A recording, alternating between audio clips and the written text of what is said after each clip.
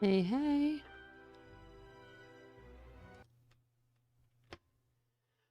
All right, everybody. Gonna jump to it in just a second here. Got all the posts up. I told Morbid I would remind people to check out the oops, that's the wrong button. Check out the gosh, there we go. Check out the merch store. We got this stuff. So Morbid is the person who draws a lot of the channel stuff, like a lot of the thumbnails and stuff that we've had. And they have some designs in the shop, and they get royalties for these. And I was like, hey, I got to remind people that there's a shop. So I think it's just linked on the channel, but the Fourth Wall shop, it's got cool stuff. It's got this little Edista sticker. Look at her. She's pathetic. You could put that on somebody's car.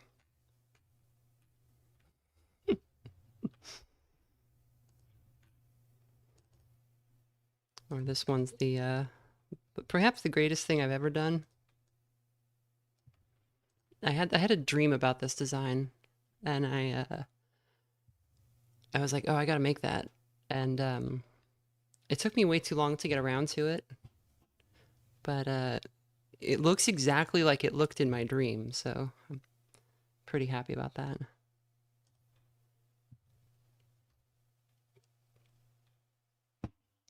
And if you don't want to go to the store, you could just look at this again. No, not the ad. It's your hormones. No ad. Just keep trying until we get it without the ad. There we go. Wake up and meet the commissar. My little reaper. Isn't he beautiful? Time to take Gaz to the front line. Rev up the Chimera. Whee! Quick stop at mess and load up that plane. Get a can. Yes, run. Battlefield looking lovely today, lads. Just a bit of banter. Tater makes losing 38,000 men better. Pop down Regimental HQ.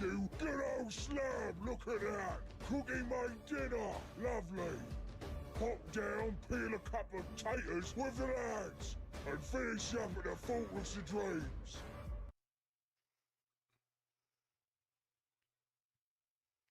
I like also the I won't play it here, but the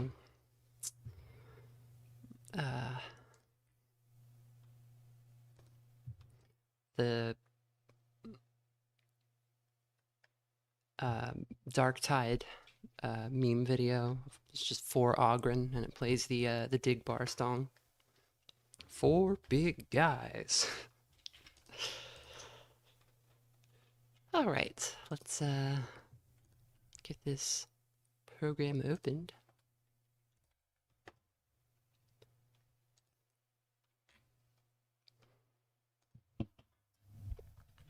Books, books, books, books.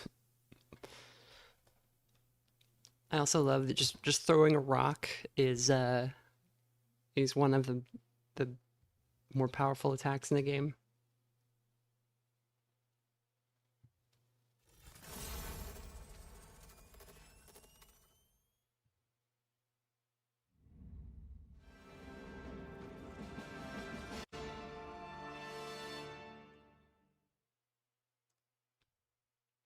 So I'm going to be doing I was like, oh, I really love this game, but I'm still in the middle of in Stars and Time.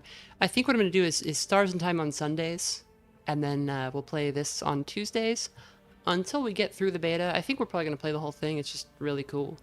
And then probably after this, I kind of want to play Colony Ship, which is another really cool CRPG. And CRPG streams seem to go well, so that'll be fun.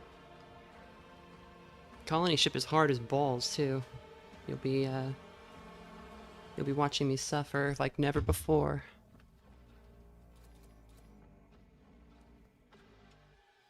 Colony ship's cool, and I really respect the way it's designed, which is different from how most games are designed. And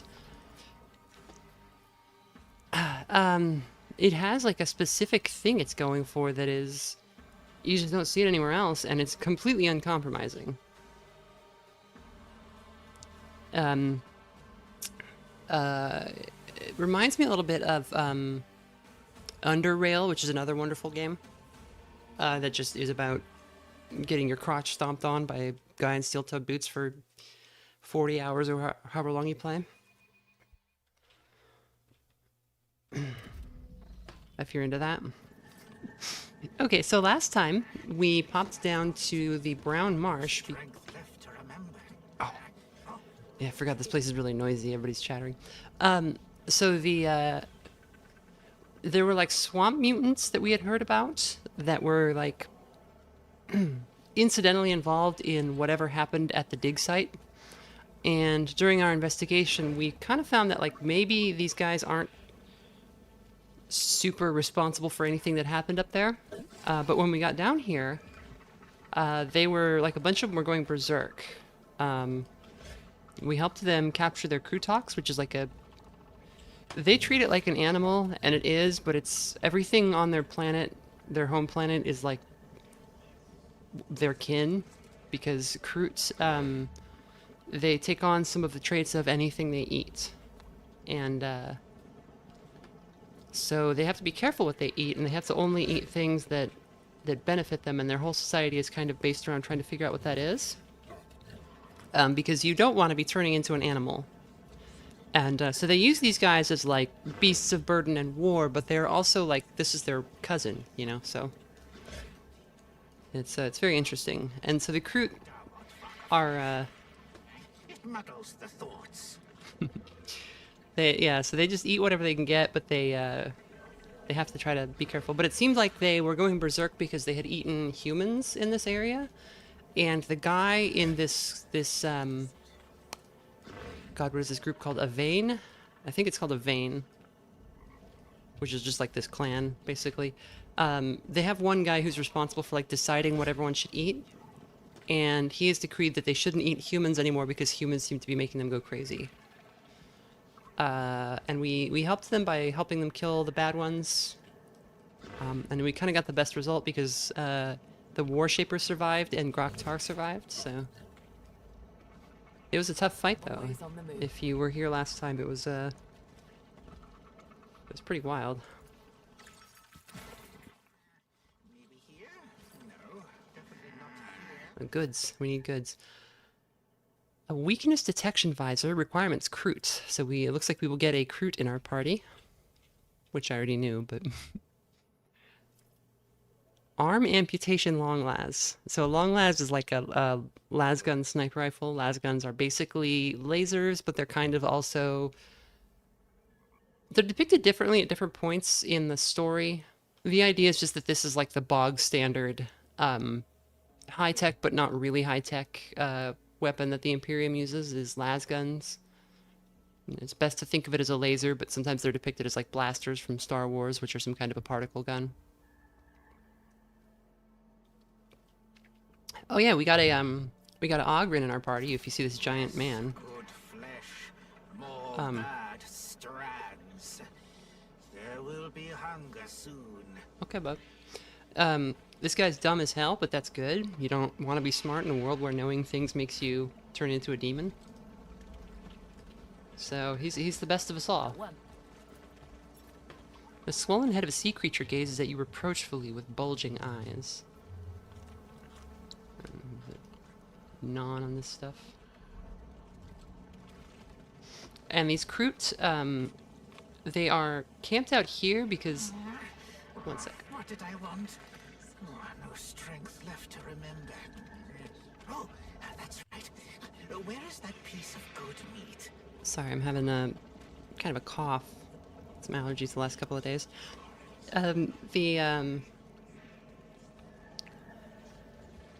So these guys said they were in some tunnels. We're on a hive world, a human hive world again, if you've been missing this, which is just a world that's completely covered in a human city. But underneath it, it's like... If you can think of like the underneath Midgar in Final Fantasy VII, but like that's the whole planet underneath it, and there's a lot more than one layer of Midgar. So that's where we are now, like down in this like poison ocean.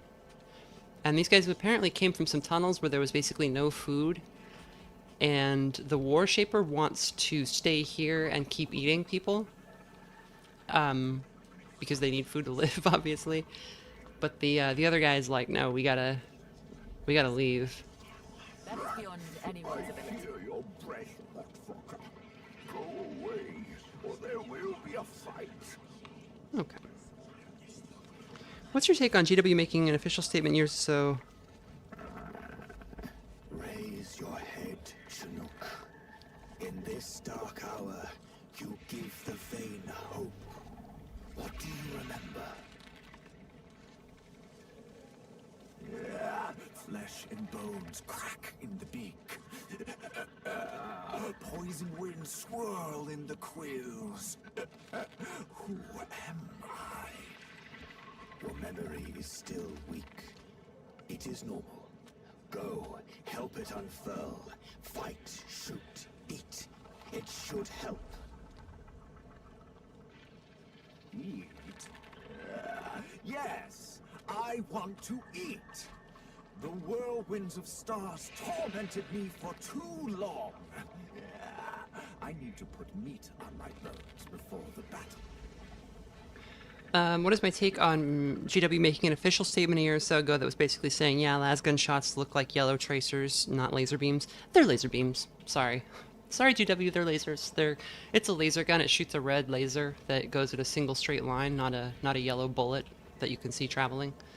So they are lasers, and it is a laser, and GW is wrong, because they're wrong all the time. You just kind of have to accept that they are kind of ass-headed about their own IP a lot. The water of memory is for the awakened one.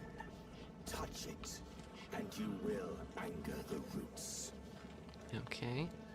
Let's talk to the Flesh Shaper. He seemed reasonable. This is the guy we just heard him telling his buddy to not go insane. I've come to trade knowledge, soft skin. The Kroot's gaze stretches far beyond, through thick walls, the rotting sea, and the drainage pipes, beyond even the borders of Hive Sibelius. So Scintilla is this planet, and I said it's covered in one megacity, but it's like Judge Dredd kind of, where it's like actually several megacities that have like spread until they kind of touch each other. And the planet itself is now just completely polluted and destroyed. So Sibelius is the particular hive city we're in. Let us speak, but not for long. No one knows when the great water will strike the vein again. I see it already creeping toward our hunting grounds. Last time, we fled into this roost. Now, there is nowhere left to run. I can live with them looking like Star Wars blaster bolts, but yellow just seems like a weird choice. I think what they should... and the post kind of said this, if you read that GW post that's being referred to, is like, well, the galaxy's a big place, and these things are not made all in one factory. They're made all over the galaxy for literally probably more than 10,000 years they've been making these guns, and out of all kinds of different materials, in all kinds of different ways, for all kinds of different environments. So probably, like, it just means don't get bent out of shape if you see a property. What is this cape doing? I guess there's wind here? I think the post was meant to be like, don't get bent out of shape if you see it looking like a Star Wars blaster bolt in one game and a red laser beam in another game. But it's a laser. Come on. It says las. And I think the reason they call it a las gun instead of something more specific is so that they can't necessarily be held to account, like, you know, that Simpsons scene where it's like,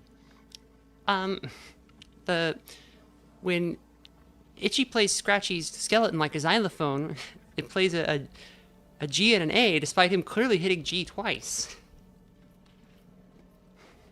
Can Yamcha solo a 40k universe? Well, I think Yamcha's thing is he can beat anybody once, but it kills him, right? So But like, who would you have him beat? Because one of the things in 40k is there's not like one guy in charge of anything really. 1 second.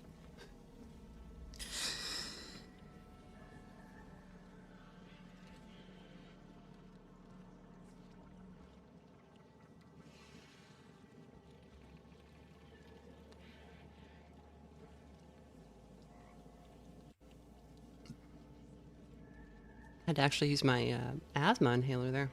We'll see how this goes. Star Trek did this too, that's why they named them phasers. Yeah, but then they put out a book that explains how the phasers work, except the explanation doesn't make any sense. And especially not for something that you could stun somebody with. Cheap batteries give yellow laser. So with lasers in real life,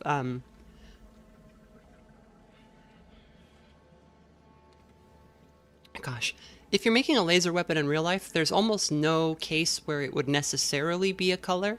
Most lasers that are used for weapons currently don't produce visible light. The only reason you would make them produce visible light is if you were making a hand weapon that the shooter needed to be able to see like a tracer. In which case, you could also just like put a lens in that adds red light to the, like visible red light to the spectrum or something. And the thing that would make the most sense would be if you could toggle that off so that you could have soldiers shooting in the dark and not giving away their position or something. But I've never seen that in a game.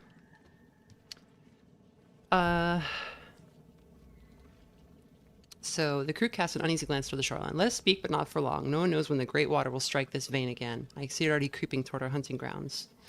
So yeah, there's a flood coming. And because we came here first, the flood hasn't come yet. We keep getting hints that if we had, because we were given the choice between coming here and to this place called the something Spire, which was like an upper city area, and we came here first because we were advised that this place might flood, and because we did that, we've gained a number of sort of benefits to our investigation, but we're probably going to have a harder time in the other place. You ordered your kin not to attack me and not feed on humans at all. Why such kindness? I am the flesh shaper. I sense the strands within the flesh our hunters bring back. I decide what those of my blood must consume to develop their potential and what must be left to rot. You have seen with your own eyes the madness that tears at the vein. The wisdom of the roots surfaces in my mind as lessons from those who came before. My instincts cry out to me. The vein must be cautious. We came to this wretched land, consumed the strands of your kind in hopes of gaining strength. But we found only rage and frenzy. Though my brother Croak is stubborn, we must leave for another place, a better one. He is a warrior. It is hard for him to understand the voice of the roots. And again, Kroot are one of my favorite aliens in this setting, because they seem properly alien, right? Like, this guy's like,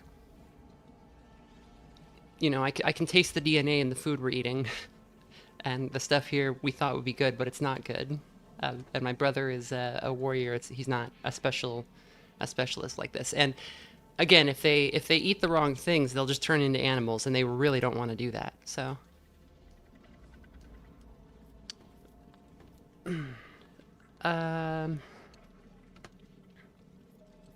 And I don't remember, I think they only, like, in a given Kroot's lifetime, they don't change that much. Like, they do change, but, like, if you are a Kroot, you're just going to be kind of a guy. You might, like, go crazy or become animalistic, but you're not going to, like, turn into a Krootox like that. That would be, like, a several generations process. I'm not totally sure on that, though. You and your brother spoke about the ritual of the roots and the... Or let's ask the obvious question. What is an Aldvaka?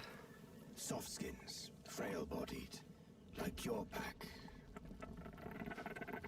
Humans, yes. TV's Brent, member for 13 months. That's wild. And I've got to... I've got to read that out loud because the I don't have it set up to read channel membership messages. I need to get that going. So here's my orc voice. I think we're gonna have to crump this guy, Stephen. And then Stephen would not be sad about that unless it was Steven Universe. But if he was like Stephen, what's a good orky Stephen? Stephen Warg. About bloody time! You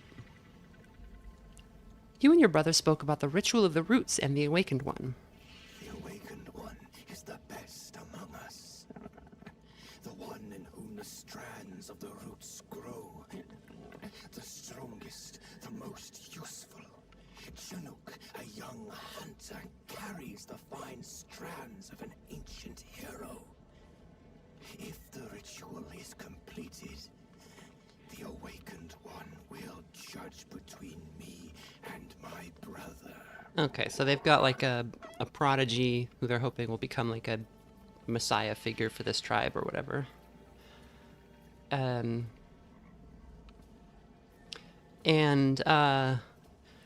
I think they had some kind of a thing where like in the past they were better than they are now. They had some kind of a fall. Because they keep talking about the ancient strands, kind of a higher state of evolution that they're trying to work back toward. But obviously, it's difficult when you're like a nomadic tribe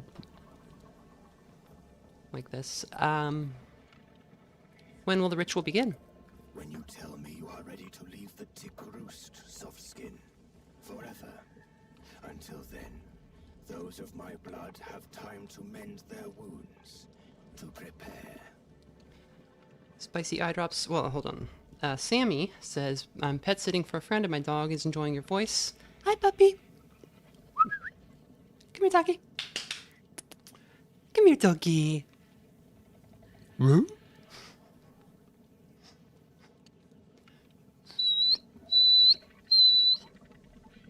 Is that got the dog going? And Spicy Eye Drop says plasma can be fired. It's very ionized matter. Yeah, so plasma guns, you can actually look up plasma guns on YouTube. People make them. They're not that hard to make. The problem with a plasma gun is making one at like a scale that would be useful in a military setting. And then you've always got the question, how is this better than just shooting the guy with a bullet? And as we've seen from the Kroot here, it doesn't get much better than just shooting the guy with a bullet. Like, there are reasons that you would want like a laser gun, like on a ship, if you're using it for like anti-drone or anti-missile capabilities. They're very useful because they can use the ship's power source.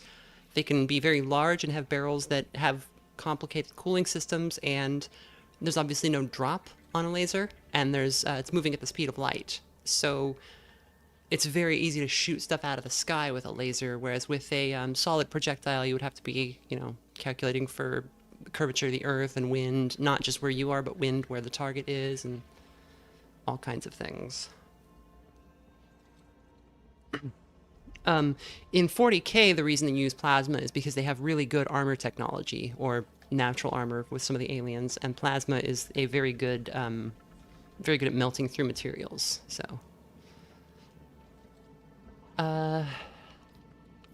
So we're not going to get to see this ritual. We're going to have to leave.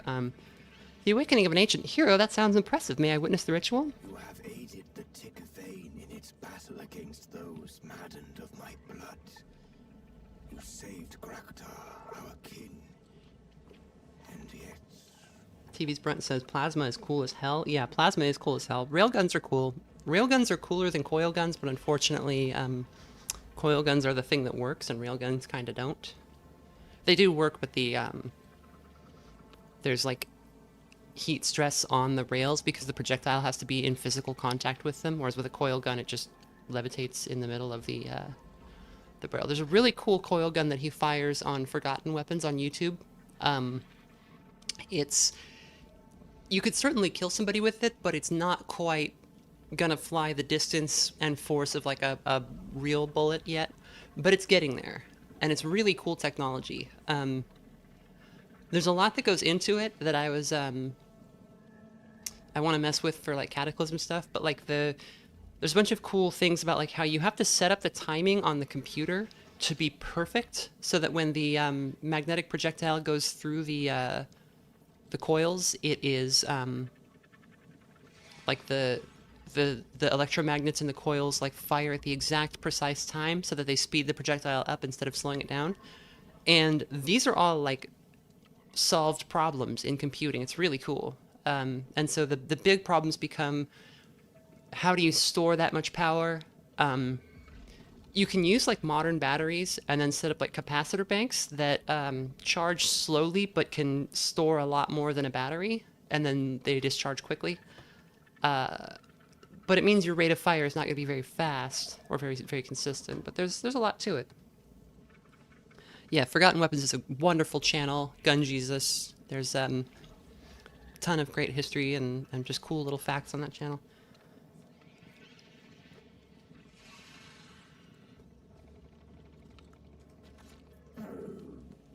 No, soft skin.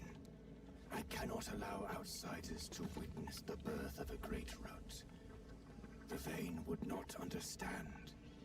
You would not understand. So, hypothesis: sabotage of the Xeno ritual will weaken the Xenos clan, making it easier to exert social pressure on them afterward. So, our goal here is not to solve the problems on this world. It's not to help the people of this world. It's to find out what we need to find out, which is we're trying to research stuff about the Tyrant Star, which is a much bigger problem than this little tribe. So, it would be sociopathic of us, but we're probably going to have to make some sociopathic decisions to get by. But I like these guys. I don't want to mess with them. Why is your brother against the migration? We arrived in these hunting grounds recently, during the last migration. Before that, we wandered through the tunnels of the Otvaka Roost for a long time. Those of my blood grew weak from lack of food. Weakness bred fear. Fear bred desperation. When we emerged into these lands, those of my blood fell upon the fresh flesh of the softskins who lived in the swamp. Then on the others. Further, in houses of stone and steel. But we were weak. Under Lonai's leadership, the softskins drove us back into the marshes. And so we began eating the dwellers of the rotten sea, whose flesh is foul. The Vane lives only as long as it feeds on good flesh. We need strong strands, or the Vane faces oblivion. We will lose our adaptability, ossify, and join the ranks of beasts that know neither reason nor growth. This fate is worse than death in battle.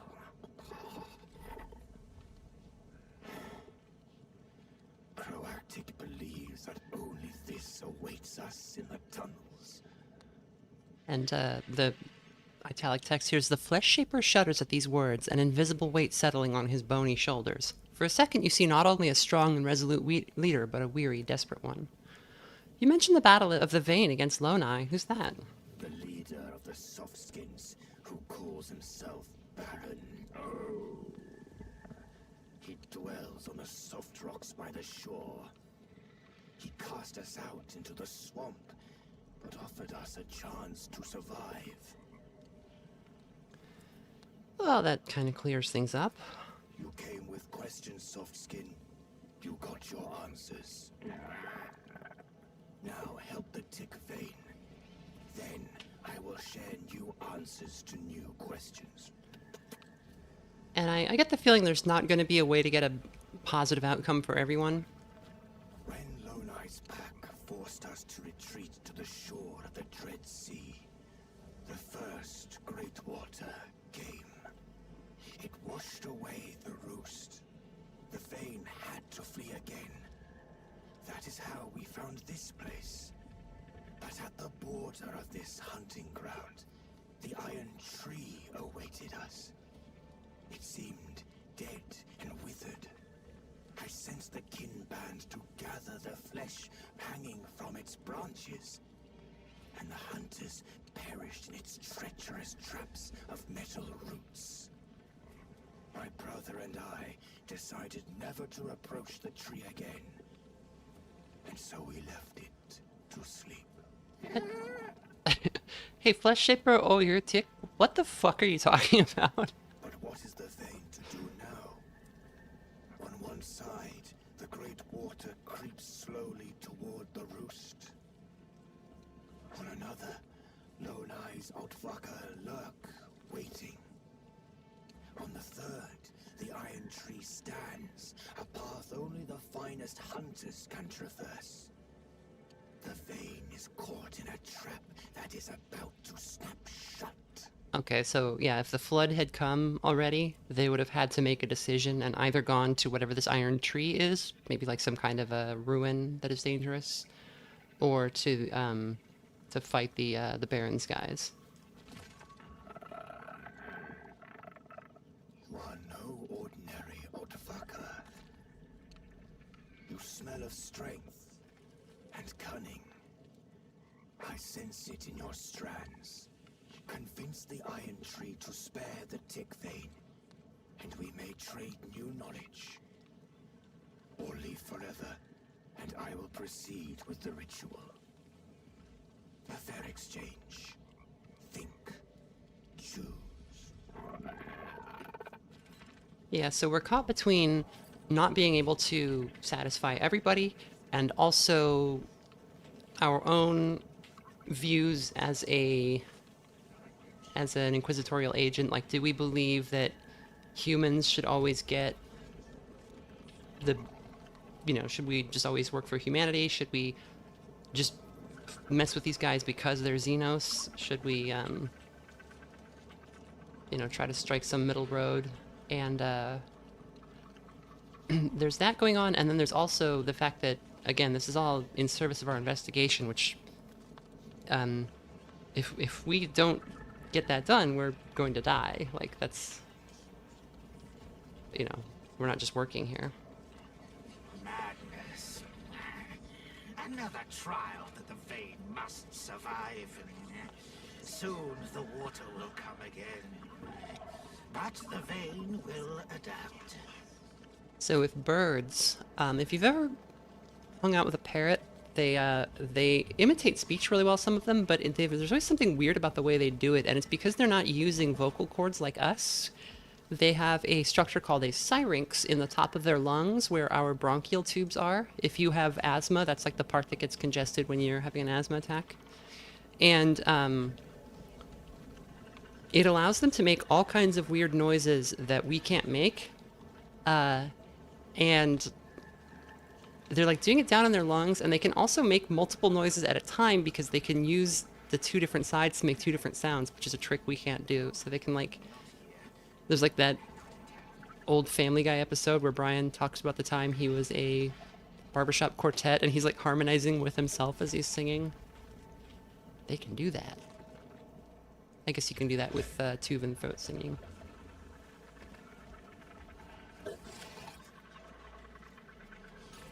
The crude lines form a schematic yet surprisingly accurate map of the surrounding lands. These are not idle drawings, but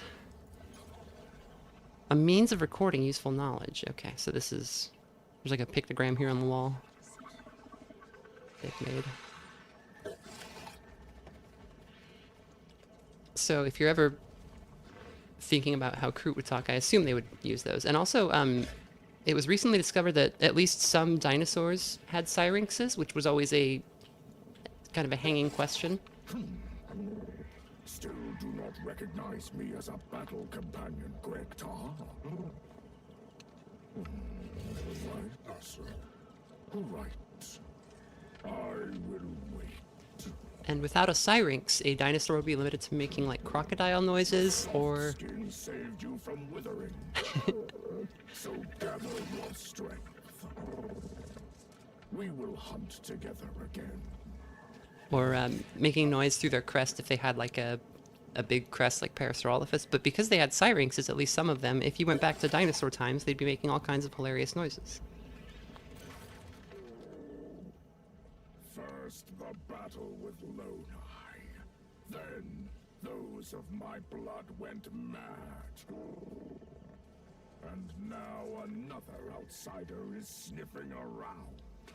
Is the so the voices sound a little low on my end. I'm just gonna turn it up in the I'll turn it up after this conversation. The dialogue voices sound a little bit low compared to the rest of the game to me. So he's got like a finely engraved human-sized ring in his quills. What is that decoration in your quills? It looks like a ring. This is a sign of respect. A gift. Skrotik brought it. A hunter of the vein. Okay, I will turn game capture up a little bit overall. Am I going to give Beast of Reincarnation a look? I have not heard basically anything about Beast of Reincarnation except there was some kind of a controversy, but the controversy might have been stupid, I don't remember. So it's not something that is really on my radar. I don't know if it should be. What about starlings? Starlings also make hilarious noises. And they're the inspiration for the star in Signalis. Do you think any dinosaurs meowed? Well, there weren't any cats, so if dinosaurs were meowing, then cats are not the original meowers.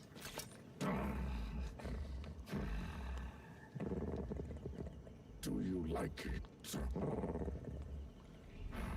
Take it, Otvaka. In the fight for the roost, you suffered blows that were meant for me. I am repaying the debt. Hey, this guy's chill. He's a warrior, but he's chill. Isabin Jeremy says, "Hello, invertebrate lady. How are you?" I'm great. How are you doing? I think I finally got my medicine issues sorted out. The dosages were like too low and then they were too high, and I think I kind of got the Goldilocks zone going now. I like this guy and his cool noises. Well, and he gave us a ring, so he's chill. It looks like a human ring that they just got somehow. Tell me about Groktar. We call them Krutoks. They are our siblings in war. Then only one remained in the roost. Do not approach him, soft skin. Groktar is clever, but only listens to his rider. Me. Adam Wentworth says, "Now you're married to the Birdman." Well, I married Garrus in Mass Effect, so hell yeah.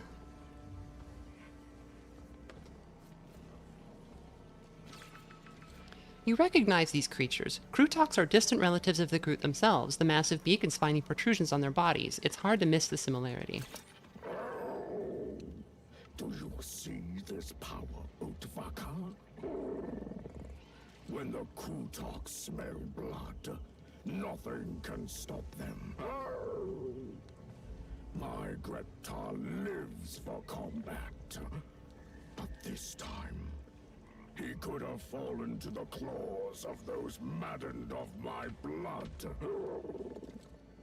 But you intervened. Take this. Payment for your service. Now, the blood debt is honored, Otvaka. The wearer gains +5 agility, becomes immune to the immobilized effect. They are boots made of rough, tanned leather of a sea creature reinforced with crude metal plates. So we got boots for saving Groktar, and we got a ring for saving the man himself. What do you know of the strange tree in the swamp? The Iron Tree. That place is forbidden. We lost those of my blood who hunted nearby. We barely returned their flesh to the roost. Saved the strands.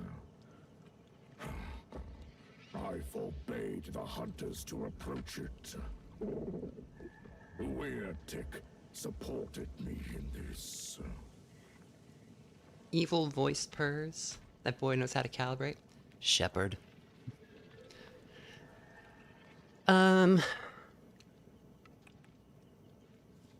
Post-apocalypse game set in Japan. You play as a girl Ronin with a sickness. She is fighting against basically bioengineered yokai with her wolf. She can control plants and uses them for cool powers. Well, that sounds good as hell. Is it like a Souls game, or what kind of game is it? And what was the controversy, if anybody remembers? I think it was something stupid, but does the name Rufinus Scrag mean anything to you? Maybe. One outsider lived in the roost. My brother constantly spoke with him. He called it exchange of experience. He even forbade those of our blood from eating him. Declared him an honored Outvaker. Honored Not a Outvaker. shaper, but a witless fledgling. The Kesma studied us like a lurking predator. Tried to find out the Vein's weaknesses. Not long ago, he stopped appearing in the roost. And that is no bad thing. Okay, so there was a guy. I like that he's like, he even forbade us from eating him. Like that's an outrage. Like, you're forbidden to eat this guy. I need to talk to him.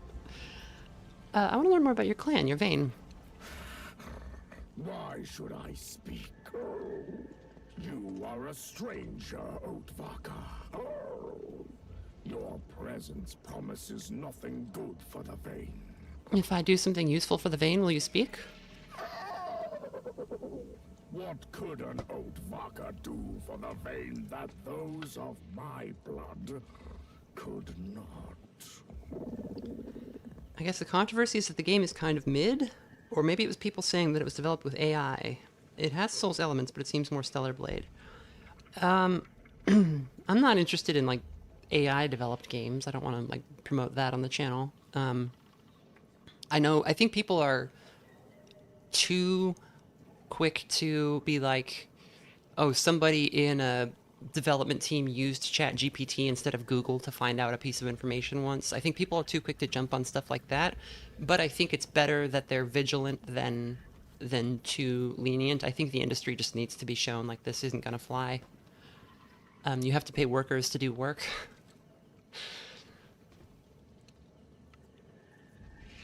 We don't truck with no abominable intelligences here in the Imperium of Man. I didn't play Stellar Blade. It didn't look interesting to me. I remember there was all that controversy about like the lady being too erotic. But what's funny is that the game itself didn't appear to have anything. I think Sean did a video about it a year or two ago. It's like the game itself didn't have anything like that in it. It's just like the lady was hot, and the most like centrist, like lukewarm liberal takes were like, why isn't she wearing pants? But then like the right-wing outrage machine on YouTube was like, oh, the left hates Stellar Blade, and it's like, I think it's just, I don't care. Like who, I don't know, I don't mind seeing a pair of cheeks on the screen. Find and bring me another big-headed Outvaker like this one for the ritual. He will become a worthy opponent for the Awakened One. This way, you will serve the Vein. Will you do it? I'm not just gonna like give you a man to kill, but if we happen to find something. With a menacing growl, Cog watches the Kroot's hand intently, ready to rip it off at the first wrong move in your direction. Big-headed Outvaker and Ogren, why do you want one? For the Awakened One. A worthy opponent in the ritual will awaken the slumbering root. A good fight will help him remember. Yeah, I mean, a lot of the time it's literally just, let me get this up.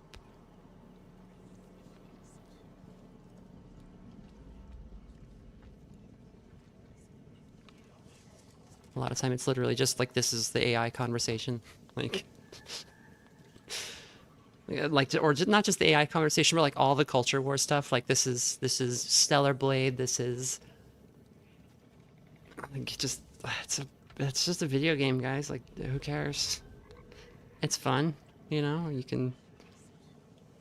Like, Code Vein is too horny. Code Vein is not like. Just, who cares? It's just. I don't think it's the like with Code Vein. Like I don't think that's the game for me because I think it's a little bit lacking in substance. I tend to prefer games that have some roughage, if that analogy makes sense. But I don't think it's like morally bad that Code Vein is horny. Who's the Awakened One? A great warrior. One whose strands descend from heroes of the past. From the day he came to be. My brother and I knew. We sensed it. His is the blood of an ancient root. He is an offshoot of the Great Ones. We have been preparing him for awakening. All that is left now is to help him remember. Remember. He will decide who is right. My brother or I. It's actually me in that He will sentence. determine which branch the vein will follow. So if you were, there's always like, is it my brother and me or my brother and I in a sentence? The way you figure that out is you take out the other person. So who is right? I. That's not correct. Who is right? Me. That's correct. So it would be my brother or me. Warshaper Kruktik. I know you're just the Warshaper. You're not like the veins like proofreader, but you know, if you want to speak English or you want to speak Low Gothic a little better, that's something you can take with you. What will you do if the Awakened One takes your side? We will continue hunting in these grounds. Even if Simba. some of my blood. The rest, the strongest, will adapt. It is a sacrifice necessary for the Vane's survival. The growls and barks kind of sound like they're hiccups breaking through regular speech. Yeah, or like whatever his like internal apparatus is that makes human speech, it wasn't designed for that, so like he's got all kinds of Kroot noises breaking through. I really like the Kroot. They're a lot of fun. And it's like, oh, they're cannibals, but like humans eat corpse starch in this setting.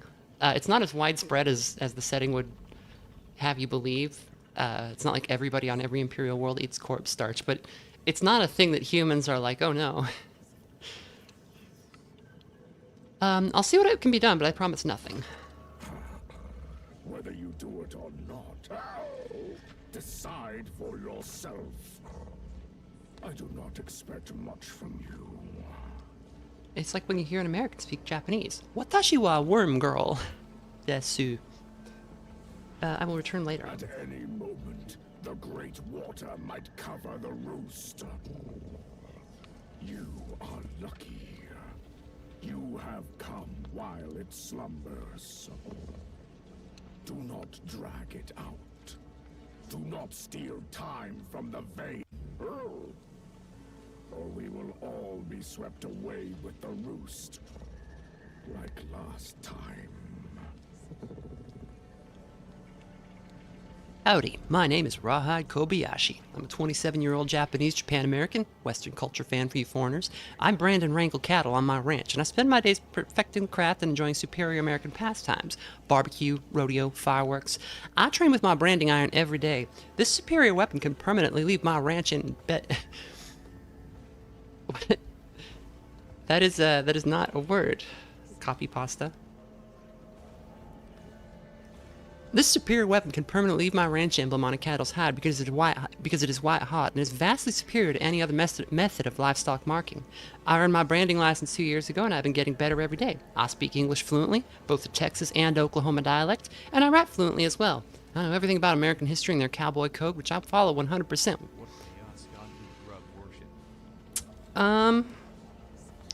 She likes looking at birds, so Zinch might be on the table, but I think it'd be down to Corn because she is really violent. Last night, the demons got her. She was being really affectionate, but we played a lot, and she was like picking up that I was feeling better, and because I've been really sick for like 2 or 3 weeks, and then before that my medication was too low, so I just had no energy. She picked up that I was feeling better, and so she was running all around having a lot of fun. And then finally it was time for me to go to bed, so I lay down, and she gets up in her spot, which is right next to my pillow, and she tilts her head to the side and is looking at me and making like the let's play kind of like meh, meh. And I'm like, no baby, I gotta go to sleep. And her pupils are like fully dilated, and her head like swivels and locks onto my hand. And I can see that she's like it's like just the jungle drums are like overtaking her capacity for reason, and she's becoming wild. And I was able to get my hands under the blanket so that she couldn't attack them, and then eventually she found something else to do. And thank you, Randall, for the $20 dono, making these streams a lot easier to justify doing. Video editing has been a ongoing nightmare. It's like every 5 seconds I need to get some more reference footage or another image or whatever. Okay, let me fix the sound a little bit here. So we're gonna bring the master volume down a little bit. Music and sound effects down some more. I guess we'll do like 50. And then we will turn the overall volume of the game up. We'll do occasionally for the barks. And then, yeah, let's get the game volume up.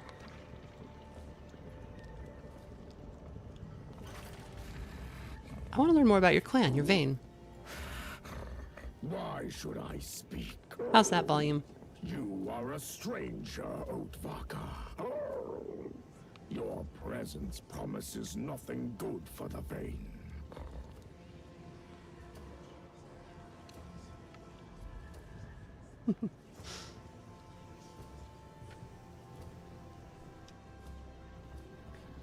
Spicy eye drops. I love cats when they do bunny kicks. It's just boing, boing, boing. Yeah, well, she does them on my arm. She latches on with her claws and bites down as hard as she can with her teeth, and then starts kicking my arm, and she'll draw blood. And, you know, I had to go to the doctor because I got an infection from a cat bite, and I looked it up, and it was like, yeah, that can kill you.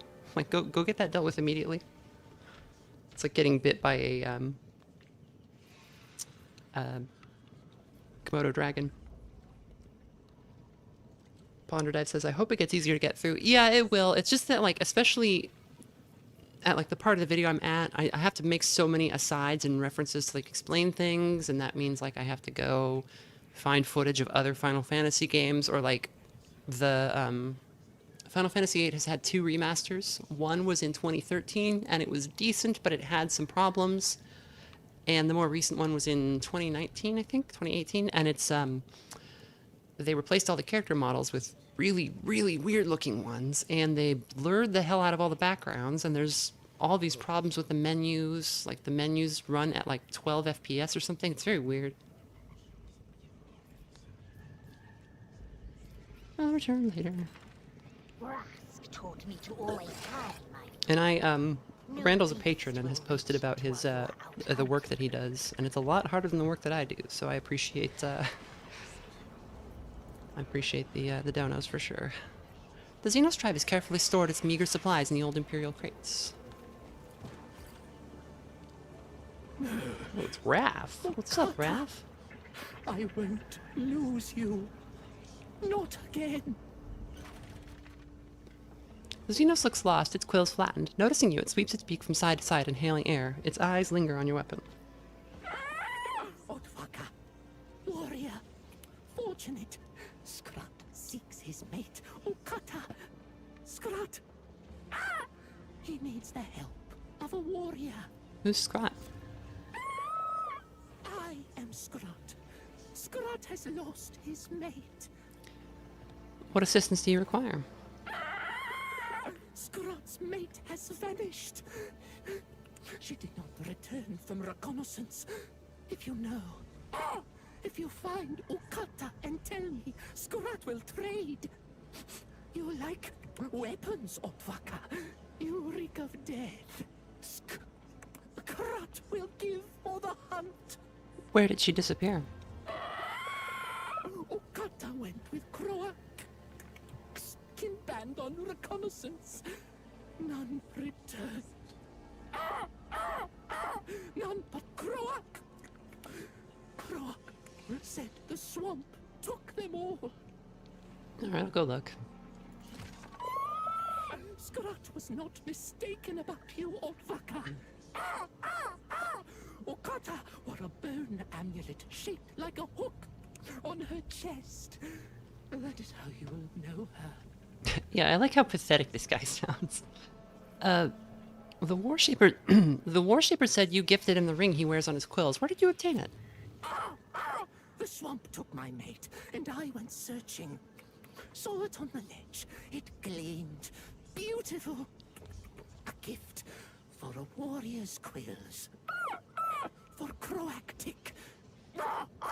Then the flesh shaper forbade leaving the roost, so the swamp would take no more warriors. Are you familiar with the name Rufinus Scrag? Skrat knows an Otvaka by that name was in the roost.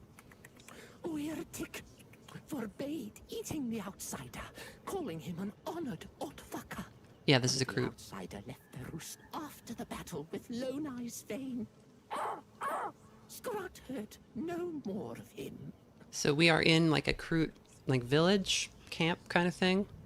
They're like living on the edge of this hive city, and there's something going on down here that's pretty bad. Do you know why the crew were fighting each other?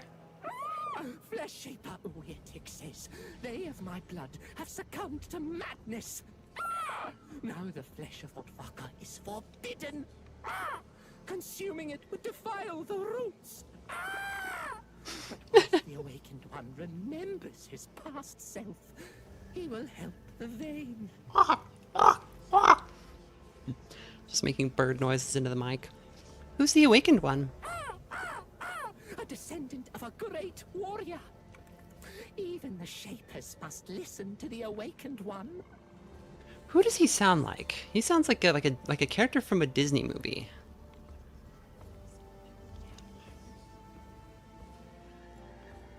Can't quite recall. No, I'll leave you now. Let's take a look at that ring, actually, that we have. I will not show the complete quests.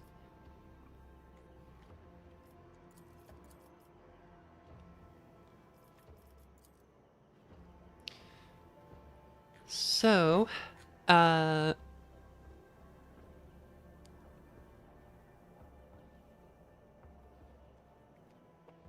knowledge of Kroot rituals constitutes valuable information for the archives of the Inquisition. So getting being able to watch that ritual would be just good for the Inquisition in general.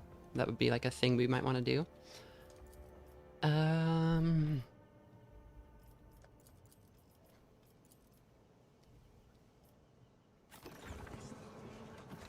And where's that ring? I love that this knife just literally is just garbage. We traded a whole Medicaid kit for it. A heavy ring with a delicate engraving and strange, barely noticeable mechanical device. Oh, a device like a I don't know what they mean by device there. We got a valve. Doom, doom. The shaper forbade eating fish. The bodies of Mad and Kroot are piled into a shapeless, bloody heap. The survivors eye them with barely concealed fury. How is the arm? Ready to fight? We will soon face Lone Eye's warriors again. You can always put metal in the microwave. It will never explode. Rot, take the roots of the soft skins. I have been feeding since the last battle, but this wound will not heal. And we saw that some of the people in the town were like mutating, and it seemed like they were getting like fish mutations. Respect the roots, warrior. Even those of others. The Otvaka from the filthy roost fight well. I have torn soft skin hides before, but these ones, under Baron Lone Eye's command, are as vicious as if they had eaten flesh from Igothlak. No one in these hunting grounds fights as fiercely as they. Yeah, and I think I remember that metal is less likely to react in a microwave if it's like in one big piece, and like foil or small like, protruding parts will react more often. Then Lone Eye must have given them strong strands. Or something else. No matter. There will be more battles. Heal up. We will return for you.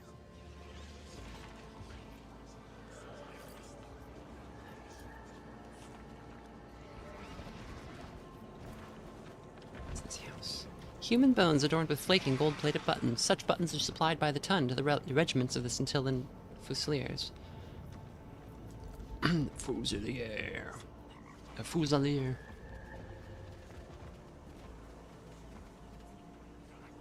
The word is French, so I always want to say Fusilier, but we're English. I'm not gay, I'm British.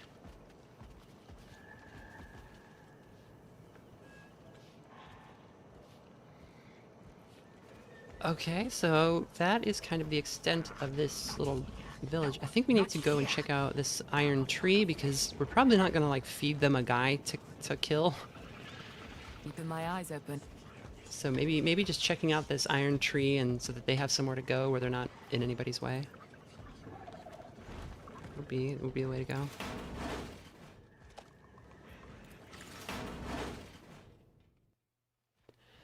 So there's an athletics check to clear that rubble, and there was no penalty for failing to clear it. We just clicked it again.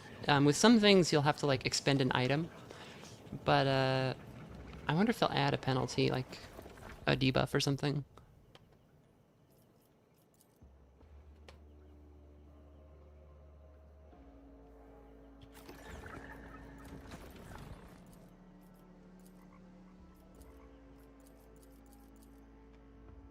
Okay, we've got a bunch of stuff for the investigation, but can we make a report yet?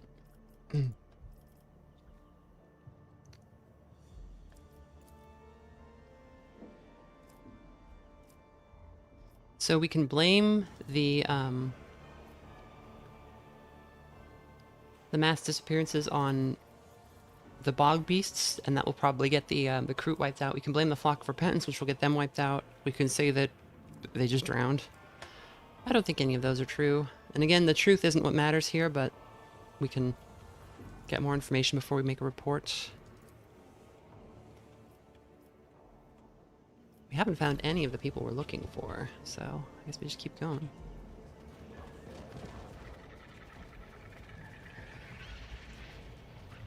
So, you all right over here?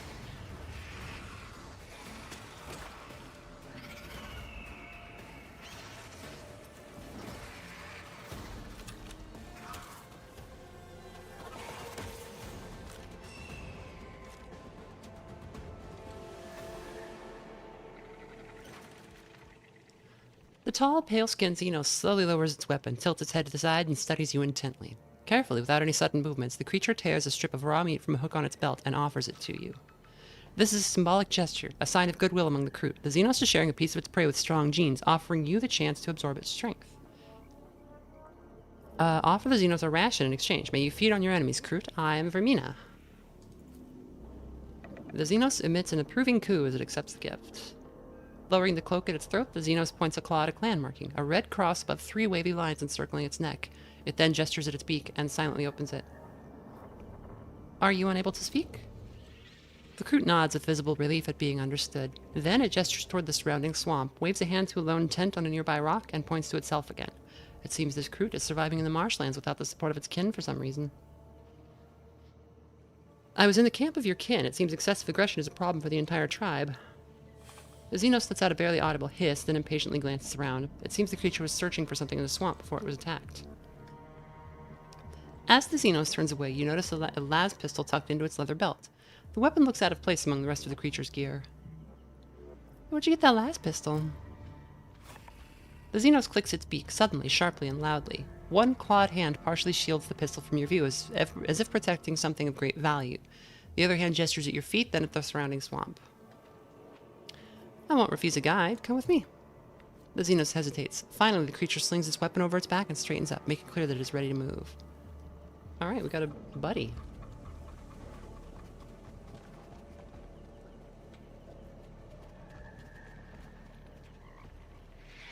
Let's go low first. Oh, it's like all watery. We can't go that way. This looks like a battlefield to me. Okay, we saw this earlier. This doesn't look good. Is that a Is that a Skitari? A Skitarius? Might be.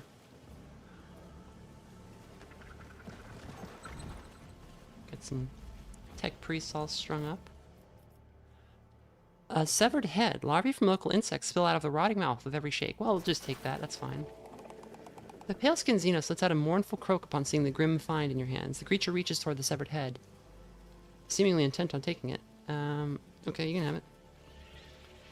The Xenos carefully accepts the remains. Gazing one last time at the deceased, the creature deftly tilts the severed head sideways and grips a knife. A loud crunch echoes as the temporal bone and intercranial structures snap.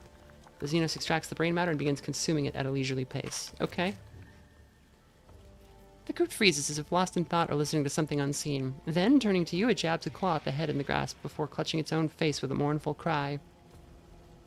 Shaking its head, hunching its shoulders, clenching its fist, the creature is clearly attempting to convey what it has realized through its grim feast: defeat, disappointment, bitterness. We experienced something similar when we encountered a psychic phenomenon on the in the Inquisitorial headquarters.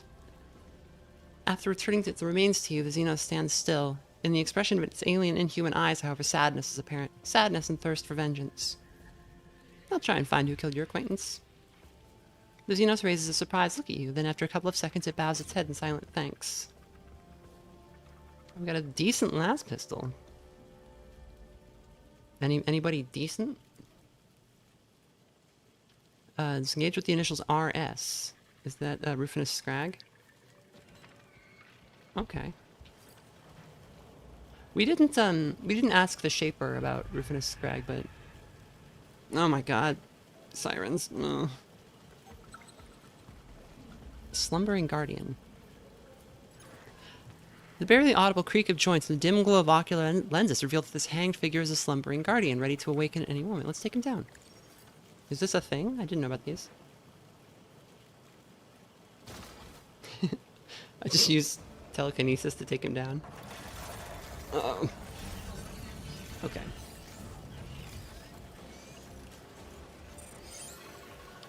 Kiwi says, oh, that was a tech priest and a rust stalker. This guy. Okay. I'm guessing these are heretics or otherwise messed up. Oh no. It became bad.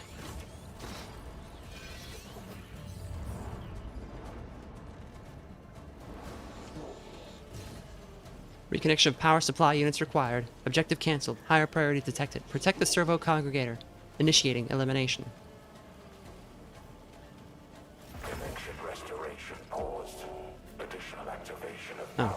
Just gonna... Oh, jeez. Okay, so if you play Darktide, you know what a Skitarii is. Skitarii are the warriors of the Adeptus Mechanicus. They are mostly barely better than a Servitor, like in terms of like how much guy is left in there, but alphas are smarter and more independent than usual. And there are actually some actual servitors over here. And the Rust Stalker, is that just like a super servitor? Is there like a... Because this is just like some of a torso and a head. I don't even know if there's any... like how much guy is in there at all.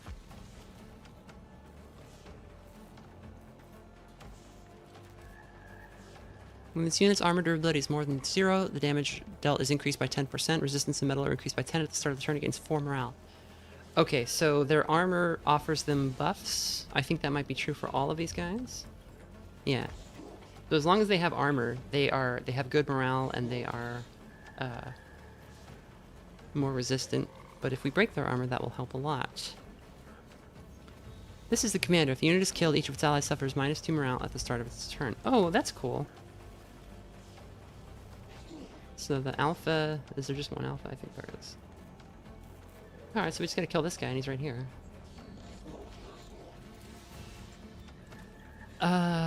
Boy, where are we? Okay. Let's put our units in position.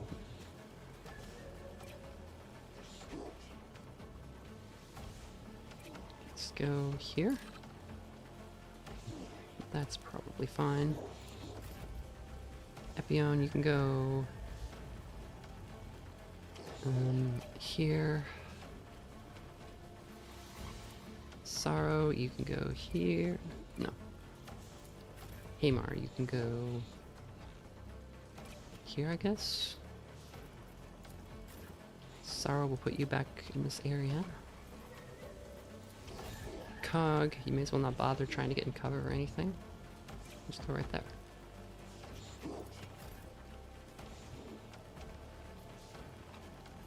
And Larthier, I always forget his name. Larthier is an Eldar. He's a Waystalker, which is like not a Waystalker. That's from old Warhammer. What is he? He's a Wayseeker. Yeah, he's like basically a ranger. Although he's not a ranger, that's a different thing.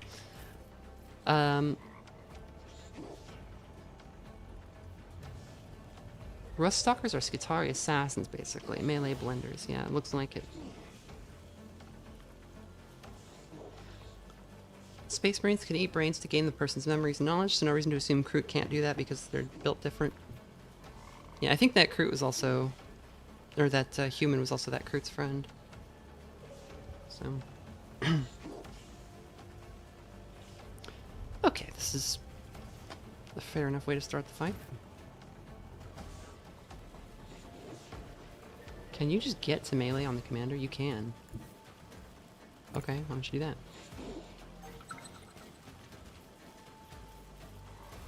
And,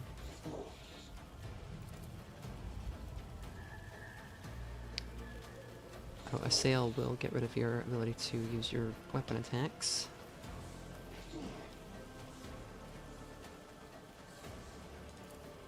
We'll turn this off so that his precise attacks are cheaper. We will give guidance to Cog, because Cog is out in the open. We will use Deadly Insight so that the two of them have higher defenses, and then we'll hit him with both swords. Dodged it. Dick. Okay, and that's our turn, I think. Yeah.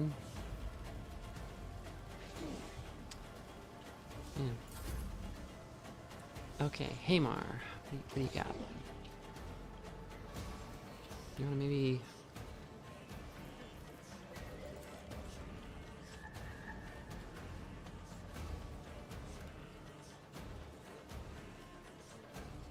start chewing up that Rust Stalker over here.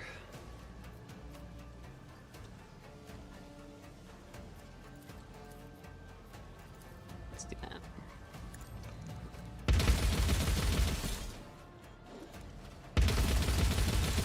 If you played Rogue Trader, Haymar is the Argenta of this game.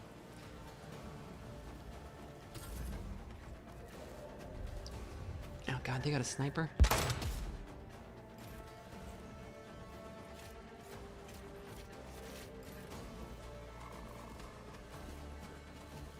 Mayflies.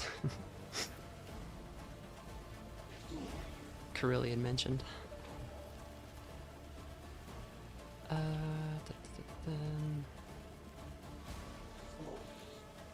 Fiona, if you go here.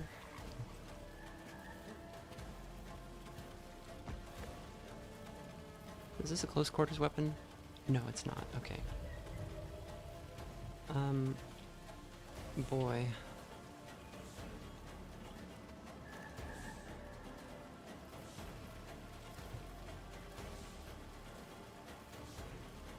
I kind of want to just move her up and have her smoke that commander. Oh, I can't. Right. Okay, but she's got the shotgun, and that'll do too. Yeah.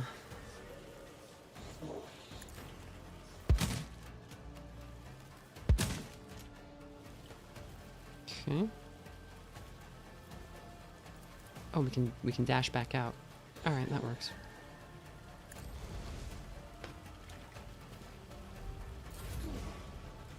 This battlefield is like weirdly shaped.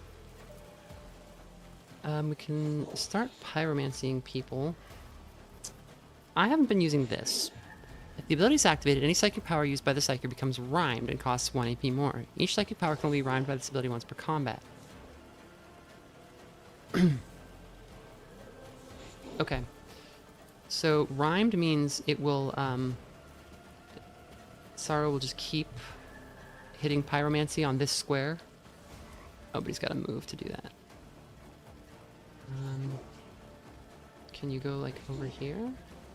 No, that's beyond your sight radius. About, like, here. That works. Okay. Yeah, we'll rhyme the pyromancy there. Because it's really good. So that'll just happen every turn now.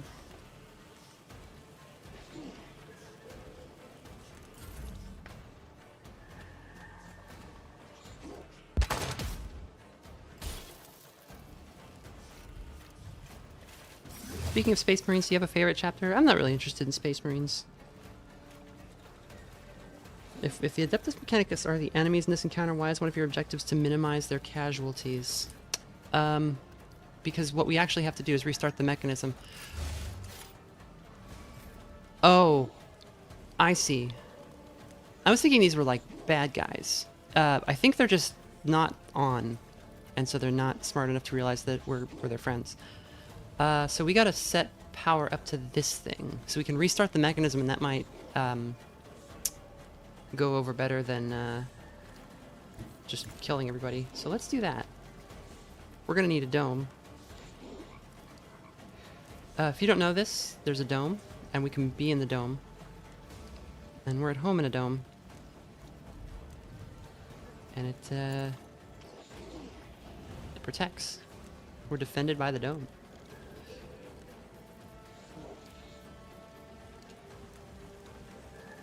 Okay, can we just like break this guy's morale real fast? I think we can. No.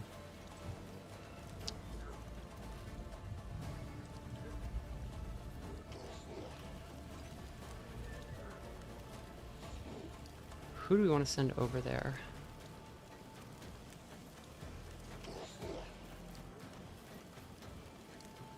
Maybe we can start staggering people. That might be a good idea. Yeah, they'll get mad if too many people get hurt. Okay, we'll stagger this guy, which will screw up his ability to take more turns. And I think we'll just send Epione over there. She's pretty good at defense.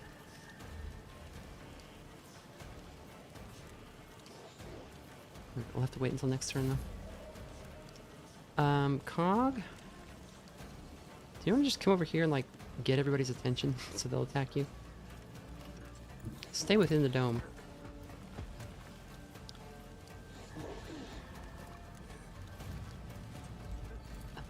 Let's make...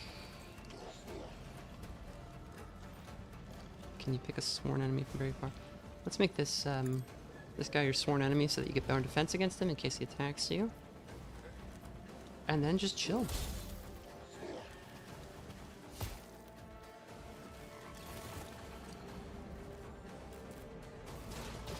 Oh god, there's more. Connection restoration paused. Additional activation of power supply units required.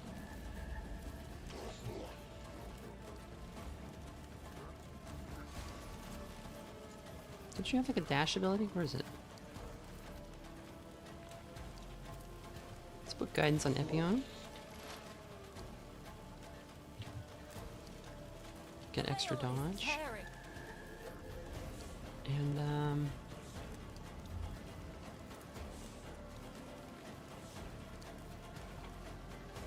stagger that guy.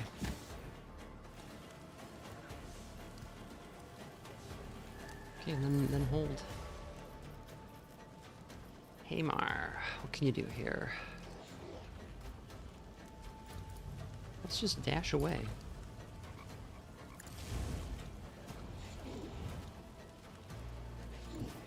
You've got no movement points left after that, but you're out of combat.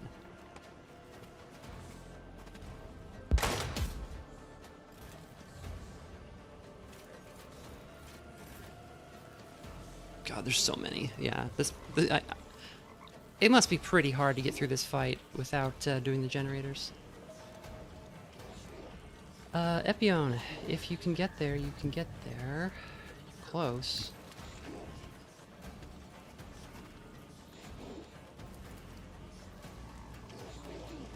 Can dash there at least. Don't die, please.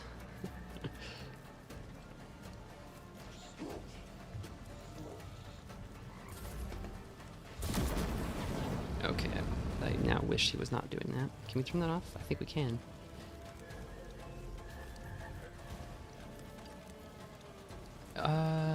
Let's get some Shield of the Emperor and hang out with Epion.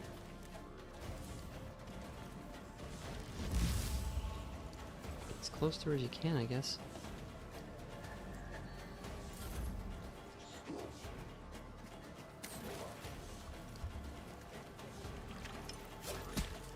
Yeah, they're on like minimum power mode, so they're not like smart enough because their brains aren't powered up enough to understand that we're not a threat. Oh my god! Don't do that. Do not legs injured. Telekinesis, enemy in the dome. We're not alone in the dome. The enemy has infiltrated our home. We can go here. Can we get to Epion? No, we can't. Boy.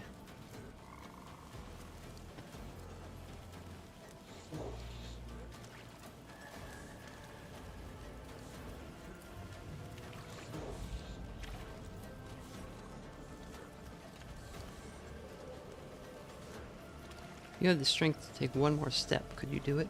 No. No, I could not. Stagger that man. Okay.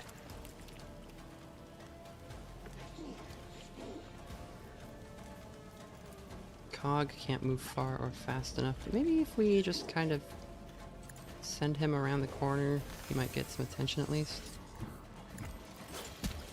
Here we go.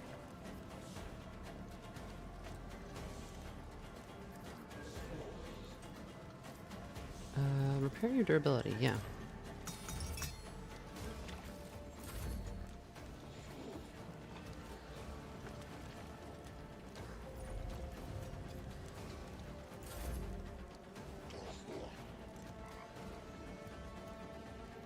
That's a nice try, but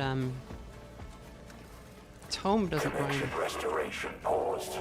Additional activation of power supply units required. Connection restoration paused. Additional activation of power supply units Oh, okay. required. I think we might need to restart the fight, actually, just because I didn't understand the,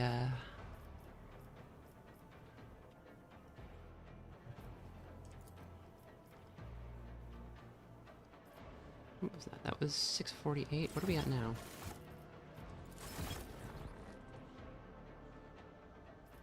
Game 808.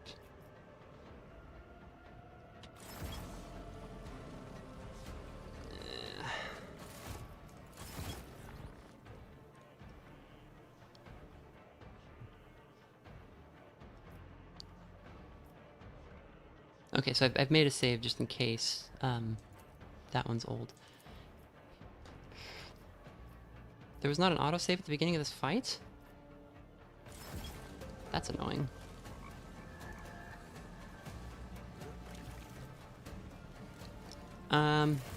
Okay, we're gonna have to load that anyway, so we're just gonna have to blip through the conversations we already saw. Owlcat, come on!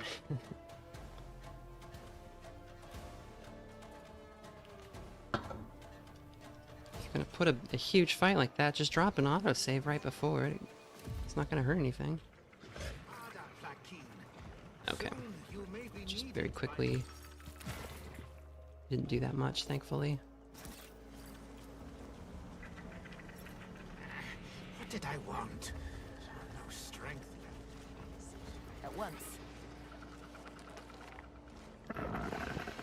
The loading screen is a Pepe Sylvia wall. The water of memory. The away. When you tell, you have. We are up. The vein, the lead. You. When look, but what? Okay. There's that conversation. Here's the rubble. We don't want to go that way yet, but may as well clear the rubble.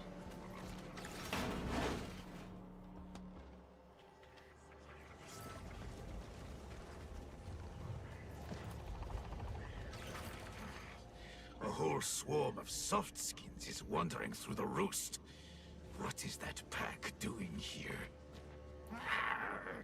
That cunning softskin who spoke with the flesh shaper must have brought them.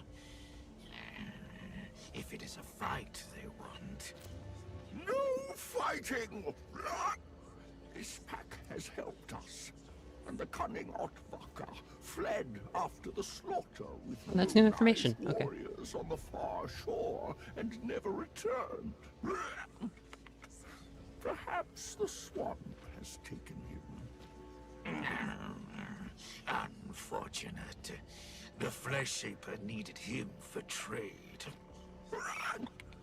The Vein has no need for weak allies. If the cunning one could not survive, he was not so cunning after all. There. Ah! Seek! Ah! Seek! Ah! Last!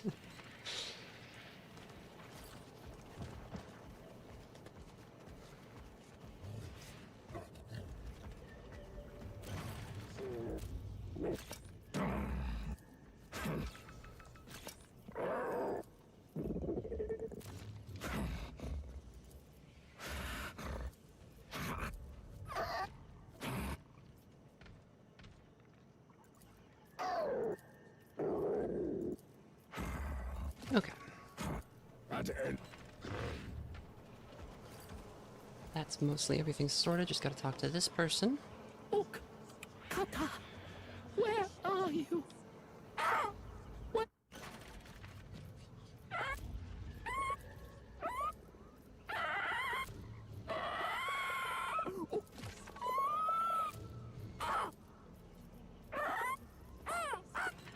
It's just the bird noises. Recruit Orpheus a little bit, yeah.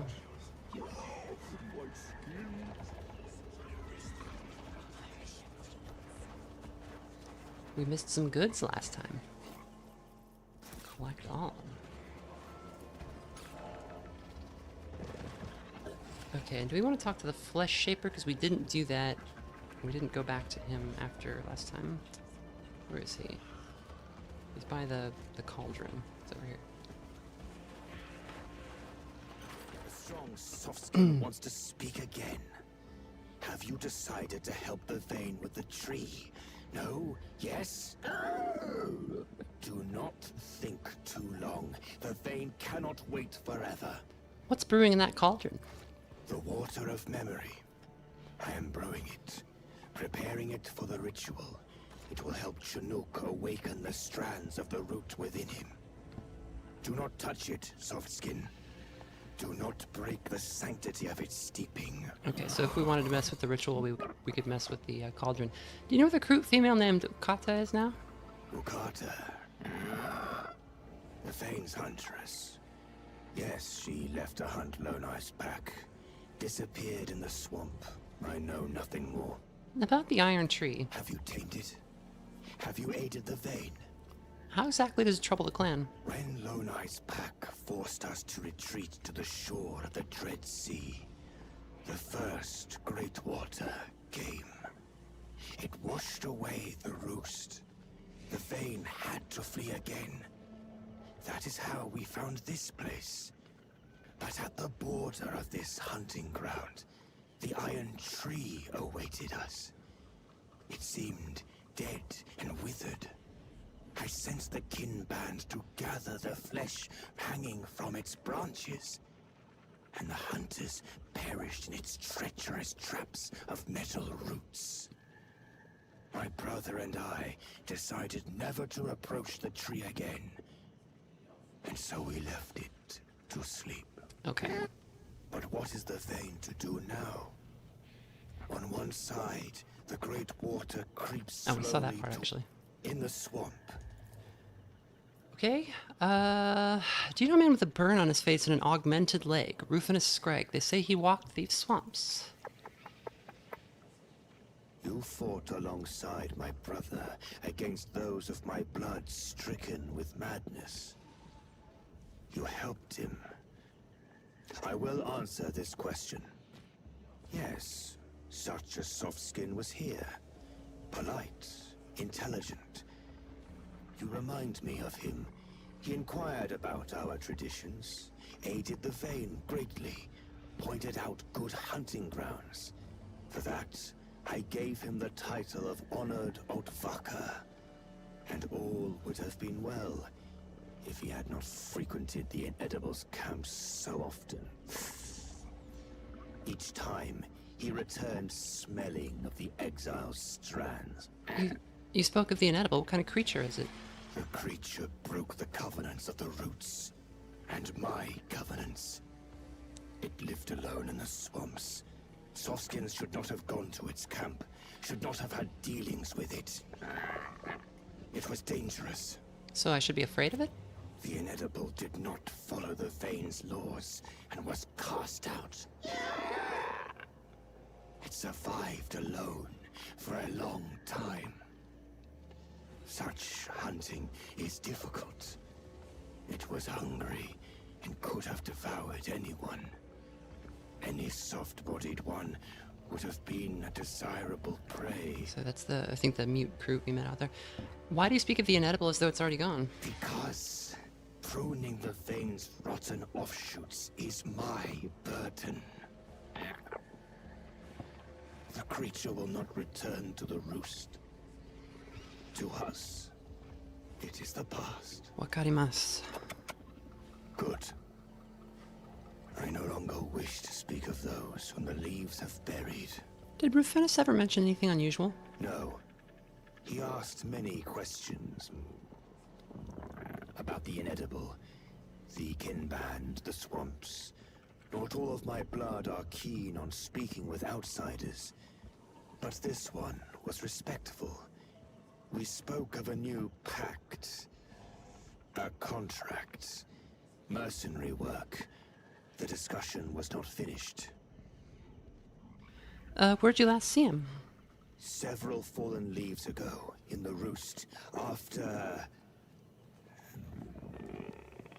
our a Kinban's hunt on Lone-Eye's men near the dug-up caves. He appeared suddenly, gathered his belongings, and left quickly. Okay, so they were at the dig site to fight the gang. What kind of deal did he propose? Perhaps I can offer better terms. Not now, Softskin. The Vane is at a crossroads. We must choose the right branch for our development. After that, perhaps we will speak of cooperation and the cost. I've learned all I need. Regarding Rufinus. Oh, that's it, okay. Let's talk about the ritual of the roots. The Tick Vane is ready for the ritual. Soon, the roots will reveal themselves in the Awakened One. Tell me more about him. You ask too many questions, Softskin. We made an agreement. I will answer when you aid the Vane with the Iron Tree. Alright. We will speak later. Walk up. Okay, so with that all done, we can save and then go back out there. Actually, who's this guy? My head's... Oh, okay. So many thoughts. It's easier not to think. Quieter. He turned him back into an animal. Okay, we got more stuff. Alright, so we'll pop back down. There's a burned recruit here. Why is he burned? Study the water of memory. Oh, I'll save it now.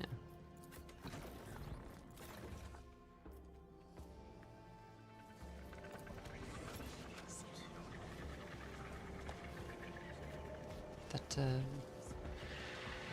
gave us no response. Okay, that's fine.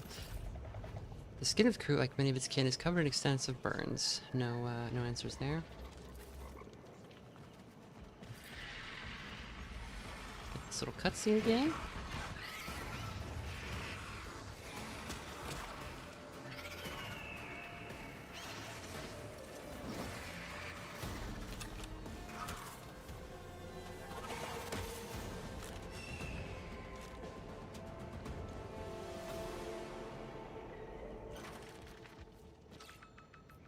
Okay.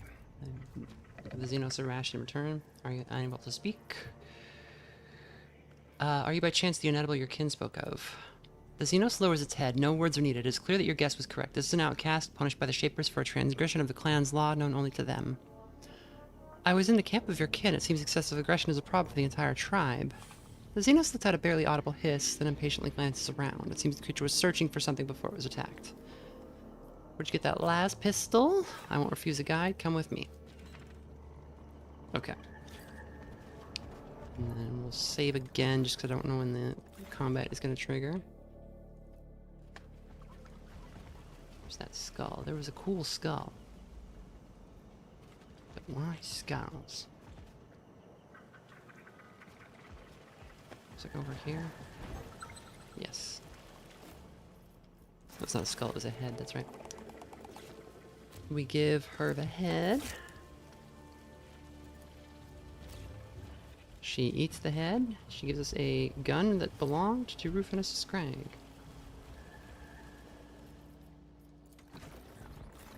Okay, we head back into this encounter, which is not very easy. Actually, let's we have like grenades and stuff to equip.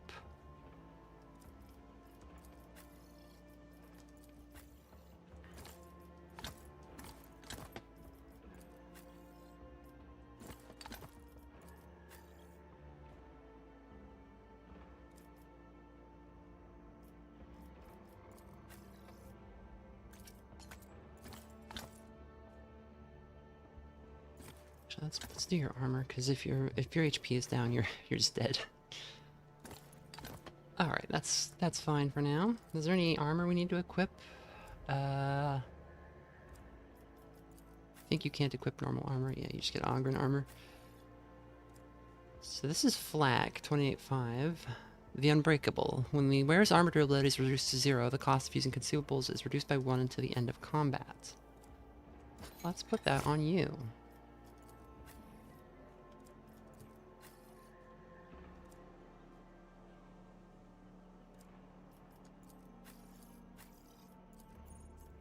Oh, yes, and,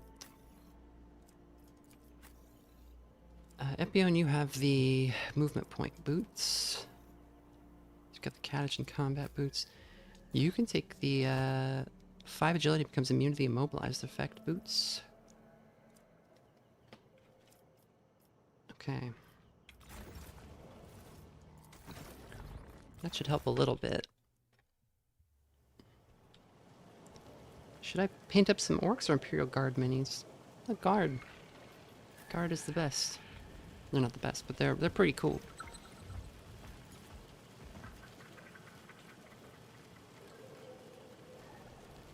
Oh. So the fight only initiated where we were because of where we were. Activate the generator battery. Okay, so that starts the fight like half done. Now we just need to get to the other battery. And then to the tree. Okay. So these guys are gonna drop out of the trees and start attacking us. Dimension restoration paused. Additional activation of power supply units required. Where's the other one?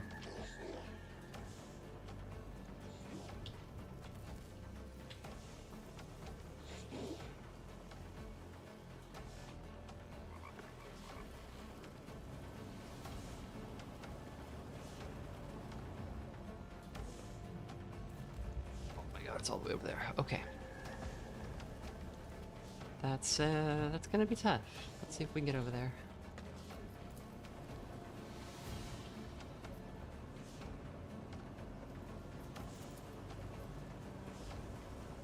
Oh, we don't get to choose where we are. That just starts the battle, huh? Okay.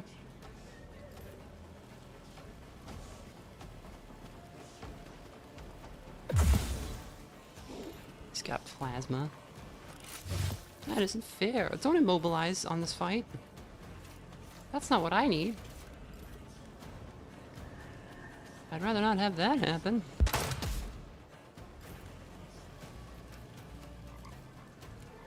Okay, you are immobilized. Can you medicate yourself? You can. Does that fix you? It do.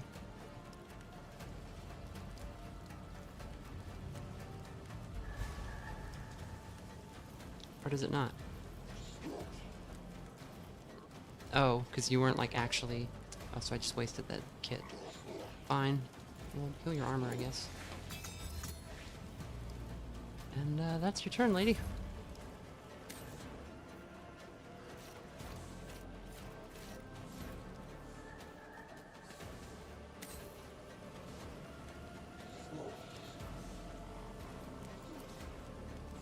Okay, I guess I'll put the guidance on Hamar.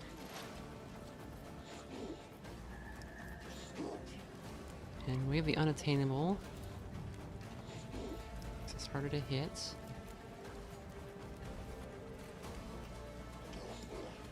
And guided steps, which will give us a little bit of a teleport. Okay, and let's guided steps right on out of here. Which lets us move without taking attacks of opportunity. And then schmove all the way over there. All you gotta do is turn on that generator. Once activated at the start of its turn, the generator increases the central mechanism's energy charge by 15%. Oh my god. Okay, so... this thing, we're still gonna have to survive like 3 rounds, even if we get them both turned on. Alright. Okay. Yeah, that's what we're doing, that's what we're doing. Can you... stagger an enemy so that they... just stagger that guy.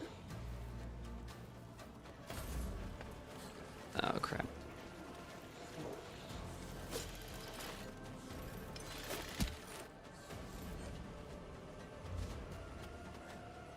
Might have to slime out a couple admech. Yeah, I just don't know if it would even help. Like, okay, we killed one. What now?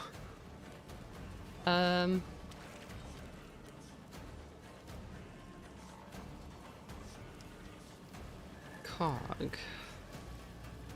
Where can you go that would be helpful?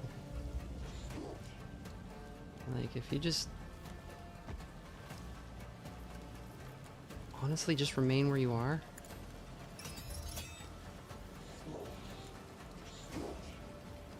Endure. So, yeah. And call that guy your chosen enemy, so that you will be super tanky for a turn. Sorrow. You want to come right over here and shield of the Emperor?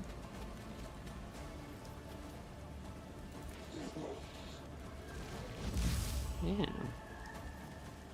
And then maybe assail this guy just so he...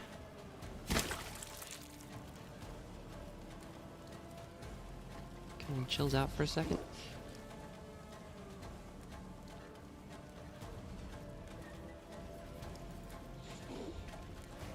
Himar, you can dash over here. And then,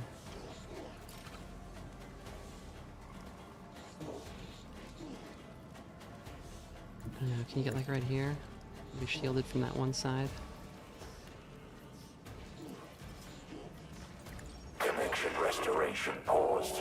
Yeah. Additional activation of power supply units required. That's what it would say. Oh, central mechanism energy. I see on the top right.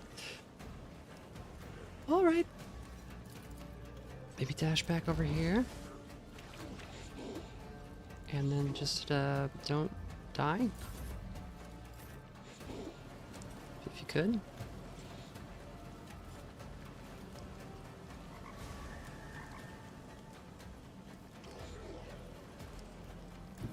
You, me, the dome.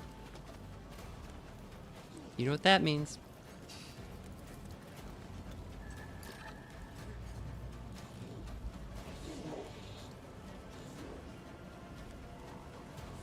Dome down.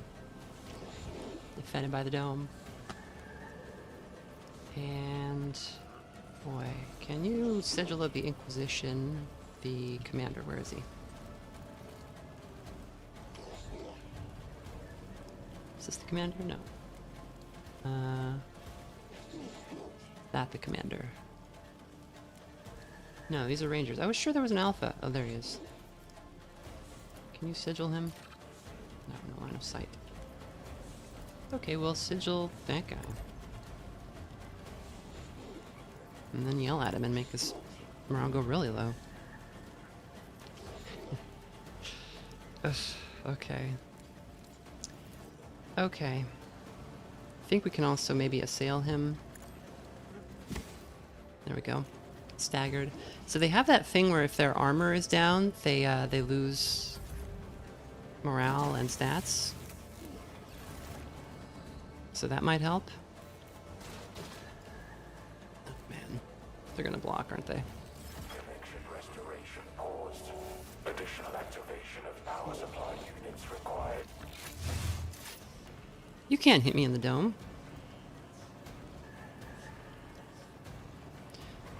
Luckily, I think our main character, Vermina, is a pretty good like loadout for this this mission.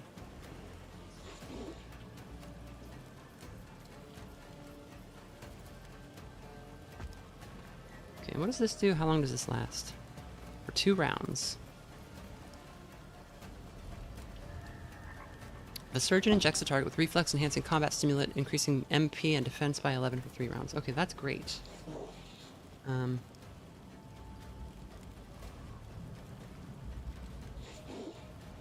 get that. I think that's for me, no? No. Okay, here you go. You're protected. And I guess just dash out of the way of that guy. Pretty mean.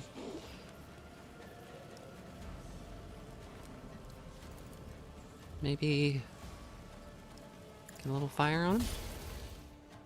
Just mess with his armor a little bit and his morale.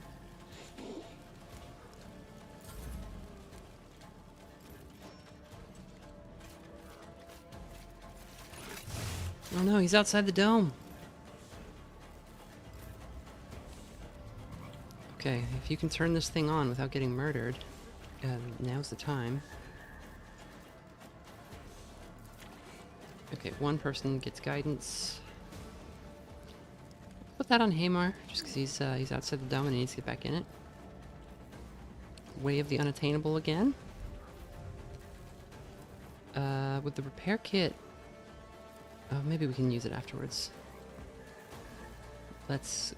Guiding lights, and then we'll guided steps out of range of all of this.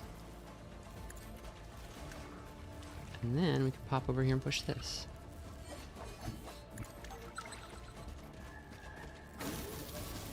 Alright, and that's your turn, buddy, but it's a good one. So we're getting 30 a turn now. So 3 more rounds and we live. So yeah, all we gotta do, I guess, is survive 3 rounds now.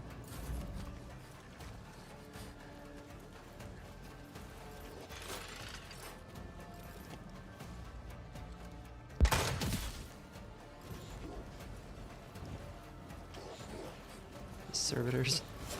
No. Go away.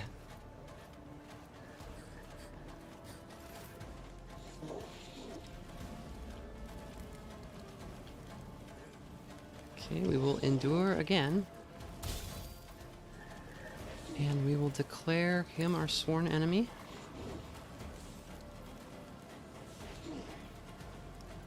Okay, and we can hit this guy, maybe break his morale a little bit. Yeah, alright.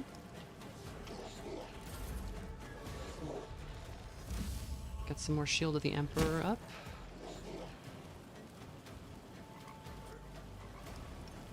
Okay, but I've got to turn this off because he's going to just keep casting that, and that's a problem.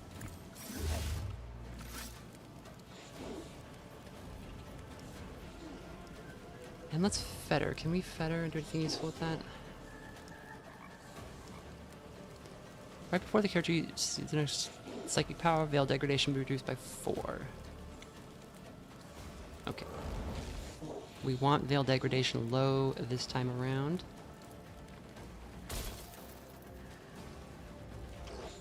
Oh, does that hurt friends too? I guess it does.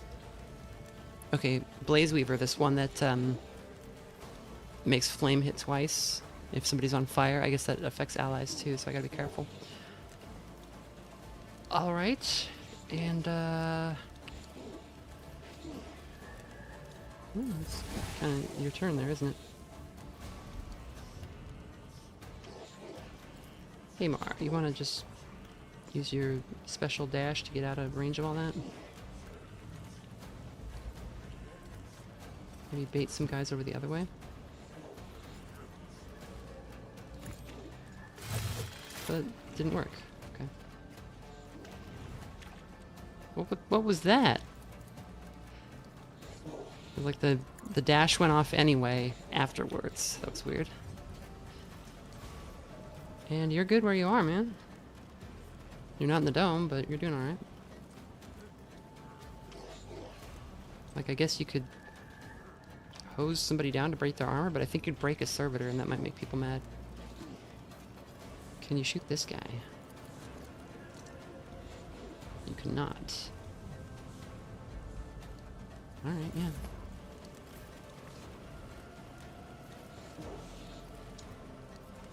Let's see if we can demoralize the Alpha.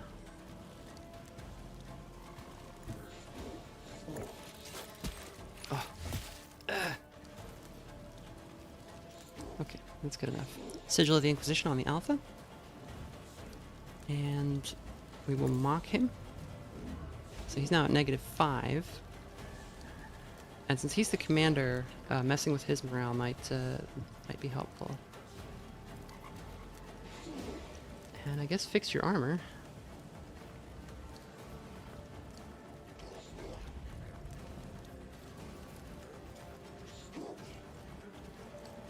Yeah.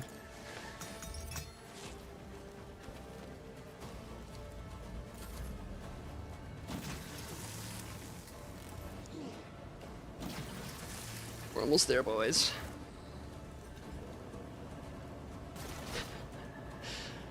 No more servitors.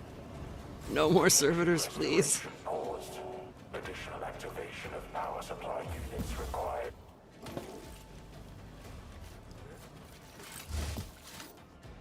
Realized. Do not become no, not heroic.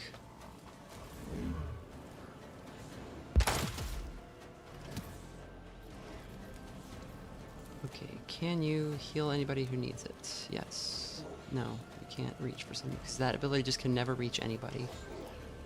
What is the actual range on this? Is it because she's like around the corner?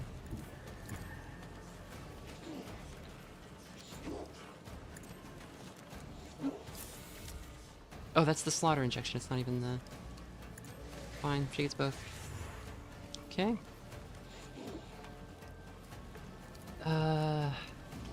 Don't burn because you'll hit the servitor and probably break it. I guess you can burn that. Okay.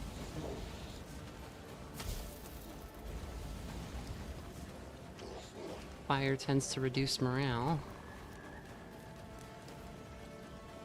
That's your turn, Epion.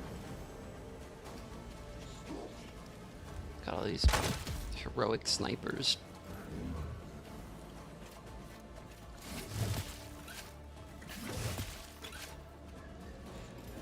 The inedible one is just like vibing in the middle of this whole fight. Like, just what are you doing? Why did you wake all these guys up? Okay, we got a unit down. I didn't see who that was, but probably one of the psychers.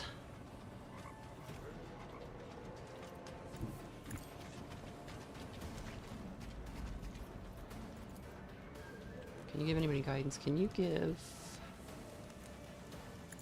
Big Man www.thebigmanisback.com?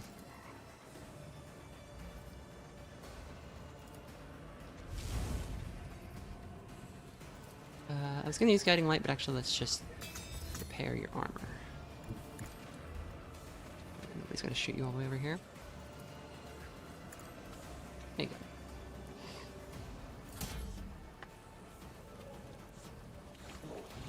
go. One of the servitors died somehow. He just like did. There's Tamar down. Just gotta hold out.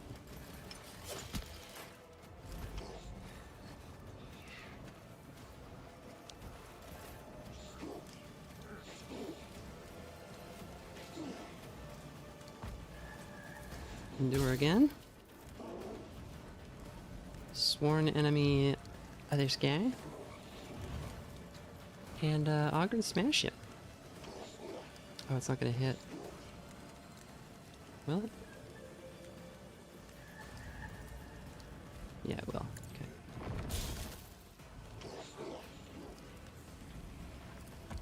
Just act as cover. Okay. And just bop him a little bit. Just break his armor. No, you missed anyway. Oh, your morale sucks. That's alright. We've just gotta hold. 75. So next turn, as long as we can survive this round, I think we're good. Connection restoration. I predict that only our Eldar will be alive.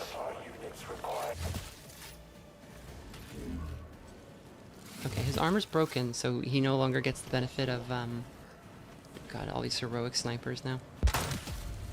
There's Epion.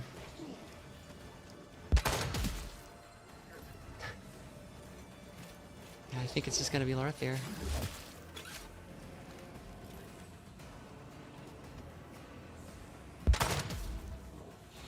There's Cog. Alright, man. It's all you. You wanna just, go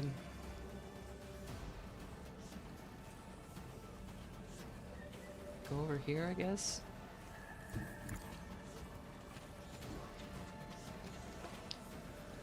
And... is there anybody we can, like, assail?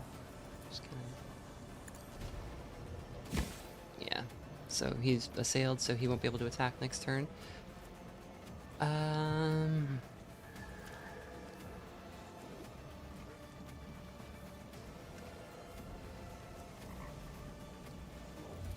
We have the unattainable.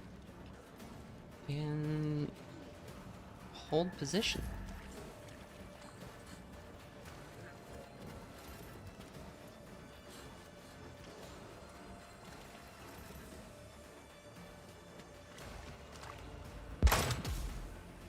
Ugh. The snipers might get us before we can win. These are the turns we're counting on, and then I think we're good. Is this all servitors?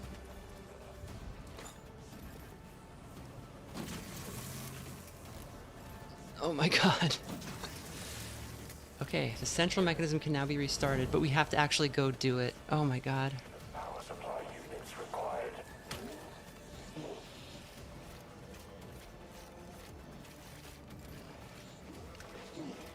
Well, if anyone can do it, it's the Wayseeker.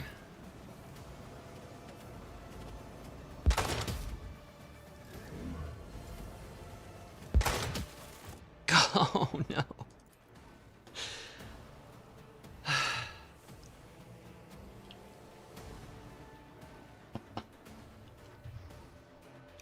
And that one's tough. We could actually split the party since we know where both generators are.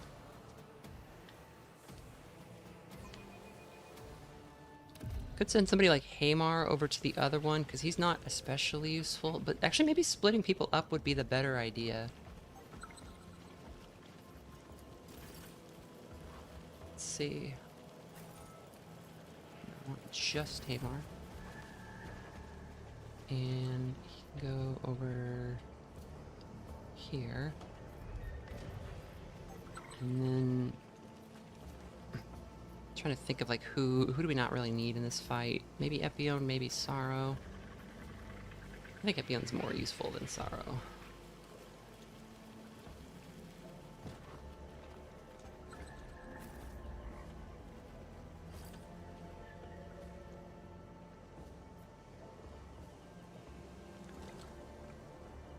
And then what do we want to like start the fight away? Like, so we're not in the middle of just 1,000 enemies?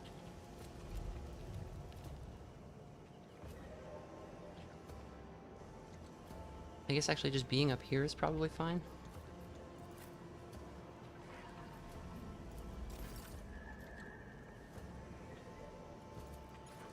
Go ahead and start that thing up.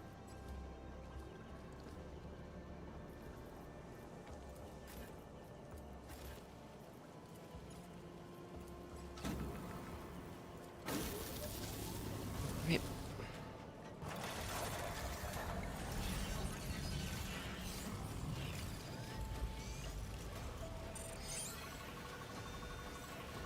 So the boys.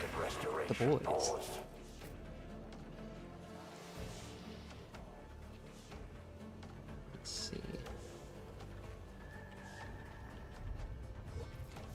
What if we start you like... Oh, we don't get to choose where. That's fine. Yeah, like what if we just move people like way the hell out to the middle of nowhere?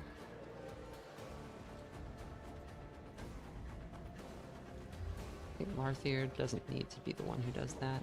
He can actually just stay where he is. But like... Sorrow, you can just... leave. You can leave. Just walk out.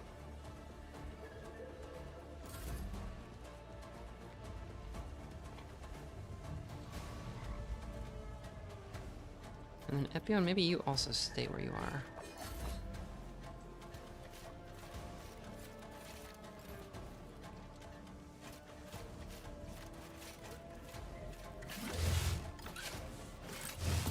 Oh, come on.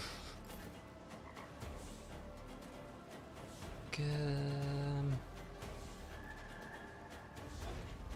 Where's the alpha? It's all the way down here.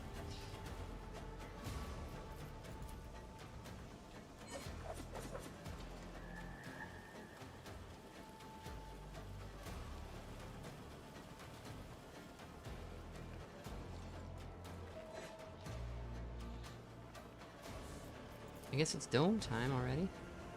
Just dome up right here. And then just leave.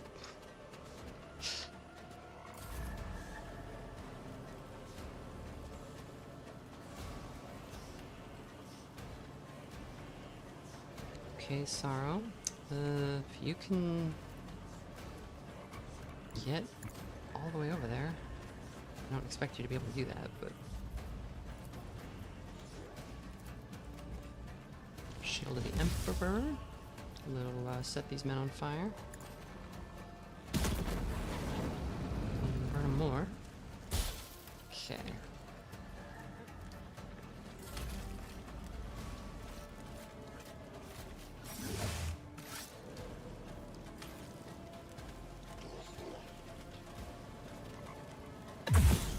What? Why do you have a plasma pistol?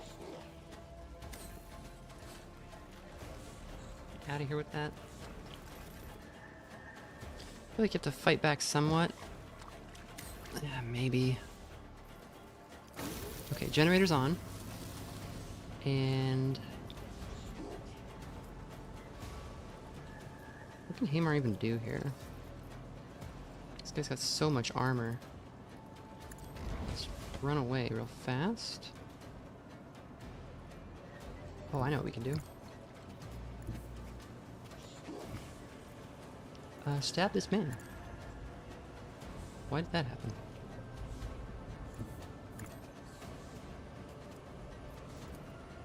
Stab this man. Okay. Torso injured. Is that gonna help us with the sniping? Doesn't look like it.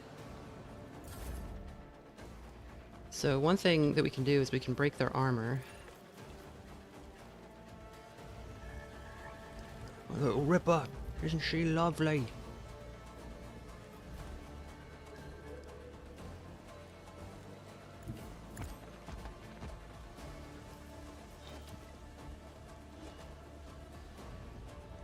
I think we can shoot him. No, we can't. Alright. Why did it give me the option? Act as cover. And set this guy as a sworn enemy.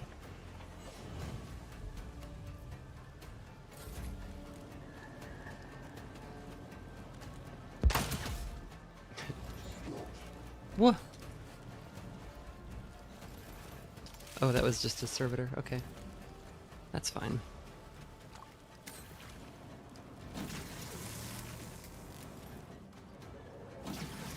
Alright.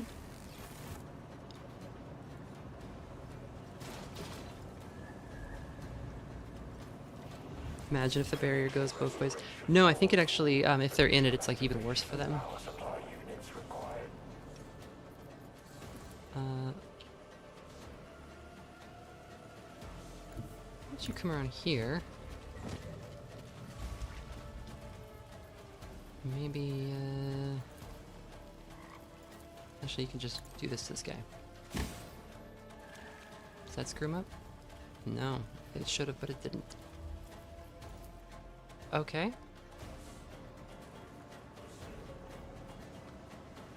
Let's try to keep Hamar alive.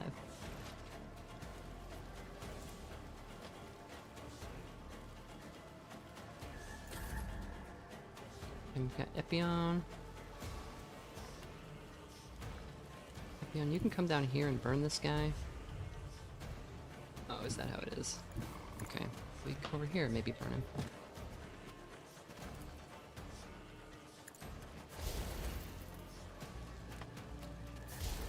Okay.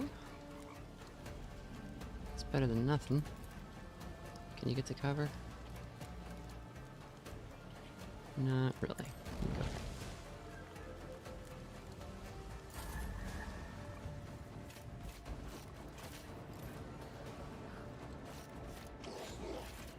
Imagine if they were also like turning off the generator. Or just being as difficult as possible.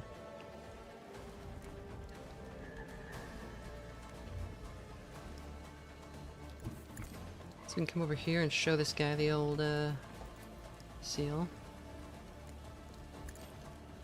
We really don't want heroic rangers. That's not great. Execute it. So he's got -6. And then...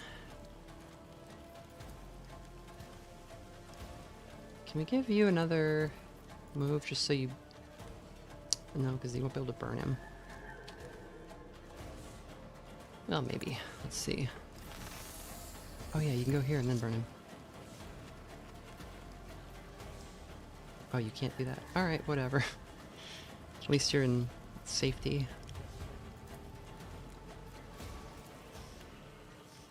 Oh, can you shotgun him maybe? No. Why can't you act?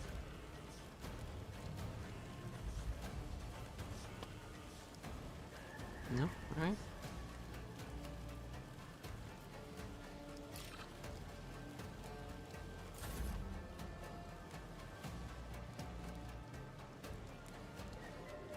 Well, let's move the dome a bit. Maybe like 2.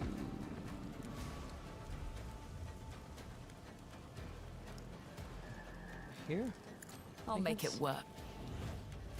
Alright. Defended by the dome.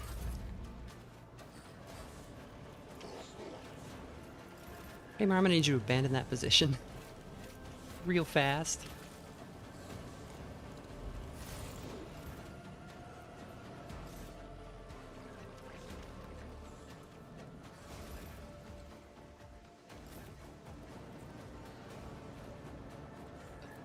Boy, but can you... Okay, you lose your movement points if I do that. So let's get you out of here first.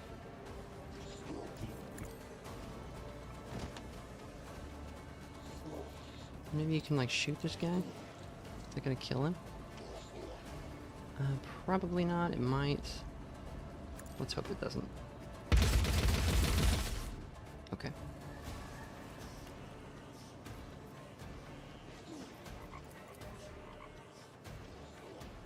And I guess just dash further.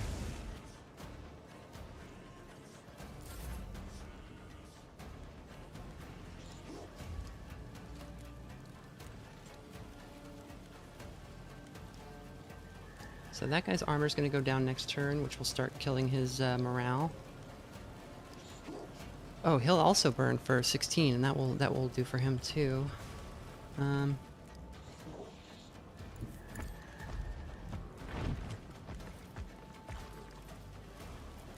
Okay, so if you want to...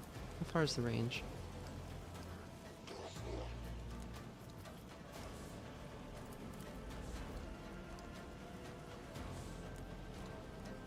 Can you charge to there? Yeah, okay. And then... just call him a sworn enemy, that's fine.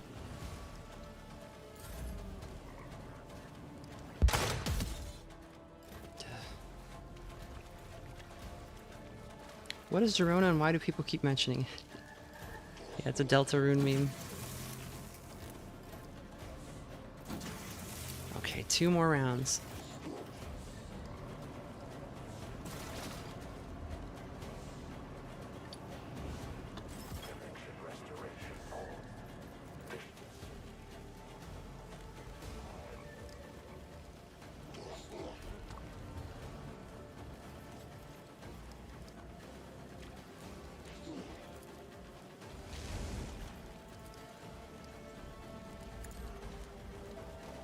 Guided steps, and then that's the alpha. I guess zoom over here. And smack this guy to break his armor a little bit.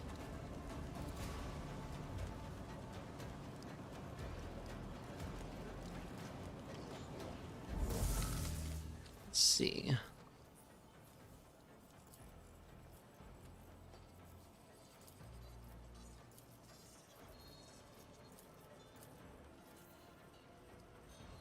See if you can break his arms. No, but that's good enough, I guess.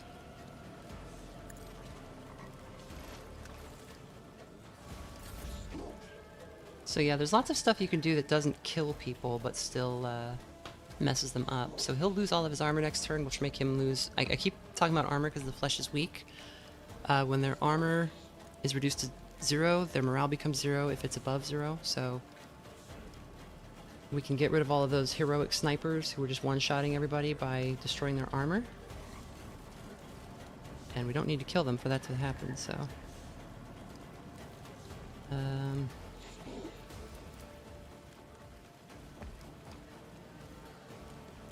can you like dash to there?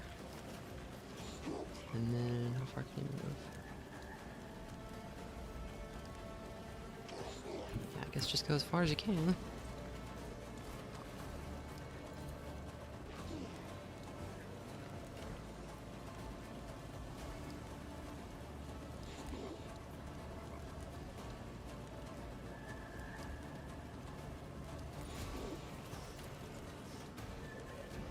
Yeah, just get him a little bit.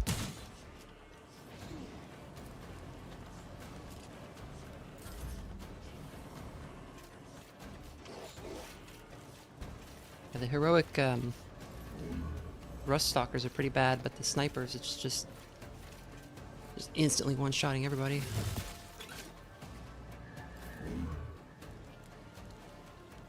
Okay. If we move up, can we get to... so his is already gonna go to 0. Why does Inquisitorial seal, like, hurt their armor?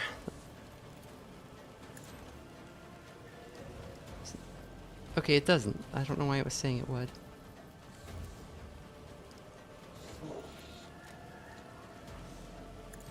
You go, Cog. Take another turn.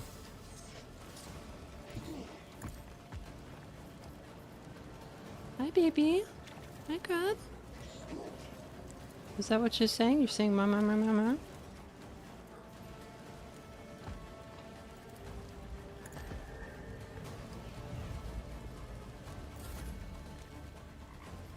Okay, let's,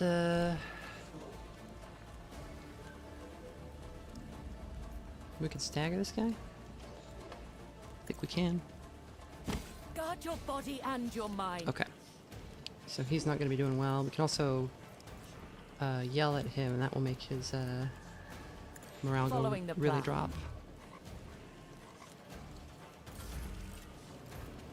Hi, baby. Yeah, is it dinner time? Is that why you're bothering me? I think it is. Come here, baby. Hi, Grub. Grub, you want to say hello?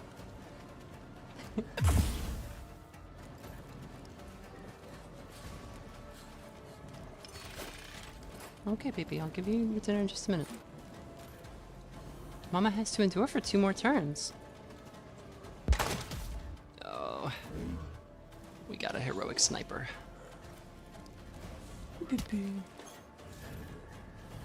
We got 2 of them. Okay. These rangers are the guys you play as in Dark Tide, I think, right? Or is the alpha? I think it's the alpha you play as.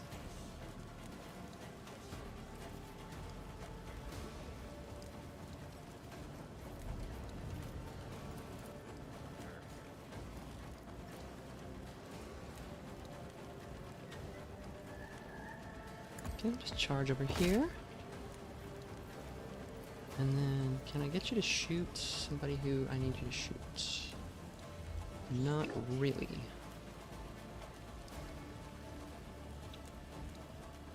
So, just heal your armor and continue to be big.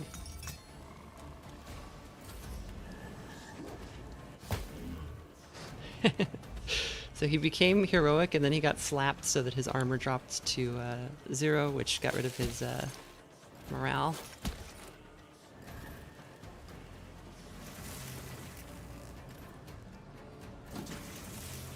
Okay, lads, we're nearly there.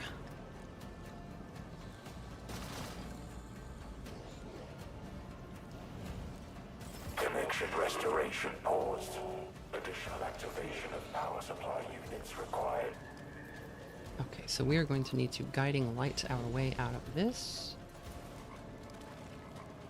Just go literally anywhere that isn't in the middle of all those guys.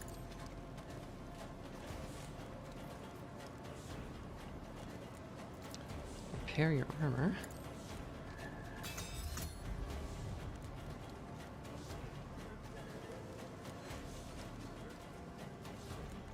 And then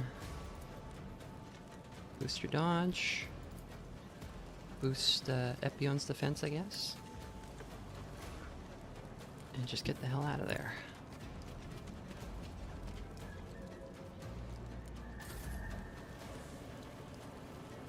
Okay, Epion.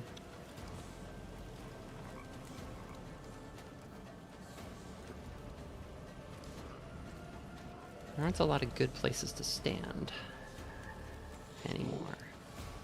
Maybe back here.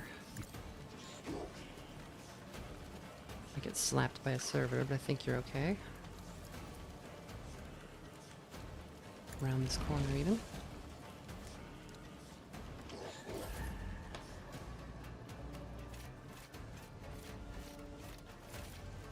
She's laying on the rug in protest. There's a rug that I need to put like a little sticky pad down so that it can't be moved. She figured out that she could like paw at the rug and like bunch it up. It's like a little runner in like a hallway. And she just anytime it's not like that, she'll just smush it. I think she's just messing with me. She knows.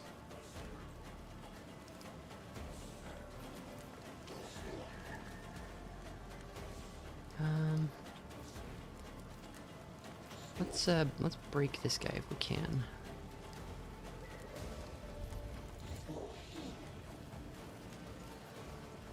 It's already pretty close. Yeah. Oh, he's gone insane. Okay, that's not great because he's shooting guys we're trying to not have die, but alright. And can we...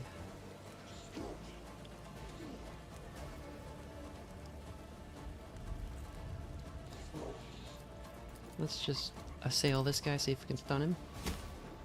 Okay, we staggered him, that's good.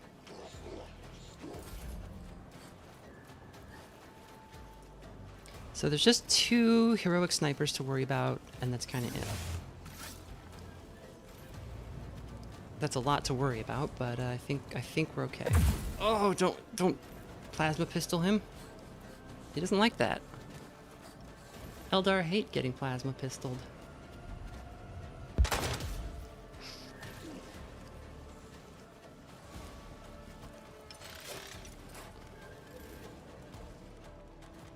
All we have to do now is after this... Oh, somebody dropped. Was that... That was...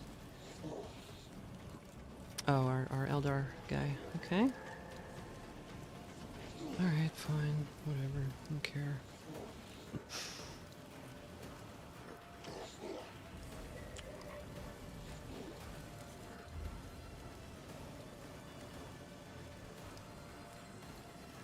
Can you go here? I think you can. Okay. Regain 10 armor durability. Will only hurt enemies. Okay, man. We're so close. Designate that guy your sworn enemy so that he doesn't just mulch you.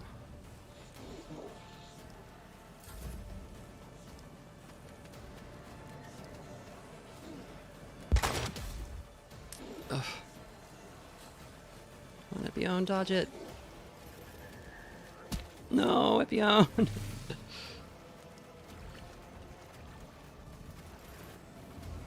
Okay, there's enough power, but now can anybody get to the thing?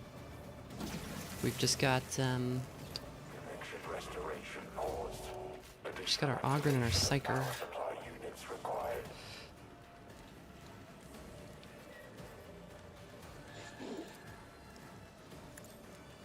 You're up.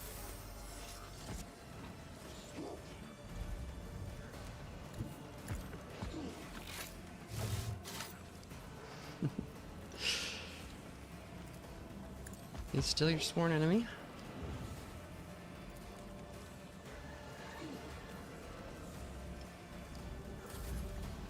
Okay, that was just his free turn.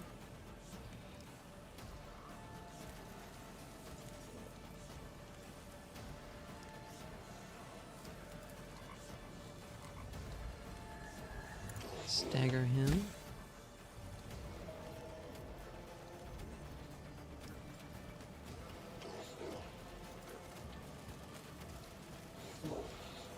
And move the dome.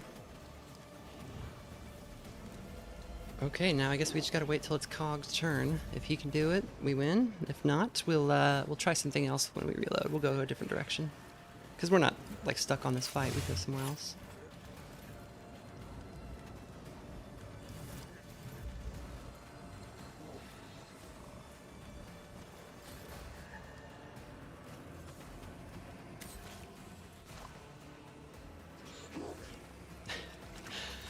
God.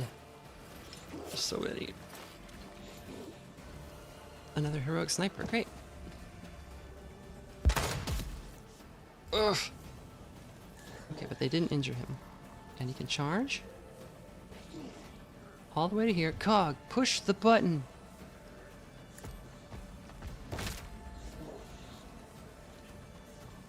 Oh, but that stops his movement, yeah.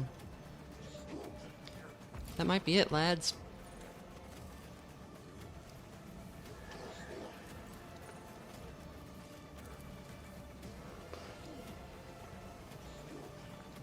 Kinda seems like it is.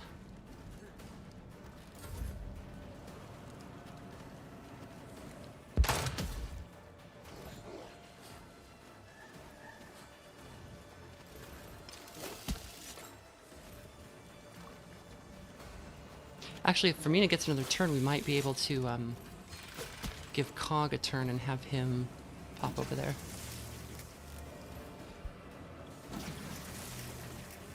Okay, so who's up? It's just the Rust Stalkers. That's not good.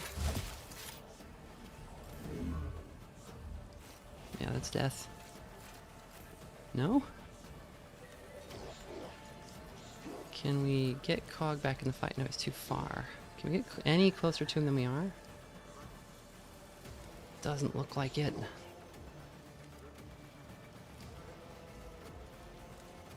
I mean, we could try moving, but we're gonna get hit.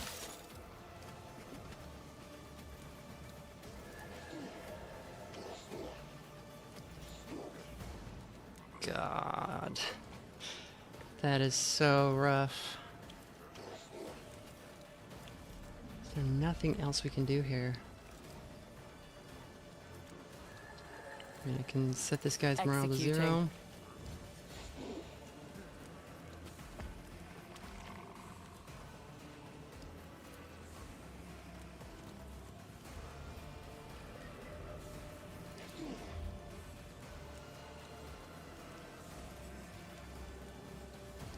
Can further debuff this guy.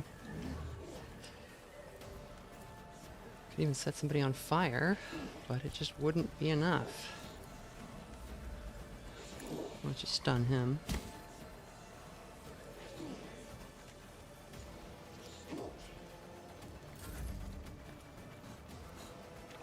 Yeah, I mean, unless Cog just, like, gets a turn and is fine.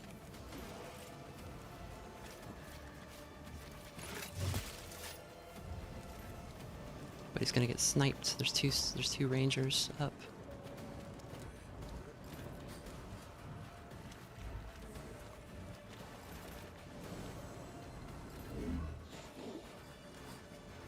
Maybe not.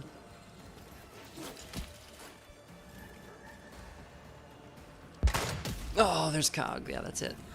That's the fight.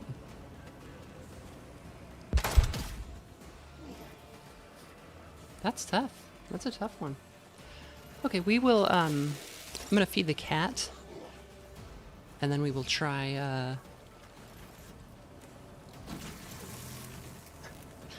being told, yeah, just push the button. It's fine. So I can actually hold space and speed up the, This is untimely. I can withstand it.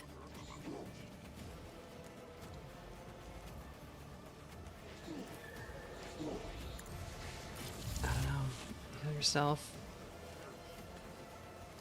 But then barely move at all. You're gonna get 2 opportunity Resist the pain. attacks. Anything you can do here.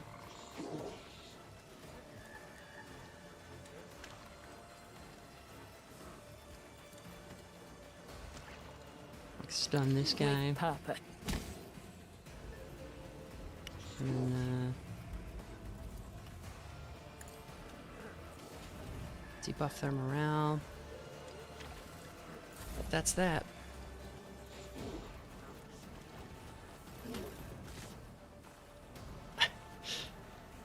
Yeah, admit guys are just dying.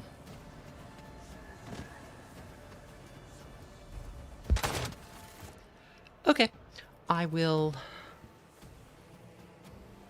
think we'll go back into the upper town and look around, see if we can find Larthir's last ritual spot that he needs. Maybe see what's going on with the Baron. And then we'll come back out to the swamp to check out this iron tree after.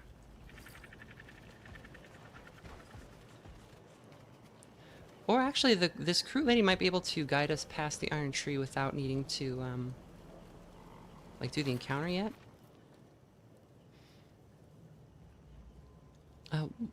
Why did your kin exile you to the swamp? In response, the Xenos begins gesticulating wildly. Struggling to compensate for its lack of speech, the crew makes every effort to convey its silent explanation. An elastic clicks. The Xenos was exiled from the clan for consuming forbidden flesh, a grave crime among these Xenos. You were searching for something when we met, weren't you? The Xenos hesitates for a moment as if weighing whether you can be trusted. Finally, it points at you, turns its hand, and presses its palm to its forehead. Its eyes dart back and forth, filled with agitation or unease. The sharp click of its beak follows, and then an uncertain gesture.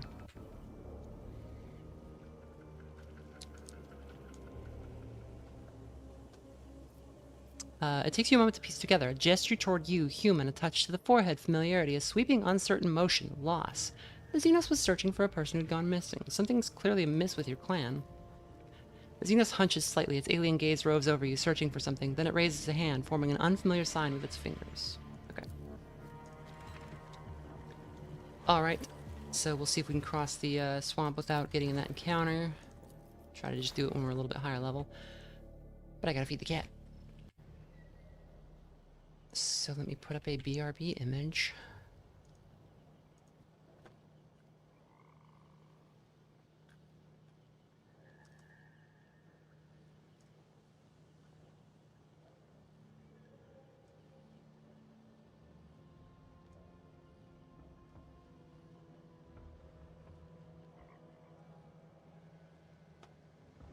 There we go, that'll do. Okay, I'll be right back.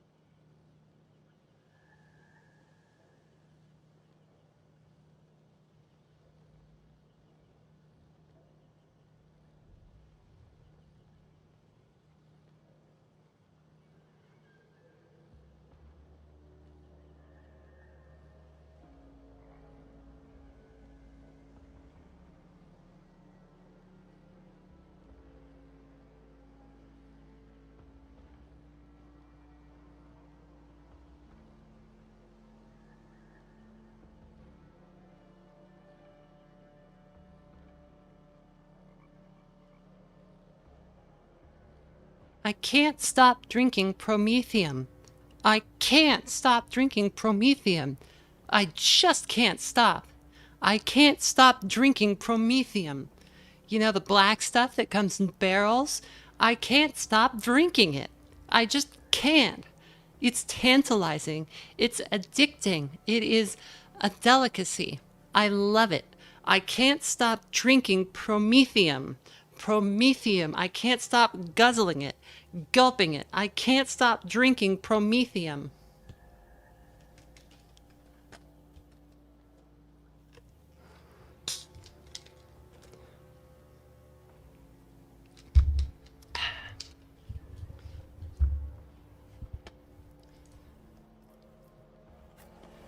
Okay, let's see if we can just kind of scoot across here. Be on your guard. Just like don't interact with any of this. Don't Never still for long. look at it. Don't think about it. What would knocking down this column even do? I don't know.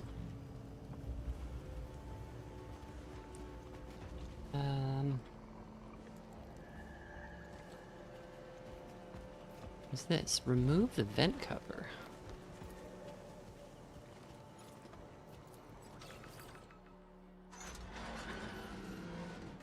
There's goods. Targeting visor. Wow, that's good. 6% hit chance for precise ranged attacks and 3 more damage. Okay, we don't have anybody who does those yet, but that's pretty cool.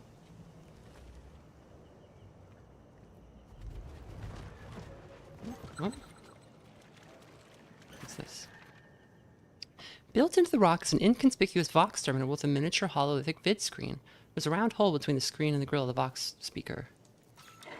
The terminal is ancient and designed peculiar. There are no keys for inputting a password, no recognizable control levers, power cables, or generator batteries. Most of the mechanism is likely buried deep within the rock, and its activation will trigger a process with unpredictable consequences. Through the dirt that has thoroughly clogged up the roughly finger-sized opening, you manage to catch a glint of the metal spikes that serve as contacts. Okay. That's something. Does it open this door, maybe? And a fuse goes in there?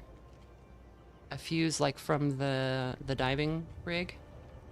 Where we definitely didn't kill a guy when we pulled the fuse out? Save real quick in case it just starts this fight up again. Squeeze your finger into the hole.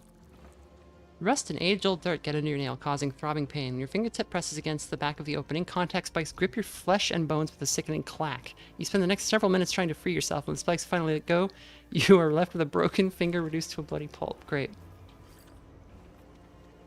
Got a ruined finger. You just gave me the scare of my life. I had fallen asleep, then all of a sudden Prometheus.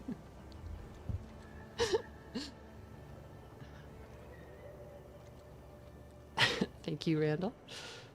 You know, it's just Prometheum. Okay. That's just a minus 20% hit chance. A medikit will fix it. That's pretty funny. I wonder if the fuse will just bypass that fight or something.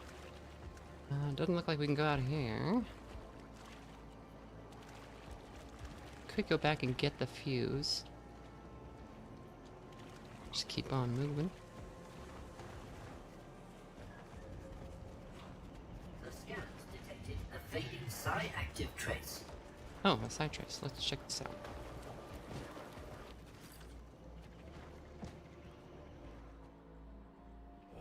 Back, or I'll have to explain it to you in your own language.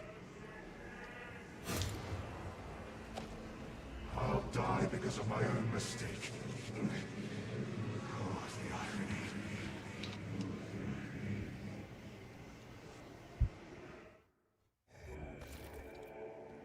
Scene of the incident. New clue found. Companion is willing to offer assessment. Death was unexpected for the monkey. His final sensations were astonishment and vexation. Okay. The first struck the second with a shot, but was knocked down. Activating analysis for common factors.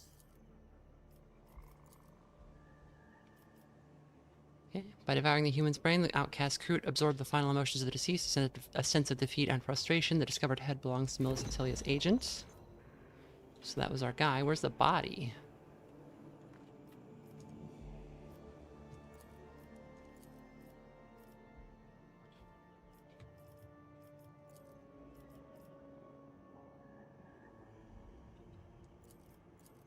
If the agent was attempting to uncover the clan's weakness. This is Krog Tik, this is the Warshaper.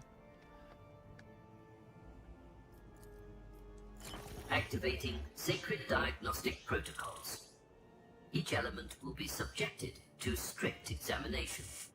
The last pistol features a unique modification, a portable plasma generator. Each shot leaves behind a small plasma residue which continues to burn for several seconds. Okay. The attacker bears a fresh burn from a laser shot.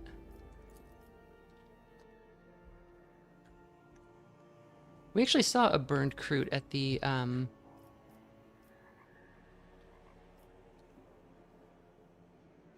So she's not burned.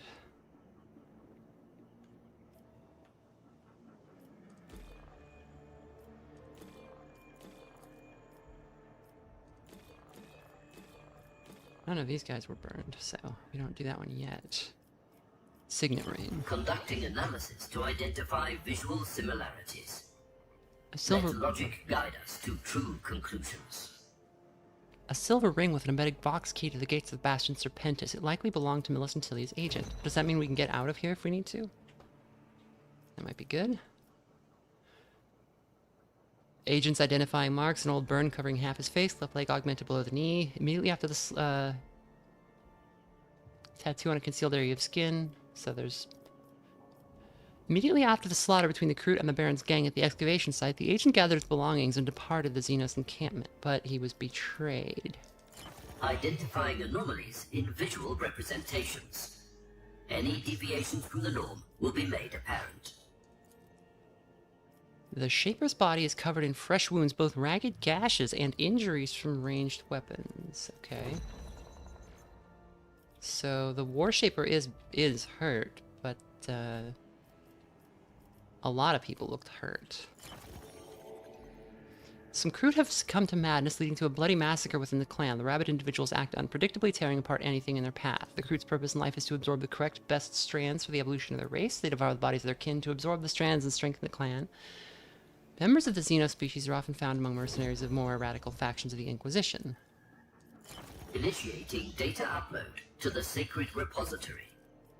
Okay, that's just... Identifying anomalies in visual representations. Any deviations from the norm will be made apparent.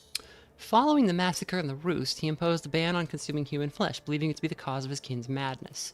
He granted the agent the title of Honored Advocate and allowed him free passage into the Kroot encampment. The movements of the Shaper's left shoulder are stiff and pained. Armor conceals the wound, making diagnosis difficult. Identifying anomalies in visual representations. So... Any deviations from the norm will be made apparent. Skrahat is not the one who got shot, because he's just got claw marks. It could have been the Flesh Shaper, it could have been the War Shaper, but I don't think so.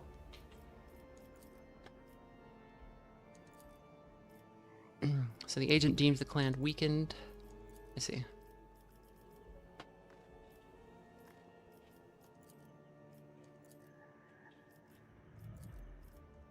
Identifying anomalies in visual representations. Any deviations from the norm will be made apparent. The last pistol stands out among the Kroot's equipment. The Xenos claims to have found it in the swamp. Dermal tissue exhibits an uncharacteristically pale hue. Healing scratches observed in the right forearm. Fresh claw wounds on the legs. So that's all the, who murdered Rufinus Scrag, but why?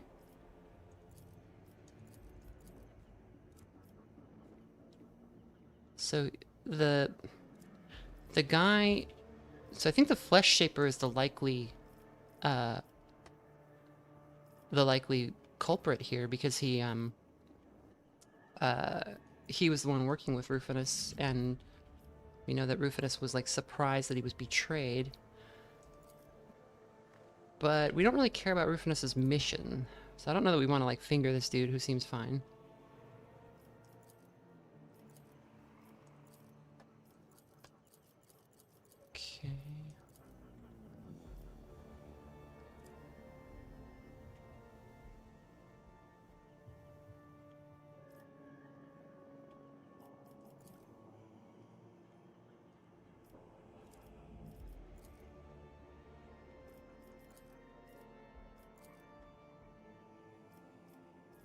Camp was ransacked by bog beasts who'd been terrorizing the settlement, found their way to the excavation site.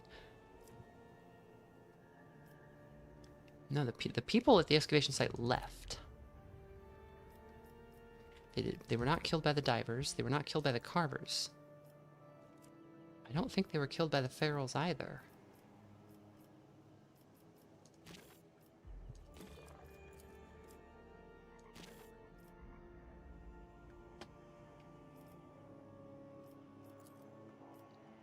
Identifying anomalies in visual representations. Source of their tracks. Any deviations from the norm will be made apparent. Perfectly round sphere with radius of 1.8 meters. What a bizarre mark. It's as if real space split itself at the seams, then an unknown force repaired the tear, leaving a thin suture. Psyker believes the mark was once a rift in real space, now perfectly stitched back together by an unknown force. Divers store there, so with the Physaline, the bisected body. The sergeant said stay away from those. They're not right in the head, that's what he said. The Baron's gang suffer from insomnia due to their gargantuan consumption. It saves them from nightmares. The sergeant of the Fusiliers did not want to mess with the Baron's gang because of their violent nature. None of the camp's missing supplies were in the Kroot settlement, so the Kroot did not do it, even though they were there. These believers put themselves into an ecstatic trance by means of painful sensations. According to my observations, people in this state are highly suggestible. Okay. Got the divers. Oh, there's new stuff on the divers.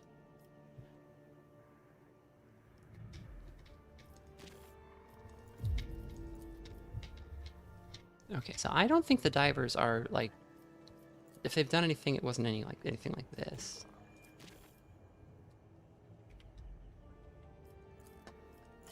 The Fusiliers beat those beggars a lot. The sergeant said there wasn't many now, because they got scared. Thank you, Cog.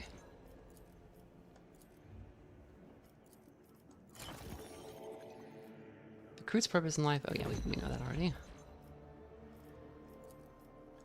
A few months ago, Confessor Ursimus embarked on an outreach mission to the neighboring Silencia Sectoris Hab Zone, where he suffered wounds that never healed.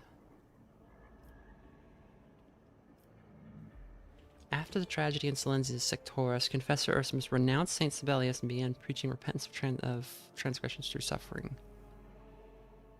Yeah, I mean, that's true. I hear a song, almost faded to a whisper. The funeral lament of a consciousness once trapped within the spheres, and now almost turned to nothingness.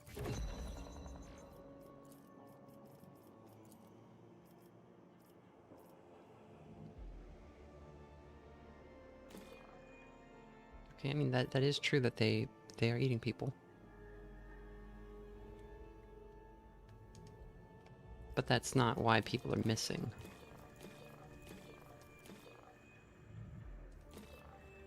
Oh, but that's why the tracks were there. Okay, yeah. That's the truth.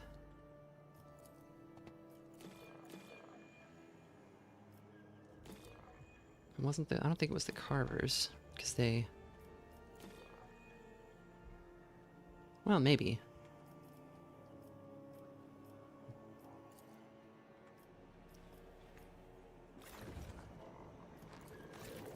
The mark on the rock looks unusual, as if the stone briefly turned to lava, then froze, leaving behind a scorched groove.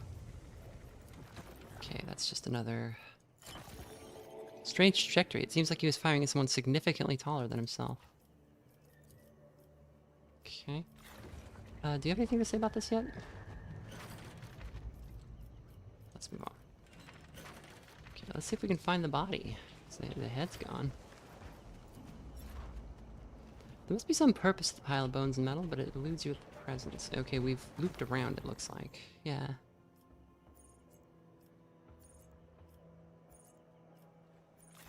Okay, I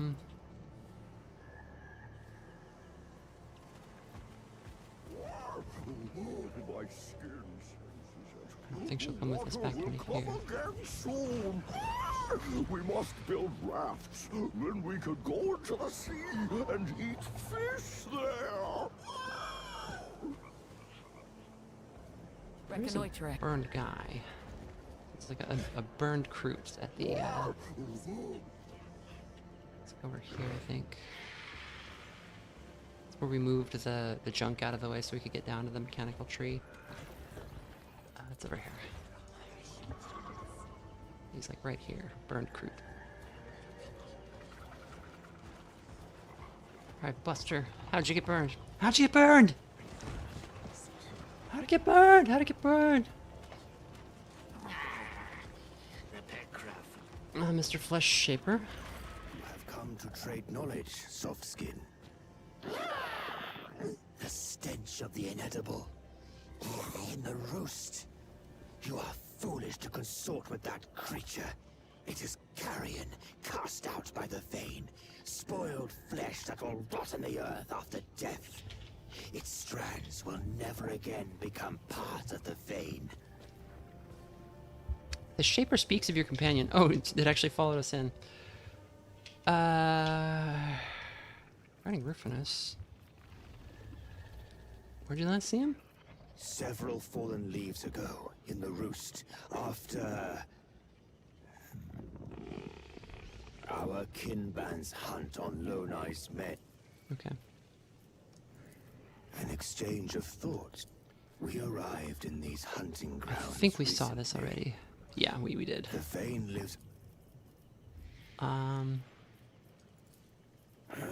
Okay. Walk up. We can't ask him about his injury. What about the War Shaper? Either of them had a good motive to kill Rufinus if they knew what he was up to. Why does good kin associate with the inedible?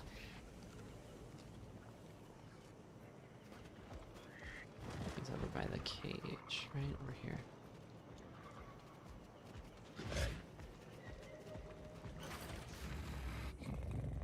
Who are you sniffing around for, Oatvaka?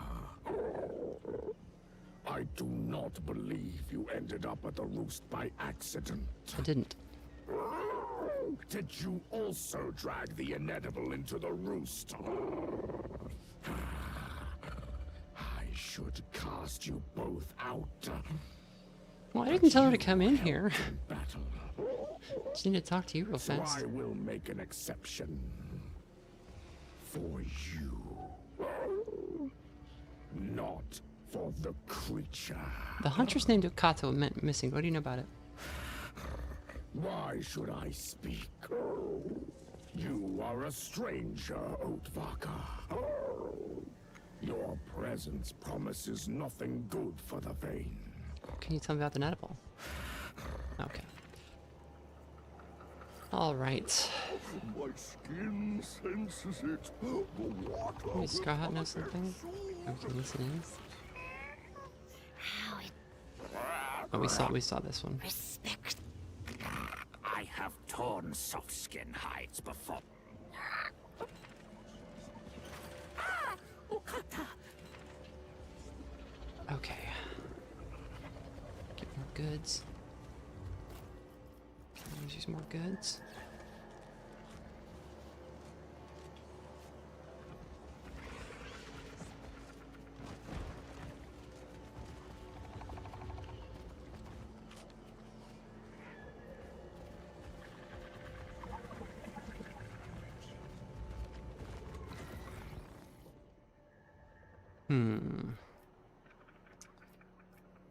So there's not going to be anything more out there except for the metal tree, which we... I mean, we can do that fight, but it's going to be maybe... It might take a couple more attempts, and that's just really...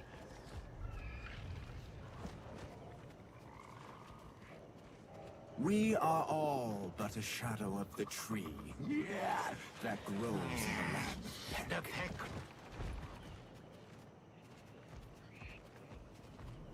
I guess we go get the fuse and get that door open, see what happens there.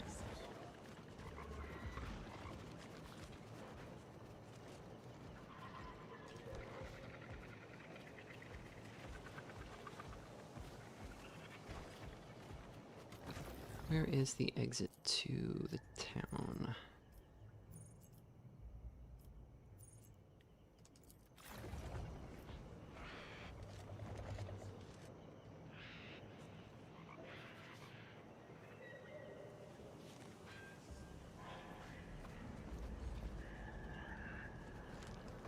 Is it over here?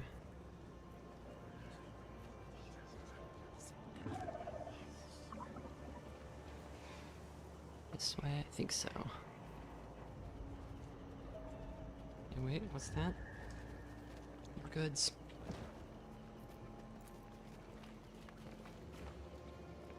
Okay. Let's just back out to the tree, but there's a way out over here.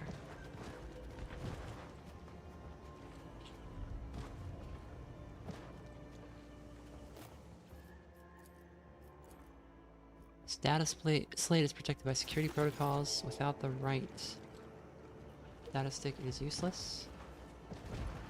Oh, but we can search for it. Is it over here, maybe? Over here by the water? No.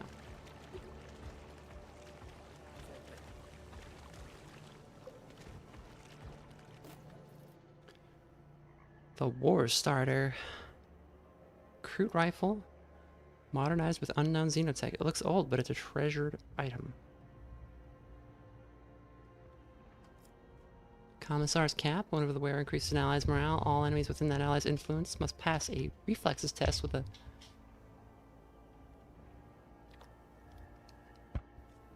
Oh, all enemies. Yeah, okay. The morale system's cool because it means you can just, like, play a commissar.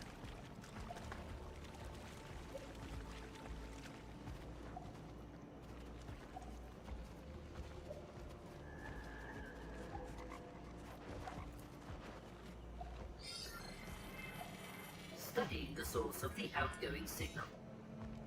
Observed match with the data slate's frequency. Insignificant. Aww.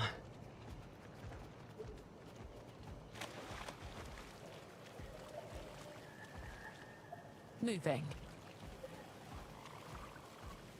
Gotta know what's on this data slate for some reason.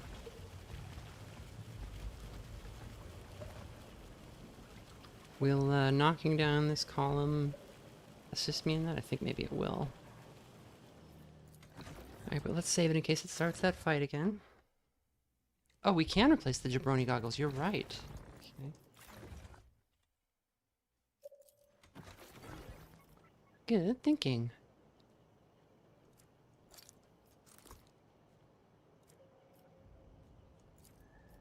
I regret to inform you that they all look the same.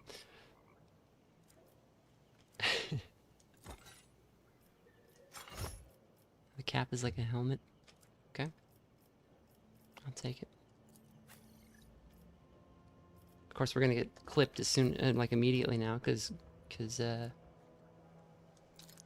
oh, these are for precise attacks, so it doesn't matter. You can't wear these. Sorry, you put that on. Okay, we don't have any melted charges. We'll need to get one and come back.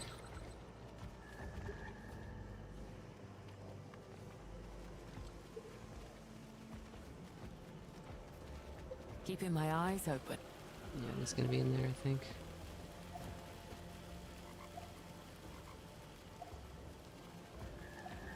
Oh, wait. Oh, oh.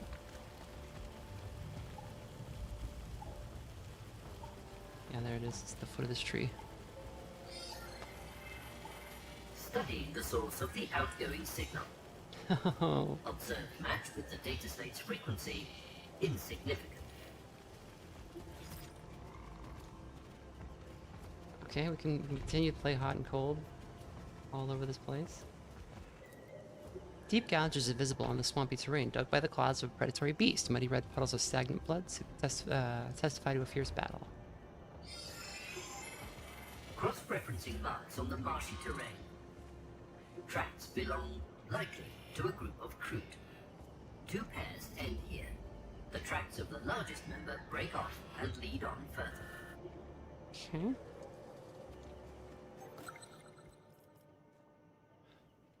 Broken Vox. Through the crackle and hissing from the broken Vox, a male voice breaks through. Can anyone hear me? It's me, Bonebreaker. How do you say it? Hail? This device? Bloody... I woke up here alone. Was I abandoned? Not a clue. Strange tracks outside. Not human. If anyone hears me, I need help. Oh, merciful Emperor, I don't want to die. Can anyone hear me? Come in. Hey. Who's there? Stay away. I'm armed. No, don't come closer. Okay. He died. No sense in delaying. This rusty piece of metal served as protection for someone. Judging by the marks, it did a poor job. There's all kinds of stuff out here. What is all this? Inside the crate, plastered with bandit symbols, a skeleton with broken fingers sits curled up in a forlorn ball. Somebody hid in a crate or got stuck in a crate? Inside the tent lies a pile of bones with deep marks from a massive beacon claws. Have you been eating these people? Come on. Can't just be eaten, guys. Feathers, nod bones, and a few shiny bolts. The humble possessions of a large bird. D from, Oh, you had the fucking key the whole time? You're just not gonna tell me it's in your house? Pieces of mutated flesh bearing aluminum tattoos are wrapped in waterproof fabric. Solitary Kroot keeps remnants of human flesh within its camp.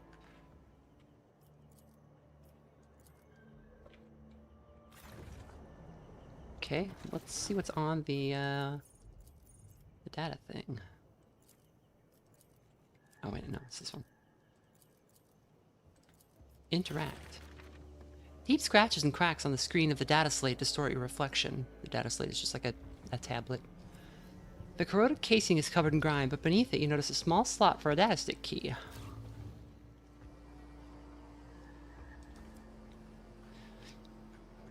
And this is... I made contact with one of the leaders of the mutants, Shaper Owlcat. He speaks Gothic fluently, which means the clan has spent a lot of time with humans. Good, there's a chance for cooperation. OT spoke about the clan. The second leader, Croak, put a knife to my throat when I first arrived. Aggressive leader equals strong mercenaries? Damn, Seaquake, I lost contact with M. That'd be Millicentilia. OT says the clan can't survive on fish alone. Something about bad strands, i.e. genes. Strong opponents are needed for sustenance. OT fears an evolutionary dead end. The bands of pharaohs are not enough to feed the clan. I have an idea. After the incident with the workers, B's men are eyeing the resources left at the excavation site. I can't handle this alone. I'll send OT's hunters. Let the Kroot and his bandits entertain each other. Risky, but necessary to buy time until contact with M is restored. I'll also see the updated Kroot in action. Important. Position myself for observation. B's men. Gosh. A lot of names to keep track of. So, whatever happened with the workers wasn't related to the Kroot or the bandits. Conflict escalation, dead on both sides. I observed a ritual of enemy consumption, a bloody, horrifying spectacle, after which the clan's hunters became uncontrollable. Precedent. They are attacking kin. Why? Did I make a mistake somewhere? Uncontrollable Xenos will not make good mercenaries. I'll need to restore contact with M. I'll take supplies from the roost and halt observation until further instructions. Okay, so he was thinking of hiring the Kroot, and then he was like, oh, that's not good. And they went crazy after eating the, specifically after eating the bandits. The B is the Baron, so they're the, yeah, they're the...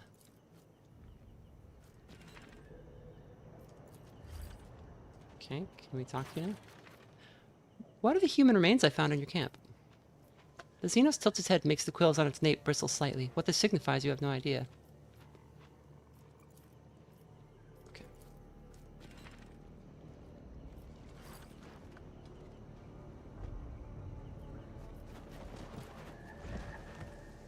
Moving.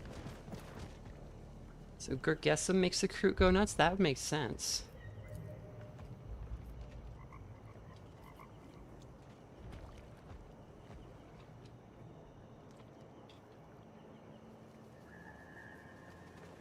And, like, we don't know, like, what Gergesum is. It seems bad. It seems like it's probably the, whatever, the thing that's responsible for everything going to hell. I'll take it. I'm getting, what are we tracking? So we found the key.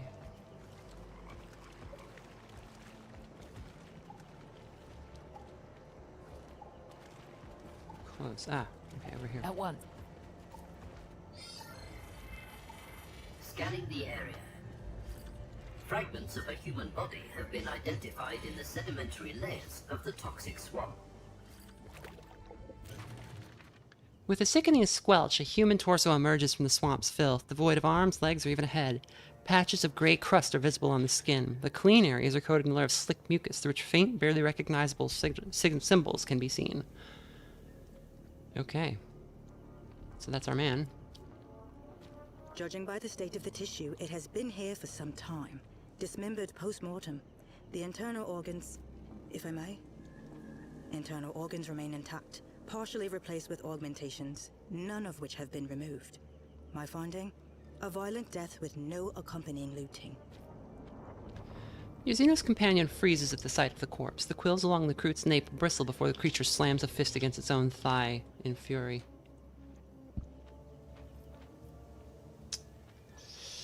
Examine the body from all angles. Waterlogged fabric peels from shriveled skin, trailing thin strands of gelatinous muck. From the clavicle down toward the absent forearm, fine electu lines stretch, a complex augmetic tattoo. Those with knowledge often store critical information this way rather than on data slates. The functional section of the electu remains on the missing limb. If recovered, its data might still be restored. Check the pockets and pouches. The pockets of what remains of the fine quality coat are packed with silt and bubbling mire. A shoulder holster sits empty, its former occupant long since removed. The wear on the leather suggests frequent use, likely a compact single-handed sidearm. Do you know who this is? The Xenos lowers its head in what appears to be sorrow. The quills gradually settle, as though whatever rage had surged within it had drained away, leaving only bitterness behind. Look around for tracks. No signs of bloodshed or struggle. The torso was brought here after dismemberment. A step away from the body, something glints in the filth. You retrieve a broken injector, its contents still partially preserved, likely dislodged from the victim's pocket during transport. So, he was using Gergesum. Traces of electro markings, well-crafted clothing, the body deliberately hidden, unlikely to be one of the locals. We need to determine whether this is connected to our mission. I think this is our guy, right? Do we need to, like, determine that in the journal?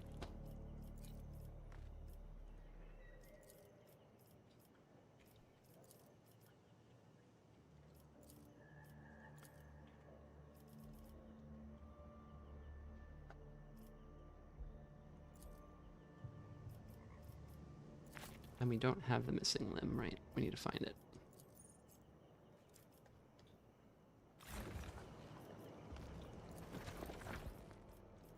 Making me solve crimes. Cases and crimes. Identifying key features for comparison. These parameters will form the basis for analysis. Sample partially matches the composition of commonly found chem toxins within the HAB zone. The injector contains residual traces of the combat stimulant Gergesum. It blocks pain, induces insomnia, and stimulates adrenaline production, accompanied by excessive perspiration with a pungent, acidic odor. Activating sacred diagnostic protocols. Last pistol fits the body. Activating analysis for common factors. Nature of the wounds indicates that the head was severed from the body found in the mire. We know that. Analyzing data using higher order algorithms. Creating visualizations. Okay, so full confirmation that it's... Look at these deep wounds. They were made using something sharp by someone fast, confident, cold-blooded, the work of a professional. Notice these characteristic scabs. A symptom of ash fever. The disease causes the person's internal organs and dermis to dry out, inevitably and painfully, over a very long time. And that disease is like endemic down here.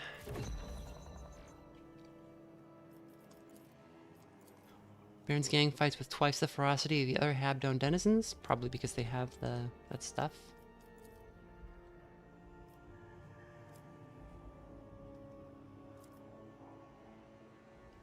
So, no, he was not the desired prey of the Kroot. He was not driven out there to be eaten because he wasn't eaten. And he wasn't killed by the maddened Kroot. He was killed by somebody else that we have to figure out. Initiating data upload to the sacred repository. Data decoded, structured, and appended to the case evidence. The agent sent the Kroot to the excavation site to rid himself of the Baron's gang. Okay. Know that. Able to make a report here?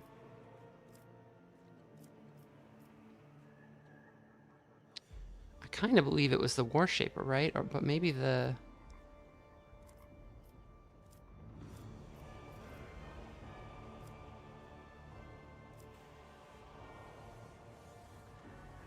Because the Flesh Shaper, like, is not a he's not a warrior.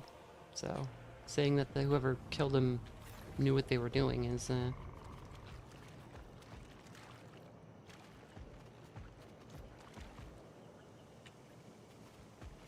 Oh, and we've got the footprints to check out. So where do these go? Oh, do these just take us to the body, maybe? Analyzing the data. Calculating the subsequent trajectory of the unknown subject's movement. Analyzing the surroundings. Further trajectory is impossible to calculate. Okay.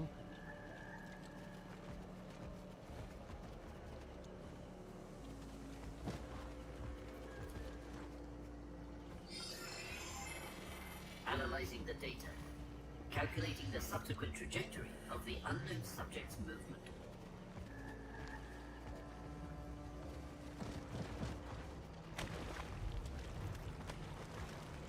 All the way out here.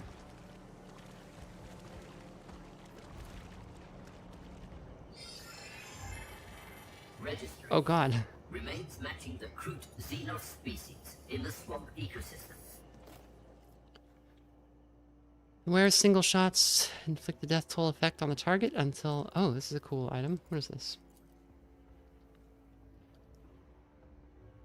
Death toll. The amulet wears attacks against this unit gain 3+, wears ballistic skill bonus hit chance, and deal an additional weapons per... Wow. Okay, that's for single shots, though. Crude flesh. A piece of flesh with black veins. Slimy and foul smelling. Initiating data upload to the sacred repository. Faint odor of chem Data solvents and stagnant decoded, urine emanates structured, from the and remains. appended. Peed on the dead crew. Don't do that. Oh. They were using Gergesum. Yeah. Or if they weren't using it, they were influenced by it. I think.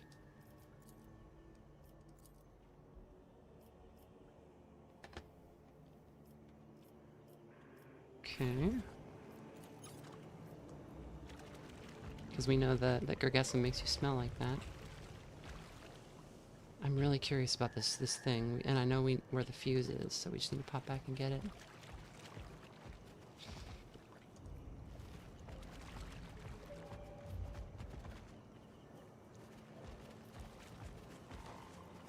This lower town is right there. But I think we found our guy's wife. Life good. Wife fight back. Eat wife. No sense in delay. Think about wife. Regret.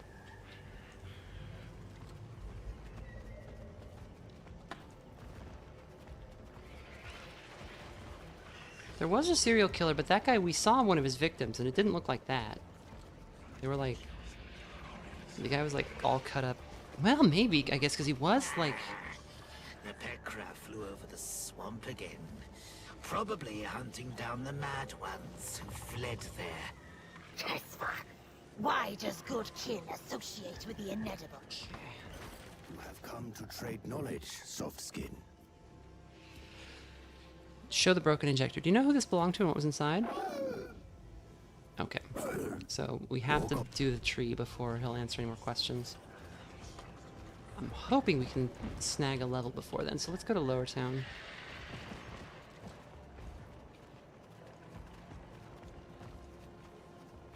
Reconnoitering.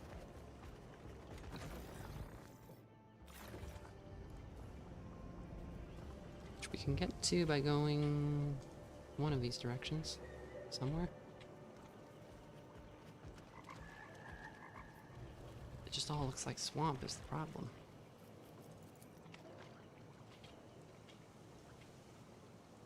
Okay, I think we Come back this way, right? Yeah, here we go. Moving. The crew crosses its arms abruptly, looking the way out of the swamp. After that, it nods to you and begins searching for a place to rest. Okay. I do have a lot of junk to pawn off. Maybe pick up that bolter? Yeah.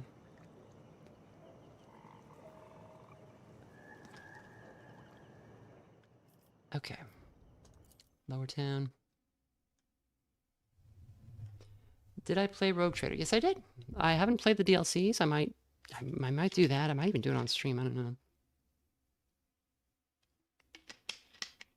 They seem good.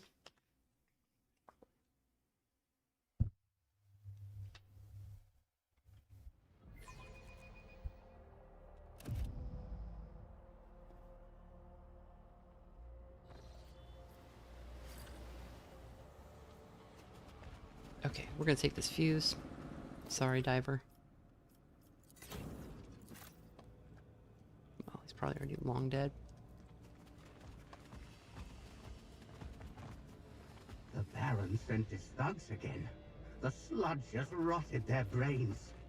Eyes empty, hands shaking. Ugh.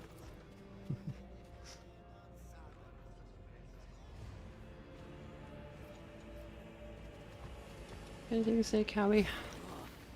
I thought you already found out everything you wanted to know. Do you need something else? Calby's the leader of the divers. We helped her with the hostage situation. She seems like initially super sus, but then like I think she's maybe the only straight shooter that we've talked to. I found the bodies of local people in the sea. The strange thing was they were dressed too finely for these parts. Do you know anything about this? He was the Baron. He brought a dozen of our boys to the shore, gave them nice clothes and ordered them to jump into the water. When they tried to come up for air, his people hit them on the head with rifle butts until they drowned. I don't know why the Baron would do such a thing, but he did it. Oh. Okay. Learned all I need. So long, shore up. That's a bizarre development. It's a good mystery. I like all this. And again, one of the things that I always no,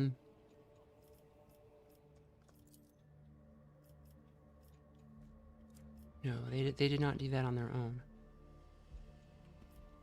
Well, maybe actually, but I don't think Ursimus is responsible here. He wants people to like burn themselves, not to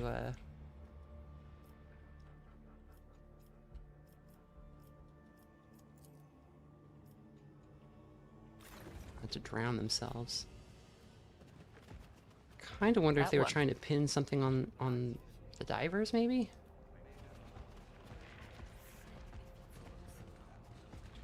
The Carvers are the Baron's men. Their thing is to chop people into pieces in public.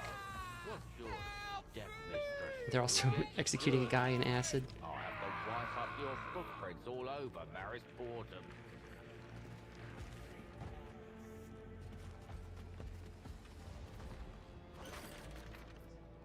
Who are you? I'm a Dorber service number, EW54, got no name. Throw them names into the sea, they're just like numbers. I likes names. Coke. More good than a number. More short, too. He's right. Our names are the reflection of our souls, aspirations, and purpose. Yours are merely substitute for serial numbers. Your masters must be thrilled by how eagerly you acquaint your selfhood with your given function. What do you do here? I paint the missing so they can be identified. The families come bringing food and rotgut. I paint. The dauber's eyes track the passage of something invisible before he continues. But that's all nonsense. They believe these portraits on the wall will help find the missing. But I paint them as a memorial to take the place of graves. Okay.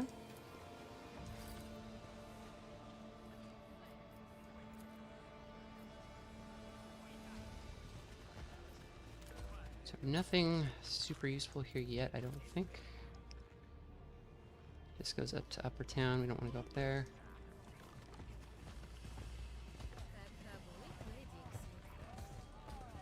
Tooth, you got anything else to talk about? No.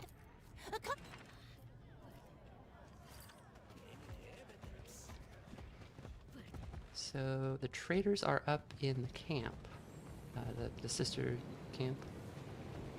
I haven't seen Ron in a while.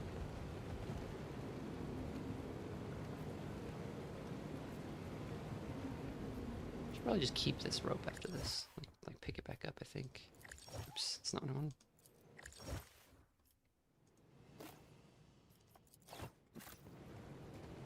Commander, it's a Oh god, Fusilier. it's not again, Cog. What we want with a blockade. We have to get away from... Commander, it's a Fusilier. No, I know, Cog. Yes.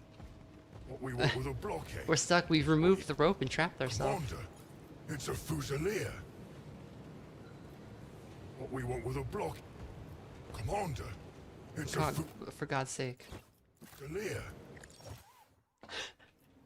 I had forgotten What we all want with a about... blockade, is what he said. Yeah. Okay, I'm taking the rope so that we liked his can't... buttons. Pretty. So that we can't get back over there. Right around the time he disappeared, actually. Oh, saints. Ron's not coming back, is he? No. Okay. Always on the move.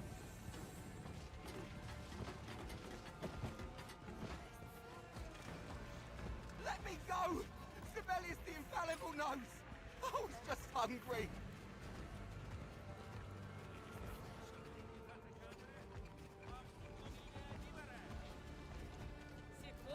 Let me go!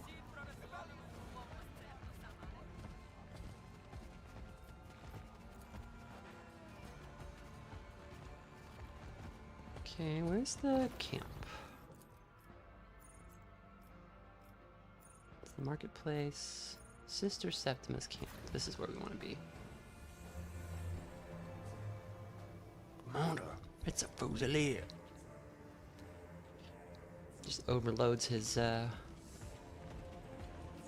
brain. So, if I take on 3 more ships... I do not Yeah, I know. I do not Okay. See ya. Deaconess Invita? I am Deaconess Invita. A serv... Okay, sell all the junk. That's pretty good. We need to melt a charge. We might as well get 2.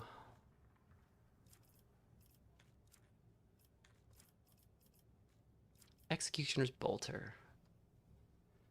So, let's look at this. So we've got the Doom Flame Pistol.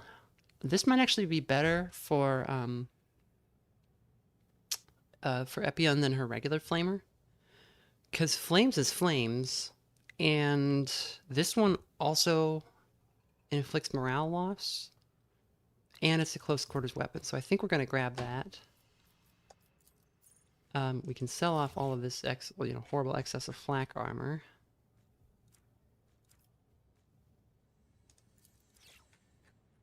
Is this all just flak armor? Yeah, okay.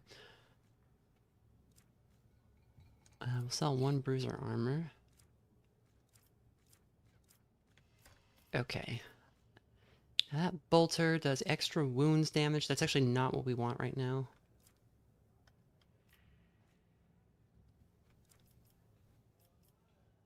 Okay.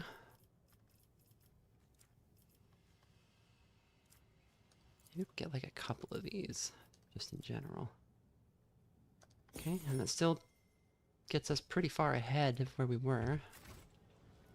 Can check with the admit guy too. Sword, what would I need a sword for? We actually have swords and stuff. I've got like weapons that I don't even know what they do.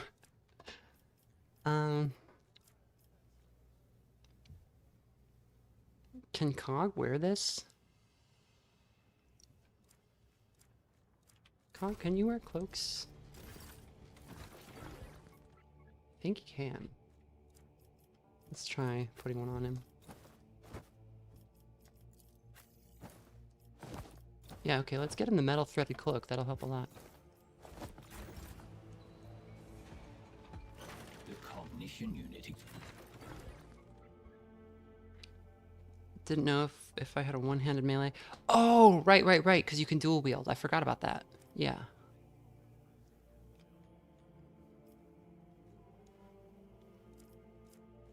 Yeah, we'll get that sword.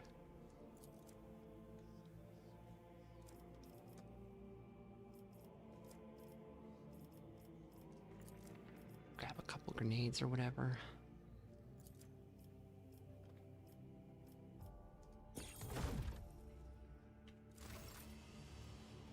Okay, Epion, let's equip your stuff. Okay, because this flamer's 4 to 6 damage, but the damage is not really the point. The point is being on fire, and the Doom Flame Pistol is 1 less max damage. Same range. No, longer range.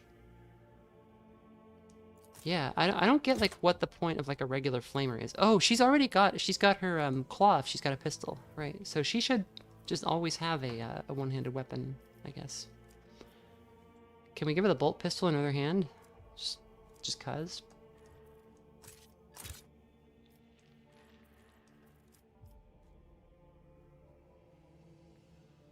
It's 4 to 4, hit chance 30.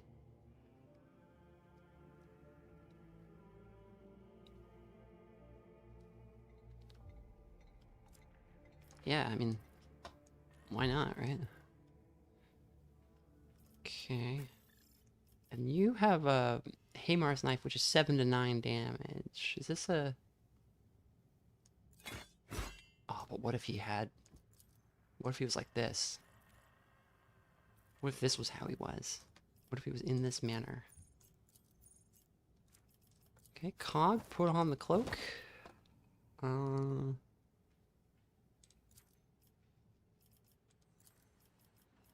this is where is single shots. So... Actually, we have a useful las pistol here.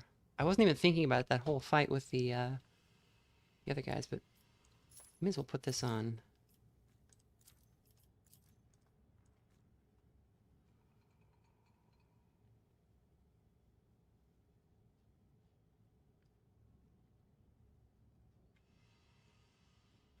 Okay, so if we hit somebody with a single shot,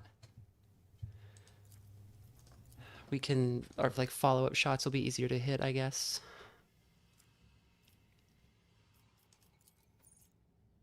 Commander, it's a Fusilier.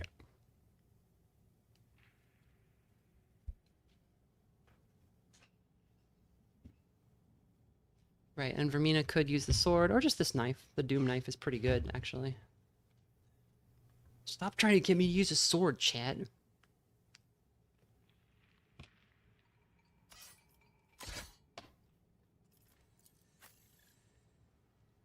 Commander, it's a Fusilier.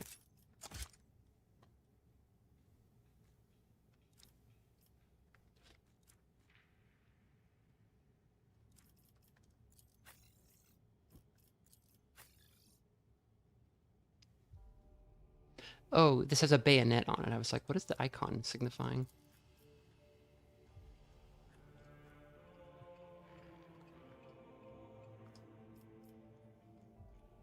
A Ripper is a... Is it like an auto gun? I guess so, yeah. Oh, it's what he has. He's got a big Ripper. Okay. It's like a machine gun with a bayonet.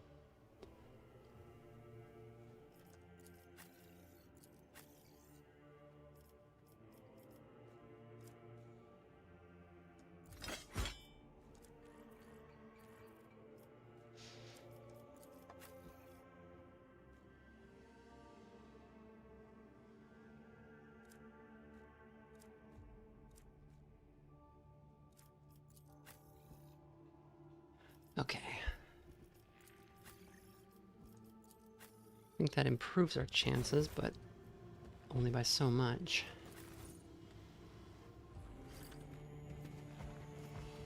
this land still has a chance for salvation.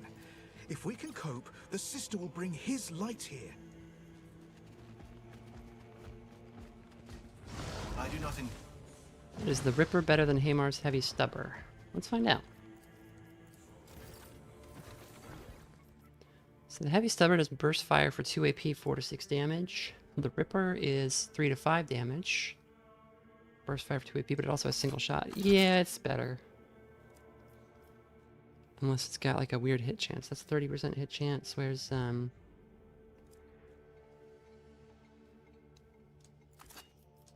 hold on now. 40% hit chance, 3 to 6 damage.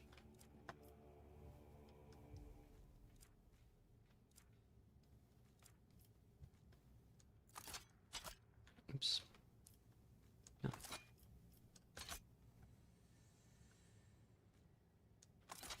What is your hit chance with this? 30. Okay, so let's just give him the War Starter. Where did that go?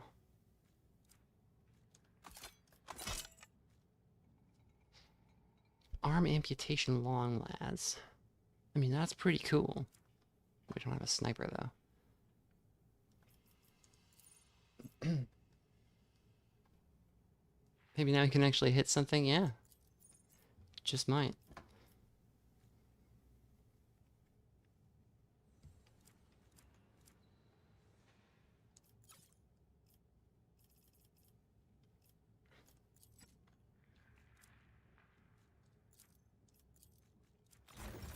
Okay, anything new for the journal?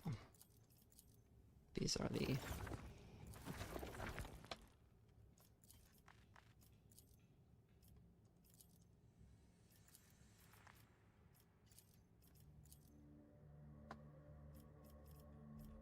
Okay, so we would need to talk to the bear, and he's in Upper Town. We can head up there, see what's going on.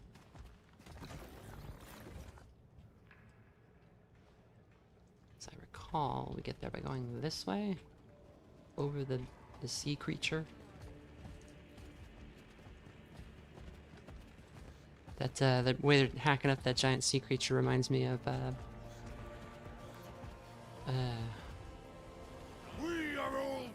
game where you play as Corvo, Dishonored.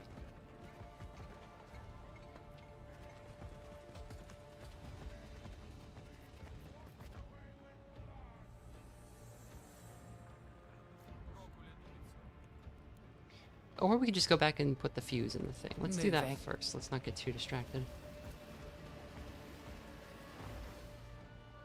Yeah, since we'll save. We'll save right now. That's good thinking. Good thinking, Kiwi. Wouldn't want to have to redo all that.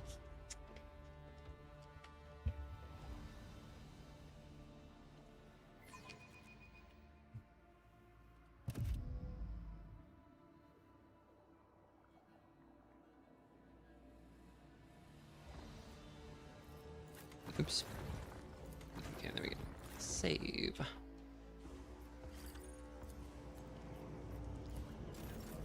Alright, and can you heal yourself real fast? We might actually need you to shoot somebody now. This will have to suffice.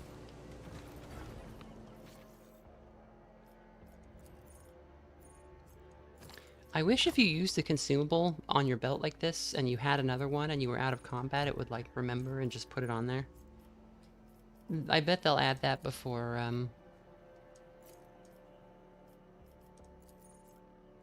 like before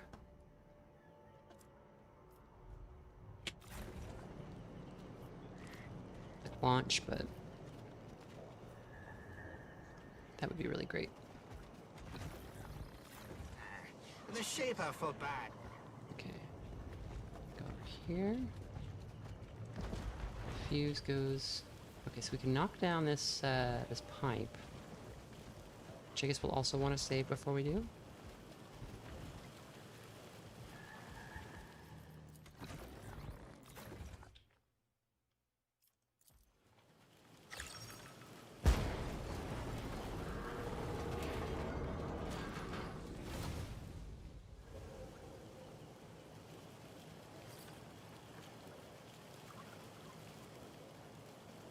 What did that accomplish?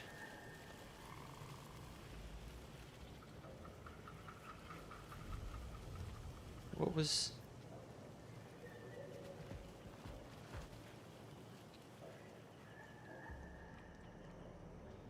Hello?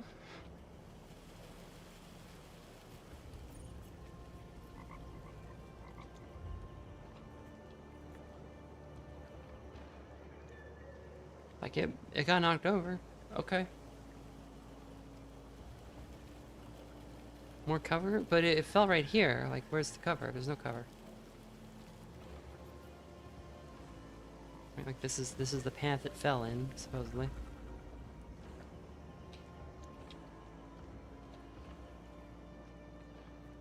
Did it put like this? I think this was already here. Maybe you can crush dudes in combat? Maybe, but like setting up a Melta charge in combat seems like you maybe couldn't do that. We did it. Look into the hole. Examine the terminal. Step away from the terminal.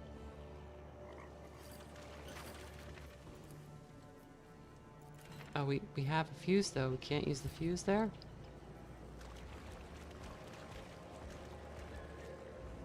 Okay.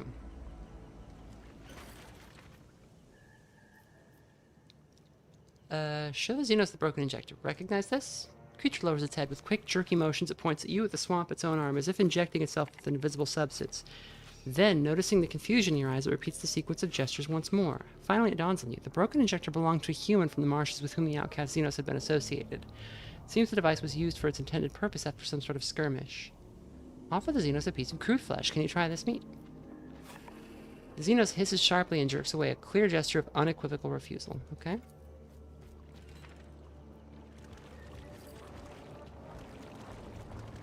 So you'll eat my people, but try to feed you your people, that's no good?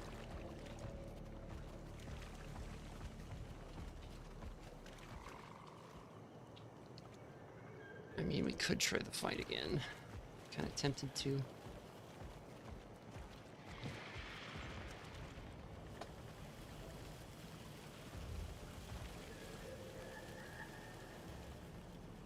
So one thing is if we can, like... just take the Alpha's armor down. That might be, like, good enough.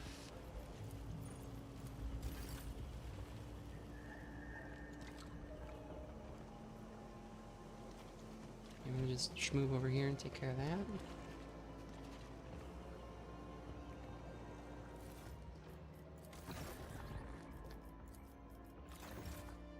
Jamie, bring up the cannibalism meme. Quit having fun.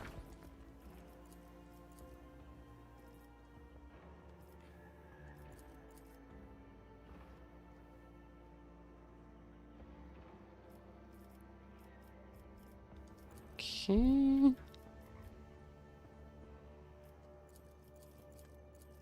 I guess we gotta click on completed missions to see them.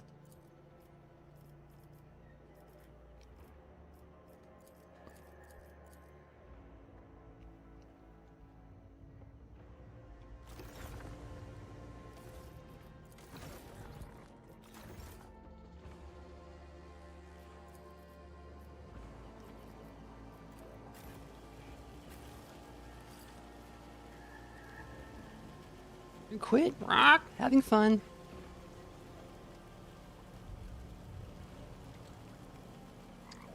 Yeah, let's give it a go.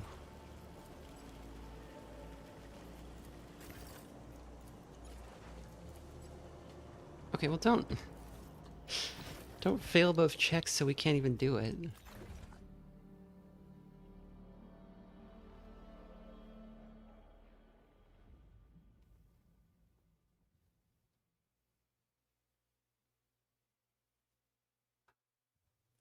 I suspect we can kill at like a lot of servitors and it doesn't matter, but like if we start killing like alphas and stuff, it's a problem.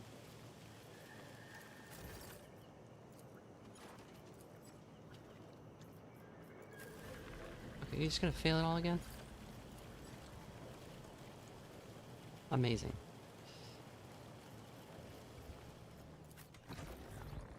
I wonder if it's on a seed, so it will always fail. That would be a funny way to mess with people on a CRPG.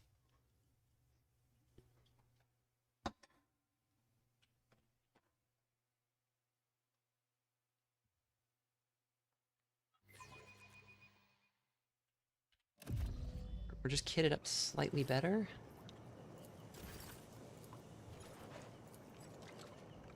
Oh my god. There we go.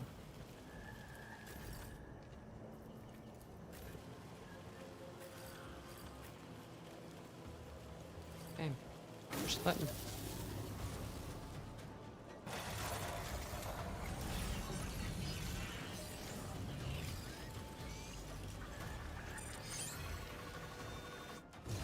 Connection restoration paused.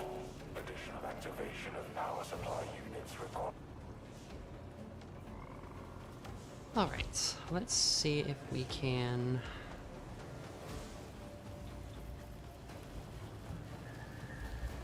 turn that off. Just use like your shove power on the, is this the alpha? Yes. Okay. You're already in cover, so just shove them. Unless there's a ranger back here. No, they're not down yet. Oh, no line of sight. Can you go here? It's probably not smart.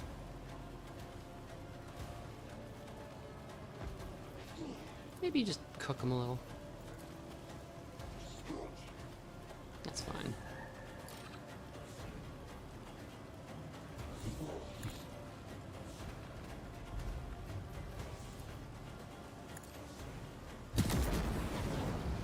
Okay.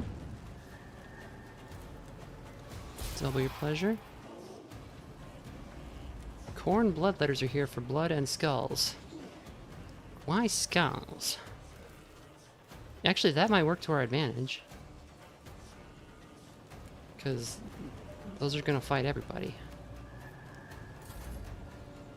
And how are you going to get Perils of the Warp on, like... on, like, your first... Okay.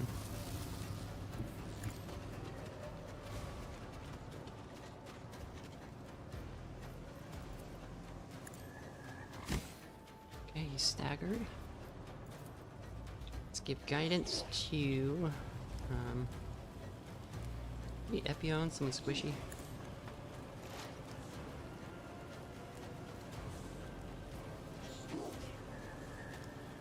Okay, that's your turn. Amar, let's...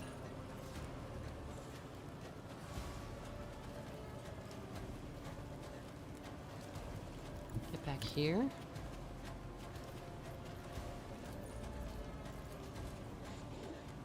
Maybe just like destroy this guy's armor. Oh, I forgot to turn on the double thing. Okay.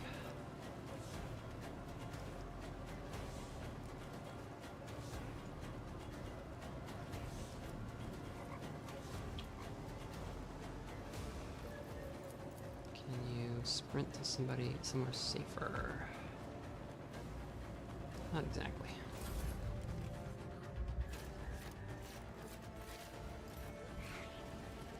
So if you missed the earlier attempts at this, what we need to do is, without killing these guys, we need to break their armor, and that will demoralize them, and then we can, you know, not worry as much about them. As long as they've got armor, they're a pretty big problem.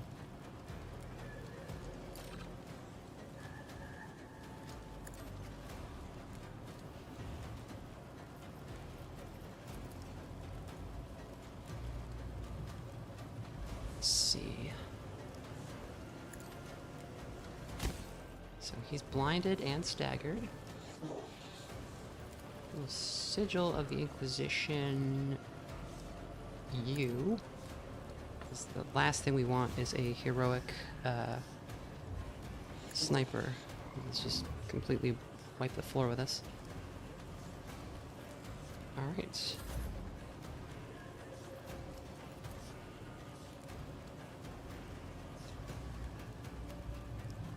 Beyond, if you could go like here and heal Vermina. So these do 10 to 12. Epione raises her scalpel claw and hits an enemy with 1 cell radius around her. On a hit, they suffer the cut tendon and take 6 more damage. Uses intelligence instead of weapon skill. Interesting.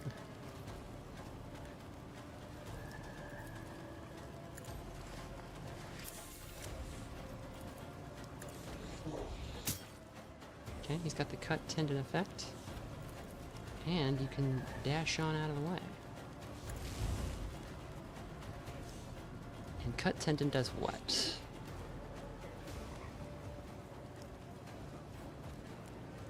Hit chances reduced by 9%. Okay, that's perfect, yeah. Alright. Cog, my man. Can you go... just like over here or something?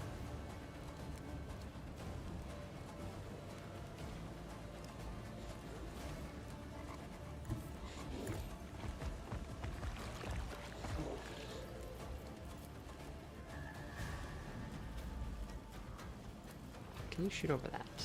No. Seems like you should be able to, but you cannot.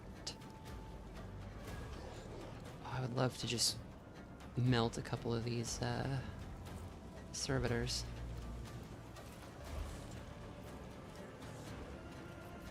Maybe it's fine if you do that. No, we can't charge that way though.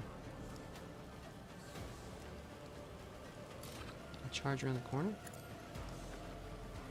Oh, that was a smash, not a charge. Okay.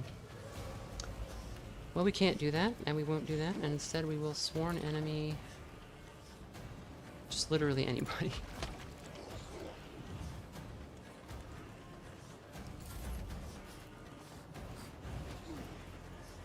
Okay, enemy in the dome.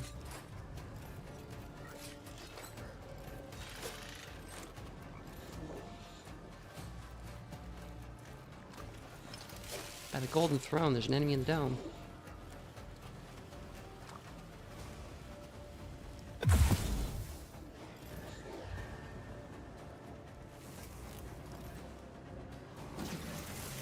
Okay, we got 30 energy up. We need 3 more turns.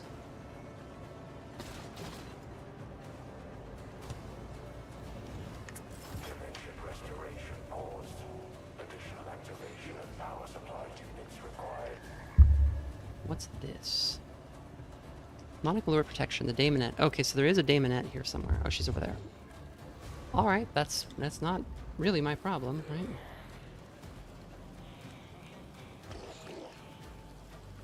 Where's the alpha? Running away.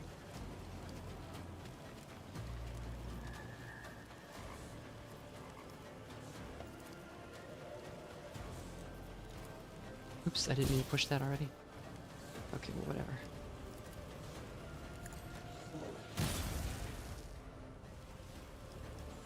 The warp's blinding radiance. Okay, maybe don't use any more psychic stuff. Maybe use one more. A little shield of the Emperor.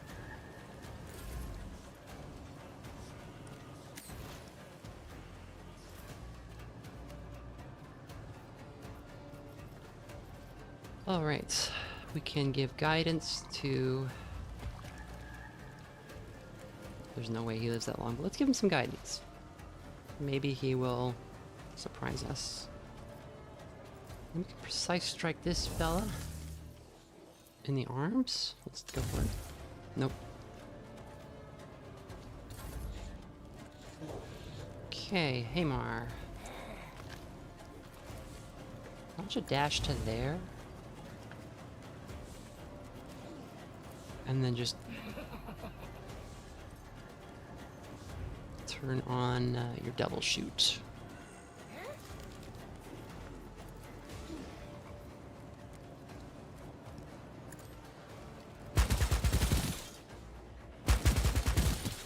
My little ripper, way!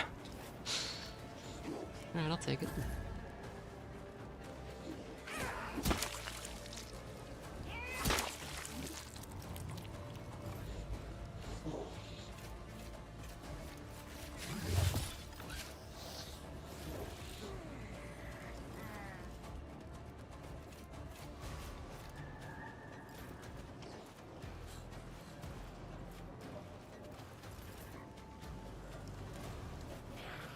Yeah, sometimes it's just, you just get daemonettes. Where's this guy's morale at? It's 0. What if it was lower? With purpose.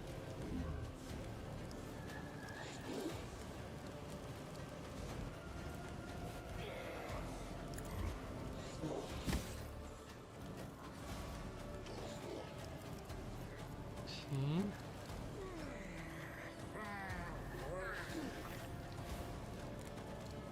Let's see.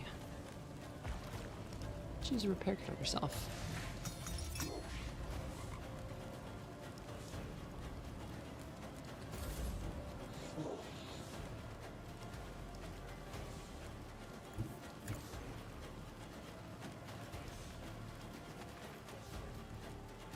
So, I think we should burn this guy. Can I burn both these guys? We can. Oh, that's nice. That's real nice.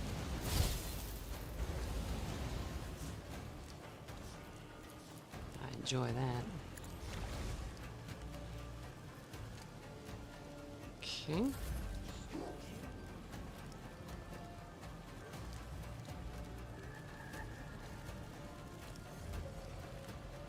Cog, you're gonna go over here and then charge that that alpha if you can.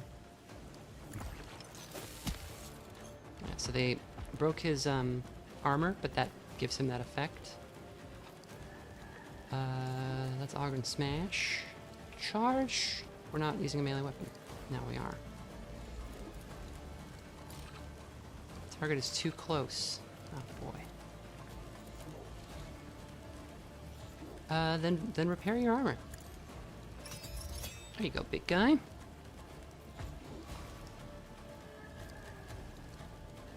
endure to get more armor back. And call this dude your sworn enemy.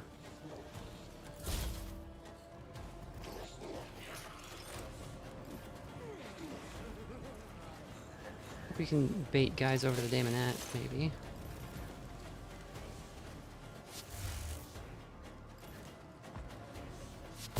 Just get stabbed.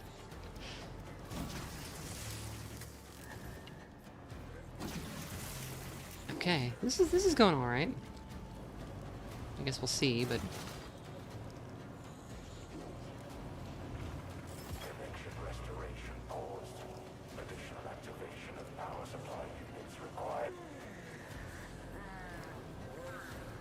let's see.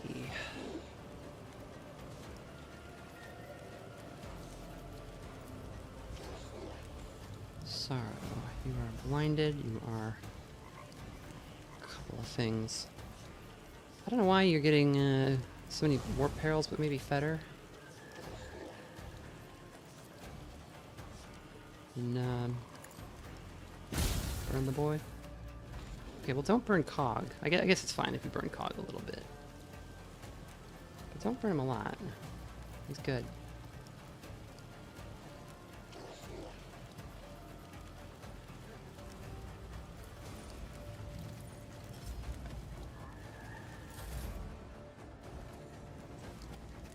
Okay, we need to deal with that ranger. That's a problem.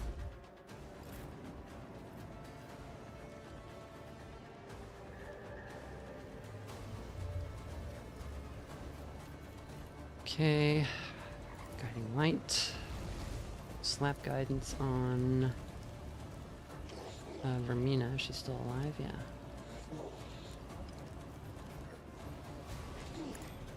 So she can get out of that melee. And where can you go like this?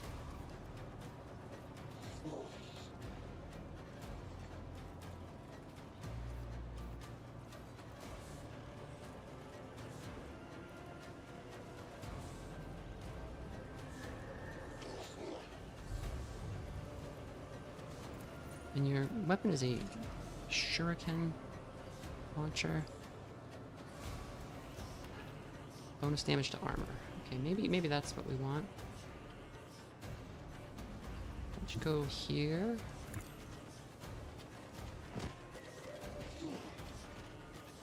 And then use this to... Can't get behind, but you can get over.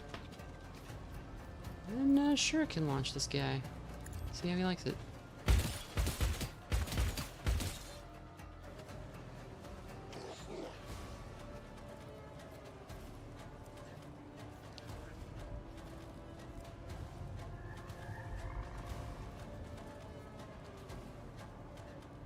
It's 4 morale at the start of every turn. Okay. Increase your dodge, see how that goes. Hey Mar, if you can just like get out of there, I think you'll be okay. I'm trying to switch to melee and like slap this guy so his armor goes away. Oh yeah, that's the good stuff. Okay, his arms are injured as well, so.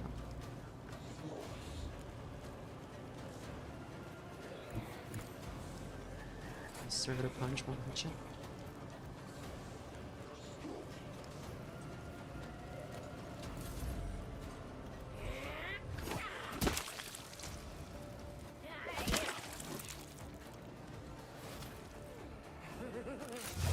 Okay, I think he's gonna handle that that Daemonette before she does too much damage.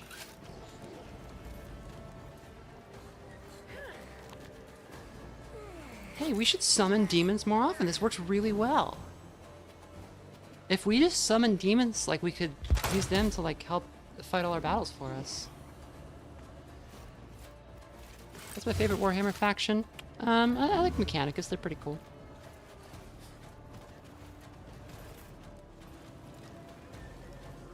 Okay, we don't have the ability to use that thing for some reason, but maybe we can just yell at this guy and humiliate him.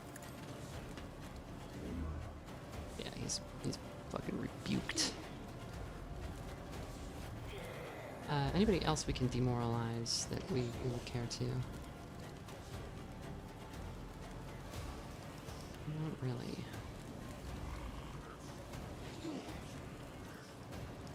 You're gonna get slapped twice if you go this way, but I think it might be the thing to do.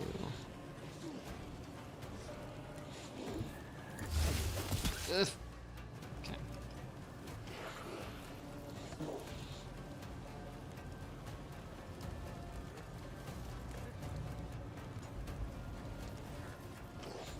Can we give somebody a turn that would be useful?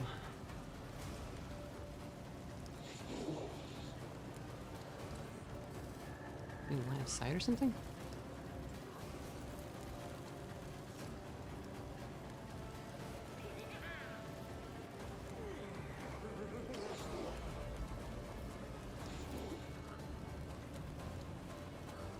His morale's at 0. Could just get into melee with him. Yeah, just get into melee and annoy him.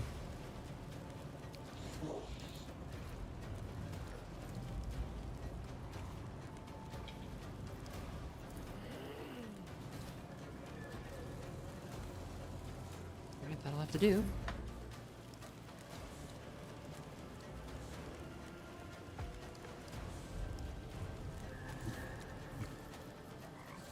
Can you just flame them both? I think you can. That's not really the move, is it?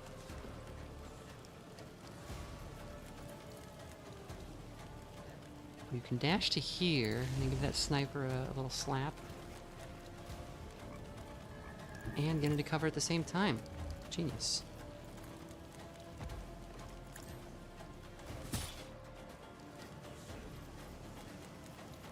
It's a cut tendon for him. His armor will burn off next turn, so he'll lose his the flesh is weak ability. Alright, Cog. You wanna just like just bop him? Just give him a bop.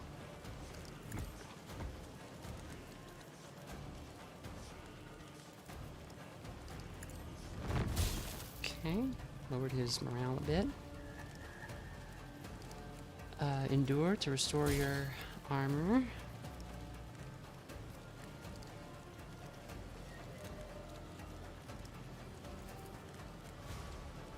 Okay, this could potentially deal a lot of damage, but I think we're alright. Okay, he's also lost his armor and his morale. And we will designate this sniper as our sworn enemy, because he's still up and he's likely to shoot a cog. How do I like the combat system in this game? It's very good. It's very similar to Rogue Trader. The thing it has over Rogue Trader is encounter design. This is our third fight of the entire game, and they've all been really interesting and challenging. The first one was like a hostage situation. This one we were trying to stop these Skitari from attacking us. Oh, Jesus. So we have to survive one more round. Because we've got to turn this like central computer thing on to like get their brains working enough that they know that we're not an enemy. Connection restoration paused. Additional activation of Yeah. power supply unit. And so we need to survive one more round.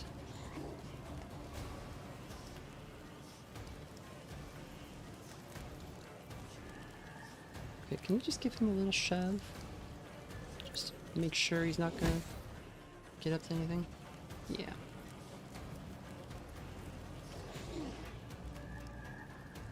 And like we can't just kill these guys because killing them is going to impact our oh god, you're dying. Yeah, kill yourself.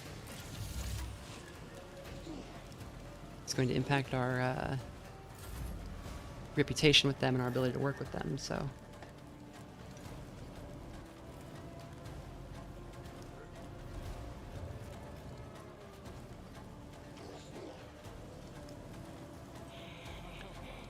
Hey Mara, run to here, and then just dash out of there. Just keep going. Don't look back. Don't ever look back. And you're healthy. Is there anybody we can shoot that would be a good idea? So the Mechanicus guys have a thing where as long as their armor is, as long as they have any armor rating left, they get huge bonuses that stack up every single turn. But if we get their armor to 0, it doesn't kill them, but it greatly debuffs them, so.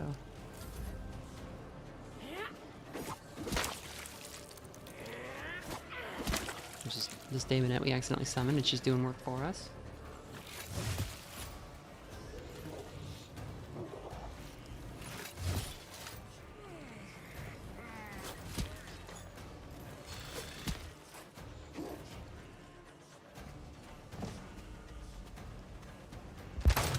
Even the tools of the Inquisitor.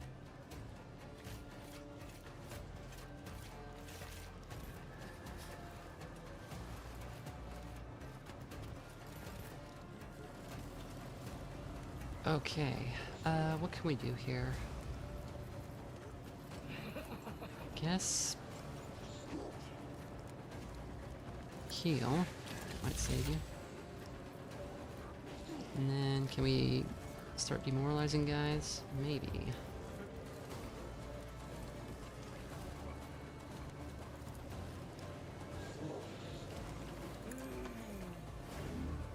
So he's now at -5. Could try to blink somebody's armor down. Is he out of range? He is out of range. Ugh.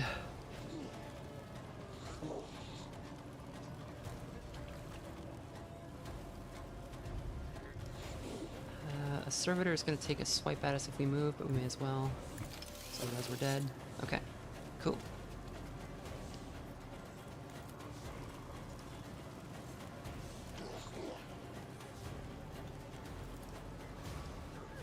Anybody else with morale we can ding? I'll give somebody an extra turn. Nobody in reach. 5 cell. 1, 2, 3, 4, 5. Yeah, he's just a little too far. There's an ability that increases the range on that, and it's so good in Rogue Trader. Let's stun him. Yeah, concentration's broken. He's not going to do whatever he was going to do. I'll take it. Epion, just continue dashing to safety. Don't ever stop the dash.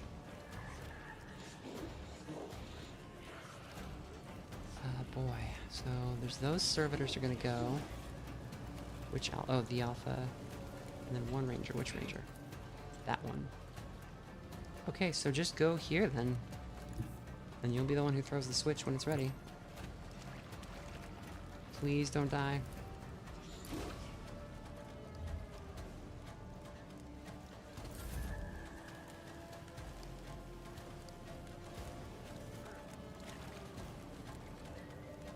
Oh, Cog, we're gonna need you to fight this guy.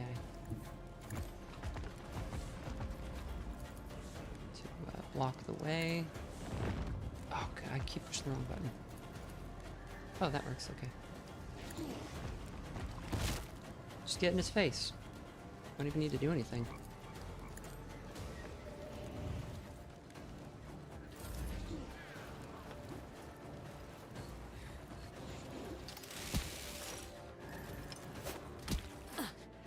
I can withstand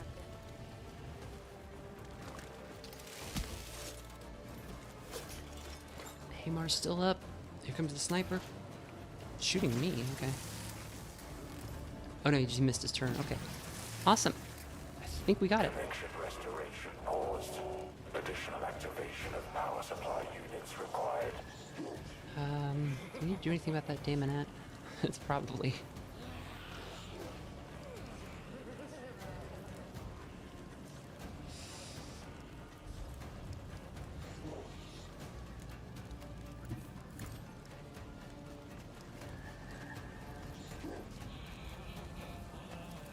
Laser her. It's just too far. Yeah, just chill, man.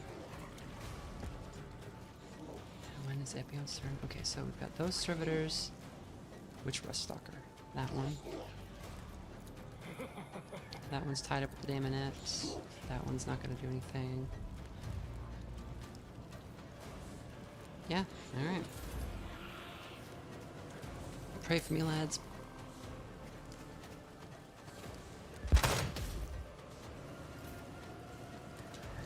Hey Mark, can you push the button?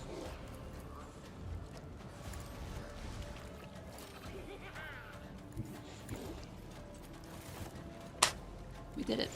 The operator of the Alpha Arm confirms connection is restored. Resetting elimination protocols. Transferring control to the Fabricator General. Fabricator General Cartesiarchus Hecatus Prime on the line. Servo Congregator Cycle reorganization completed successfully. Detecting physiological integrity of security units. You have exercised commendable caution in handling property of the Adeptus Mechanicus. Authorizing reward. Your biometric parameters have been recorded in the Registry of Reliable Laypeople. The Registry of Reliable Laypeople. So we could flash our sigil, but it's a good idea not to do it unless we have to. What in the name of the God Emperor just happened, and who are you? The layperson exhibits provocative behavior characteristic of lower social strata. Okay. Requesting identification data. I am an acolyte of the Holy Inquisition. Your security units attacked me.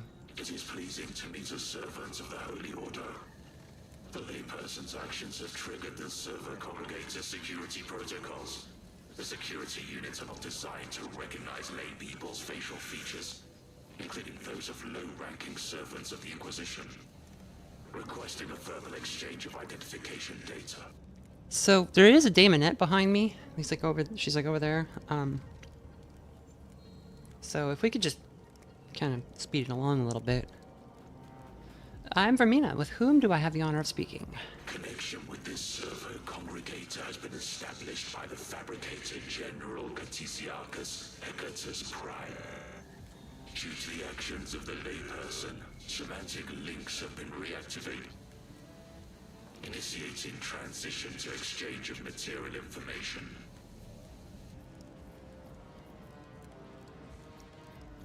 I found this servo skull at the excavation site. One of yours? Prior to the loss of communication with the Ark, this Servo Sentinel was lost during a reconnaissance mission in the Hab Zone. Proposal: return this unit to the fold of the Machine God and receive gratitude.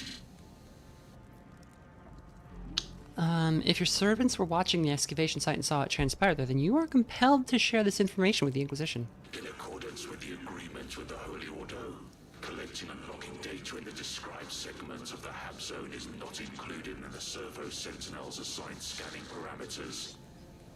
Hypotheses formulated. The unit in question had veered off course, whereupon it was exposed to the subjugation protocol. This conflict has been deemed insignificant and will be archived, Alright, well, it's your skull. authorizing issuance of gratitude. Layperson, the value of your physical integrity is now equivalent to that of a standardized MX/18 Sigma circuit board. Rejoice. So this is why the Mechanicus is my favorite faction. They're just like guys that, like, who got left on Mars for a really long time and turned technology into a cult, and by their belief system a bunch of really funny things are possible with Imperium technology, because there's no AIs, like no strong AI like you would see, because that's there was a bit of a Butlerian jihad, but they do like pray to the machines and computers that they use, and this has caused spirits to manifest within them. Registering numerous defects in the servo-cranial module. The damage matches that caused by the impact force of a primitive blunt tool, typically employed in the barbaric tactics of local bandit groups. Hypotheses formulated. Unknown individuals have violated the integrity of the Servo Sentinel and used it for their own worldly ends during excavation. May the Omnissiah punish the unworthy. I found a mutilated body in the vicinity of the congregator. Did your sentinels see anything? The data archives contain a pertaining information. Hypotheses formulated. Several Servo Sentinels did not return into the fold of the congregator before the sacred machine entered hibernation. In the absence of Servo Sentinel data, the probability of retrieving the required information is close to zero. However, considering the possibility of the Servo Sentinel's return, it is not equal to zero after all. The body had traces of Electu filaments, but there was no limb bearing an Electu anywhere in sight. Do you know anything about this? Sanctioning cooperation with the layperson in recognition of maintaining the integrity of the security units. Processing of the congregator's data archives. Complete. Data collected by the Servo Sentinels. Analyzed. Sort item. Located within the temporary storage. Initiating the exchange protocol. Also, the Admic believe in like a system that seems similar to Catholicism. They believe in like a holy trinity of the machine god, which created all matter in the universe, and then the motive force, which is similar to the Holy Spirit, and it is what causes all things to move and work in the universe, like I think all energy and just like everything. And then the Omnissiah is a worldly incarnation of the machine god, who they believe is the God Emperor. There's evidence that might be nonsense, but who knows? And their big thing is like they just want to do work, and it is partly because they are like formed by engineers, but also because they are they've replaced so much of themselves with machines. Like the guy we're talking to, he's not just talking weird because he grew up in a weird culture. There's also like, this guy is like probably 60-70% computer. So and the way he's talking, he might actually be like integrated with these systems in like ways a human couldn't understand. Okay, so I need access to the encrypted data. Show the arm. Submitting counter offer. Access to data will be restored on the condition of shared utilization of acquired information. Yeah, that's fair. So begin the decryption. Expressing desire for similar continued cooperation in the future. The data extracted from the Electu is deemed to be of research interest. will be transferred to the jurisdiction of the Genitor Order. Okay, the janitors are like, as it sounds, they're like, I think they're like the guys who are like responsible for cloning and gene mods and stuff. They like work on like biological machinery, as I recall. And it's funny, this guy, he seems like really like scary, but he's being very nice. And expressing desire for similar continued cooperation in the future. One of the mechadendrites detaches from the tree and interferes with, and interfaces with the Electu. Yeah. Your security systems are interfering with the local tribe's hunting. I would like you to authorize their presence. The layperson is conducting dealings with the Xenos. Fact recorded and archived. Request for service. Approved. Justification. Preservation of acceptable operational status of the server congregator's security functions. The clan is granted sanctioned access within the security perimeter of the sacred mechanism. And yeah, a lot of this stuff somebody's talking about, like the computer, or their mom used to be the tech person at a middle school. Yeah, you talk to any tech person and they'll talk about, like, if you've ever heard the term the ghost in the machine, that's not from Ghost in the Shell. That's from like the idea that sometimes computers do things that just don't make sense. And the more you get to know about them, the weirder they get. To the point where, like, I have learned things about C++, which I work in every day when I work on Cataclysm. I have learned things about C++ that I didn't know that are like madness and are like core to how it works.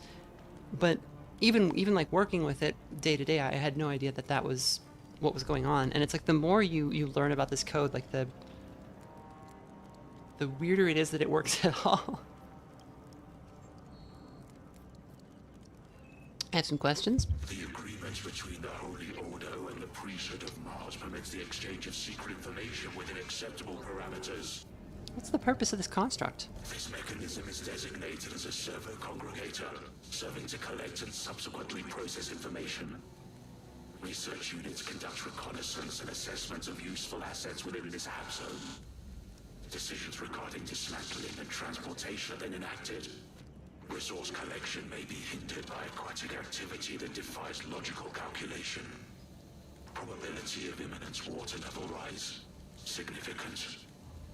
Timely restoration of servo congregator functionality by the layperson would enable the Adeptus Mechanicus to mitigate collateral damage. What can you tell me about this place? Environment conforms to standard hive hab zone.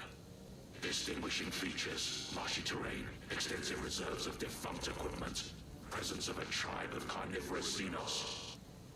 The existence of the Marisportum settlement and its inhabitants is negligible. That's clear enough. Communication is being prolonged, insistently proposing its termination. I'm not gonna say this because I don't think he already did help us. And we gotta kill this thing now. Okay, I was wondering what was gonna happen with that. So that whole conversation happened while like there's this demonic battle raging behind us.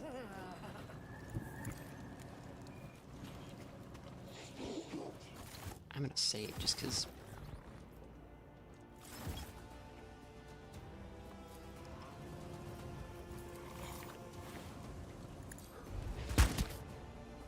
Two damage. Great.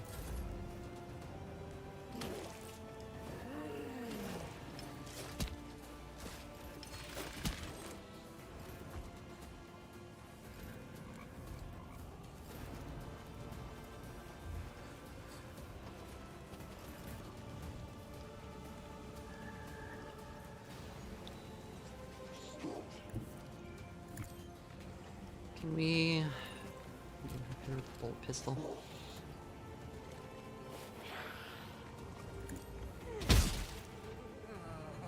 Okay.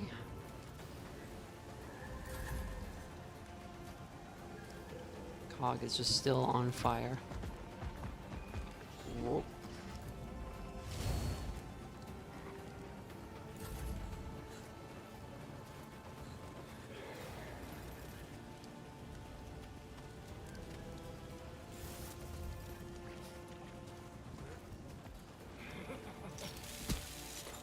Hey, don't...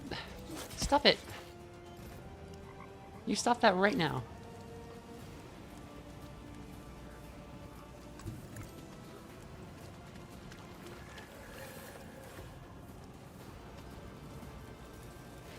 Don't have line of sight. So just chill.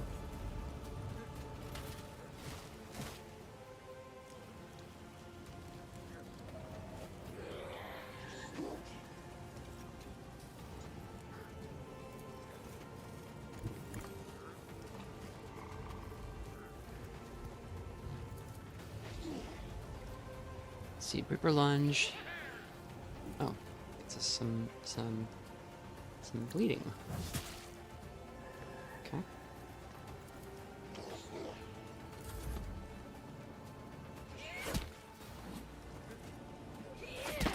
Ugh.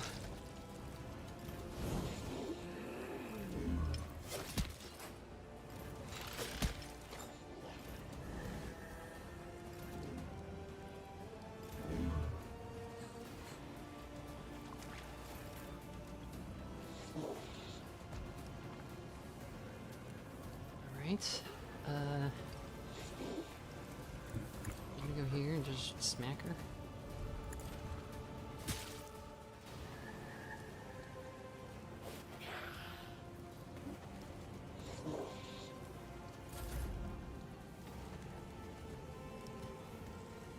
Can rev up the Chimera. Way.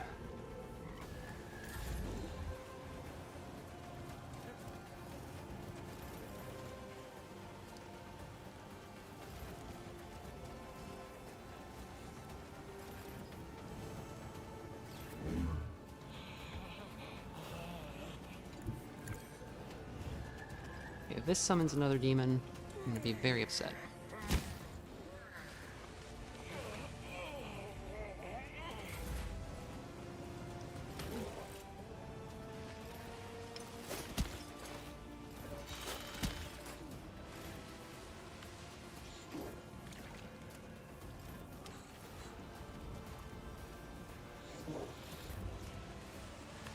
Do they have hooves? No, they have feet. They have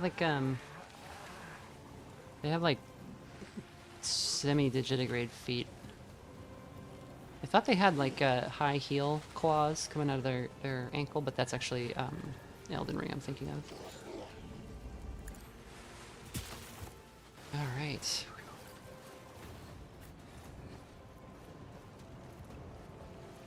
Hey, we leveled up. Okay.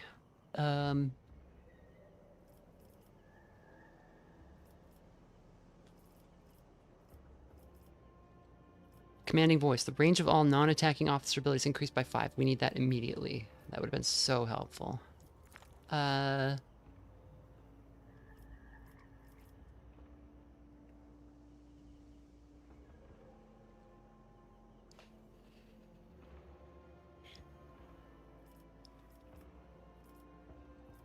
Dome of Entrapment.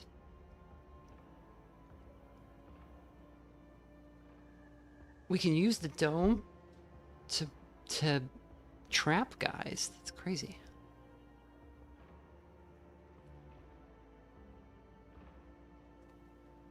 This turns this turns a sail into a cone.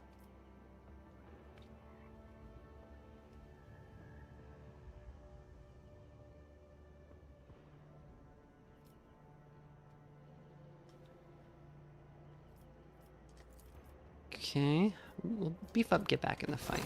The officer abilities are really useful. So that just gives our officer, like, get back in the fight. It, like, picks people up if their morale is low. So. If an enemy enters Epion's melee range, she may automatically use her Surging Scalpel's Claw Strike ability against that enemy for 0 AP. That's pretty good. Oh, but we wanted the Grenadier training. Yeah. Alright. That one makes her area attacks not hurt our allies.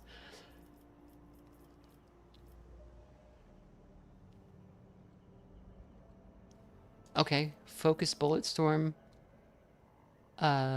hits twice without a damage penalty, or overwhelming reduces their morale.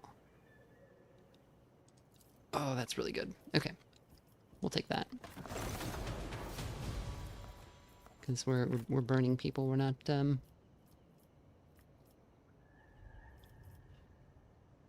last shot in a burst deals plus 11 times rate of fire damage. That's great. I'll take it. You can take the double bullet storm without, or the double fire without a damage penalty. That's good.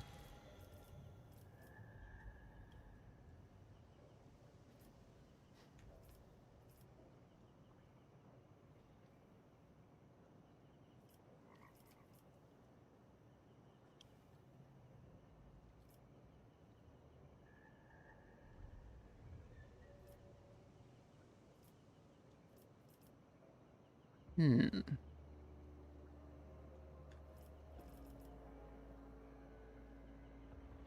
15% more damage with psychic powers and solid projectile weapons. Is that all psychic powers?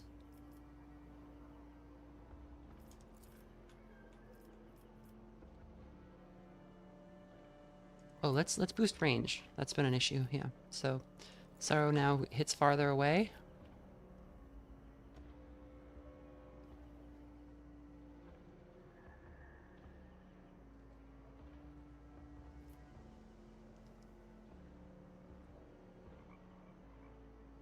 This would make, when we use Blaze Weave, this would make them slowed down, which is really good.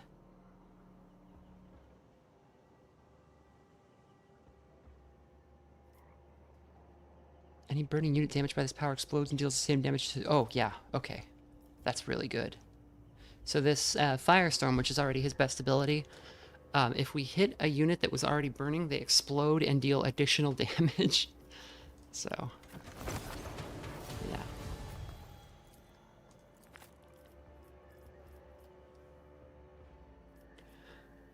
The warrior's first melee attack on their turn except charge does not spend movement points. That's pretty good.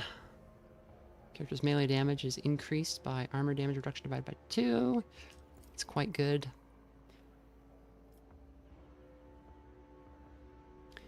Cog can move through cells occupied by enemies smaller than him, dealing 12 damage to them. He just run over, yeah, so he can just crush guys now. Just step on people.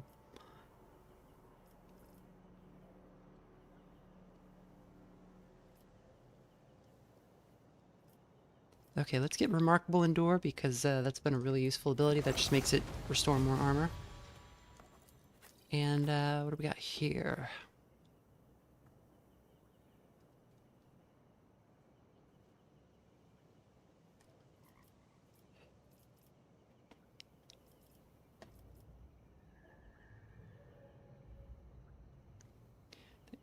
Character's next precise attack made after a psychic ability deals plus 12% damage. It costs 1 AP less. Character's precise attacks ignore 15 damage reduction in defense. Yeah.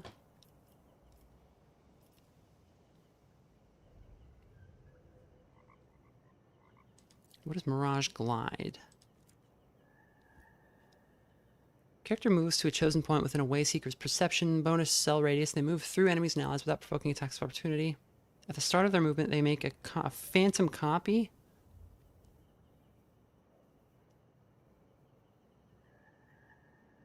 Or he could just, like, pull people over to him. Okay, I was wondering, like, what was gonna be great about Larthier. It looks like he's got a ton of movement abilities that are really good.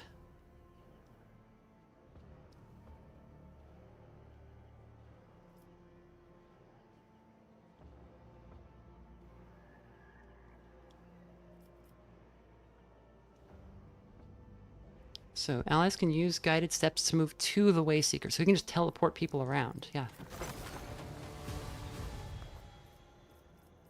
That's awesome.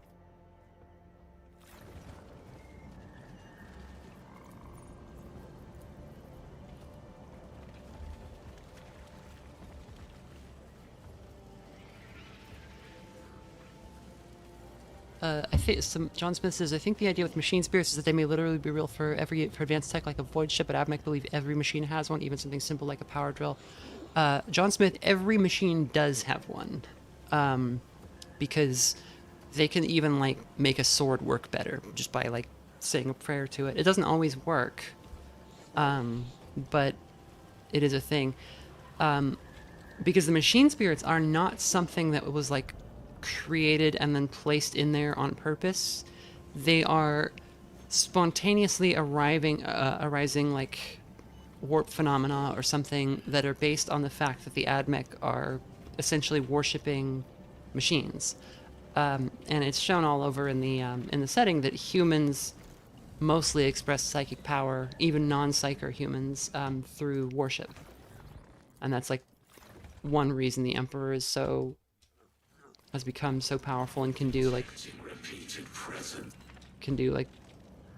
crazy miracles and stuff. He's also a really powerful psyker, but like the Moving. just like the Sisters of Battle, who are not, they'll have somebody who's not a psyker suddenly through an act of faith perform something that is obviously a miracle that like you couldn't have done otherwise. And that's just like how humanity gets it done.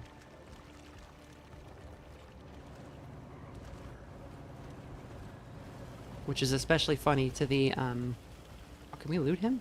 Oh, we can. What's he got? Oh yes, so there's a Magos biologist in this game. Don't know much about her, but she is a character. A galvanic rifle. Yeah, it's cool. Does anybody else biff it that we can loot?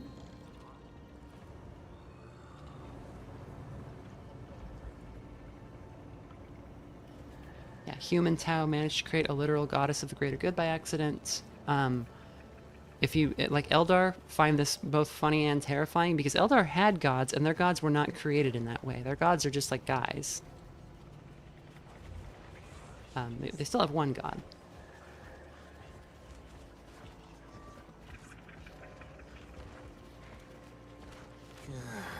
Okay, let's drop a save, and then let's tell the Flesh Shaver that we fixed the Iron Tree situation. Come to trade knowledge. About the Iron Tree. Have you tamed it?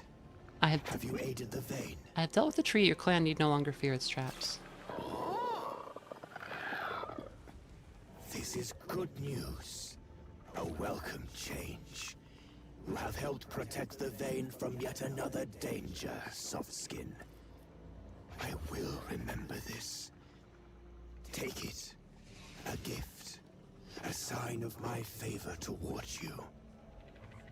But machine spirits are funny because they're not all just warp spirits like that just kind of arose because people believed in them. There's also like some of them are fragments of old AIs that are surviving by hiding. Some are like literal ghosts, some are demons, they could be all kinds of things. Or just, weird code that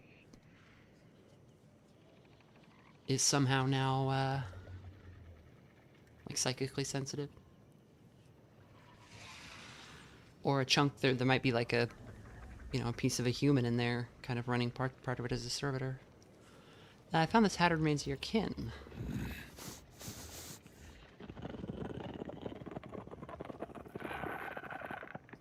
Why do you carry the flesh of those of my blood? This is wrong. Their strands belong to the vein. Return them now. Yeah. The soft skin respects the vein's customs. The vein will remember. John Smith says, I meant like pre-existing machine spirits in the way Admech conceptualized them. There's no one thing that is a machine spirit. Like that, there's no... and they're not just in technology, they're just like everywhere in the world. It's an animist religion, where like every rock and tree could have a spirit, but they're in tune with the ones that are specifically regarding human technology. But they do believe that they're elsewhere. Guarding Rufinus. I found Rufinus in the swamp. He was brutally killed and dismembered. So that is the way the leaves have fallen. Oh, a shame. He definitely The did it. honored Otvaka was a fine warrior. He knew much, respected the Vane. Who or what do you think could have killed him? My brother was displeased with my attempts to build relations with the Softskin. He did not trust him. He believed the Softskin sought to uncover our weaknesses. The Vane's hunters look to grow Arctic. They follow his example. But they would not dare to attack an honored Otvaka, to defy me. Alright. Question about your clan. The clan. We, the Kroot, call it the Vane. The Vane has lived on this planet for several generations. We are mercenaries. Each of us is a born hunter. We carry out tasks where others fail to adapt. Where do you come from? Our Vane came from the Spinwood Front long before my brother and I were born. It wandered across many worlds. Shaper Ruktar struck a bargain with the Otvaka, but our roots grow from the nest world of Peck. I hope that the hatchlings of our hatchlings may one day return home and bring back good strands. How'd you end up in the Merisportum Sectoris? We once lived elsewhere. The Otvaka called it the Solaris Sectoris. The Vane fed well there. There was much work. Then came Otvaka warriors from the Fusilier pack, and they set the whole Hab zone ablaze. Holmes, other Otvaka, my blood. We were forced to migrate. We consumed the weak and infirm, gathered our belongings, and left for the tunnels, seeking a new roost. The Fusilier. We wandered for a long time before emerging into these accursed lands. They of my blood were starving and threw themselves at the first flesh they could find. It was the Otvaka who lived in fabric dwellings. Then we began eating the softskins who wore a second hard skin over their own. You call them divers. And then Lone Eye came and made war upon us. We had to retreat. That was when I went to Lone Eye and proposed a pact. We would eat only those Otvaka who lived in the swamp, and he would not trespass on the roost's borders. He agreed. That is the way the leaves fell, and that is how we lived. Found human bones and Fusilier buttons in your camp. Did you eat the guardsmen? Do not blame us for what was not I'm our not blaming, I'm doing, just Otvaka. asking. We consumed none without permission. It was different. 3 generations ago, on the Spinwood Front, our Vane made a pact with the softskins of Scintilla. You call their pack Fusiliers. Together, we waged war in the Calixis sector, and we fought fiercely. For this, we were allowed to dwell beneath your great roost. Yes, it was fine at first, living at the bottom of the softskin roost. The Fusilier Shaper sent us strong warriors from his 33rd pack. We consumed them, grew stronger, and fought for you. Then, times changed. We were given less work, sent less food. Then, a pack of Fusiliers came with fire and death to burn the softskins. And with them, our roost too. The Vane was forced to migrate. The softskins betrayed the pact. And we remember this. But we keep the bones of the honored warriors who nourished the Vane, to honor their memory. Such is the story of the Vane. This is the way the leaves fall, yes. We could press him like we have a problem with that, but we get it. It seems like pretty standard calculus of war type stuff. You and your brother clearly have disagreements, but you worked well together in battle. One distracted the enemies, the other led the retreat. Croak and I are children of the same strand, bound by the same fate. We may hold different views, see different paths, yet saving the Vane is our greatest purpose, and this we never forget. This is how our lives are woven. This is the way the leaves fall. Yeah, let's change the subject. Let's talk about the ritual of the roots. The Tick Vane is ready for the ritual. Soon, the roots will reveal themselves in the Awakened One. Alright. We'll speak later. I'll come back and talk Walk about upon. that. We gotta talk to the guy who's looking for his wife. Where is she? Where is he? The burn pile, I think. Yeah, here we go. Okata! Have you seen her? I found this amulet in a crevice out in the swamp. Did it belong to Owlcat? Yes. She never took it off. You have kept your word, motherfucker. And so will Scrut. Take this. For good hunting.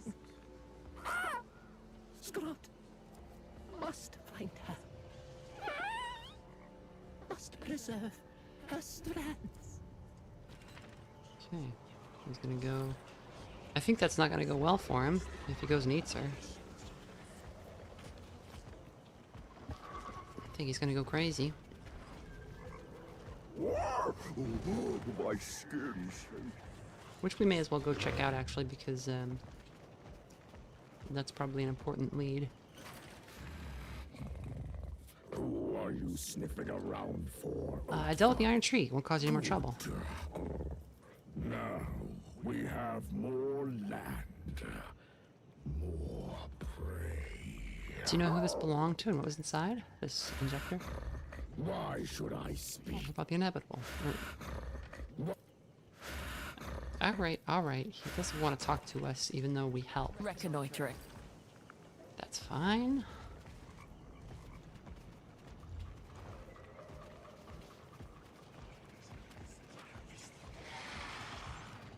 Yeah, alright, we'll go see the results of this, telling the guy where his wife was. It's over here, I think.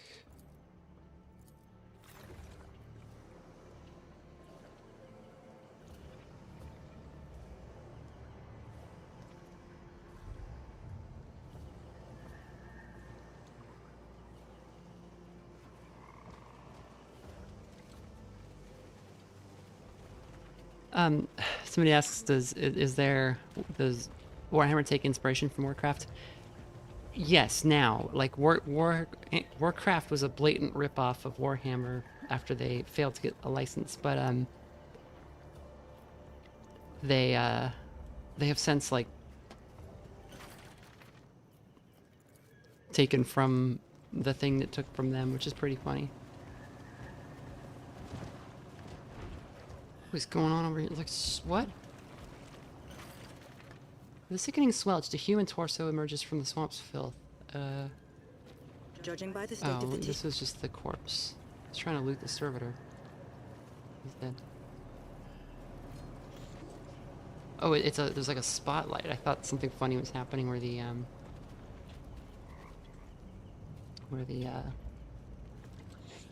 demonette died. Here we go.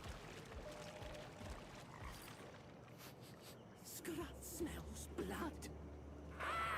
Her blood.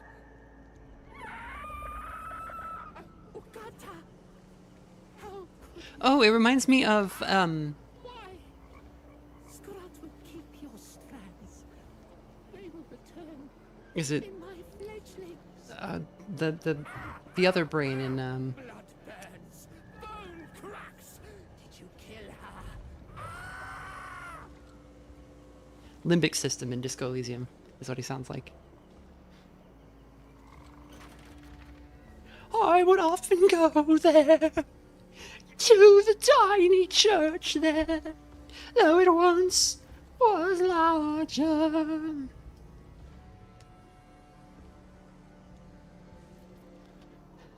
I will give you just one chance to explain yourself, Zenos. What just happened? The blood burned. Scrot could not resist. Did not want to. Okata's flesh ignited fire within. But why? Scrot does not understand. Time to go to work in the shit factory. What's wrong with your mate's flesh? It smells of Okata, and it does not smell of her. Strange.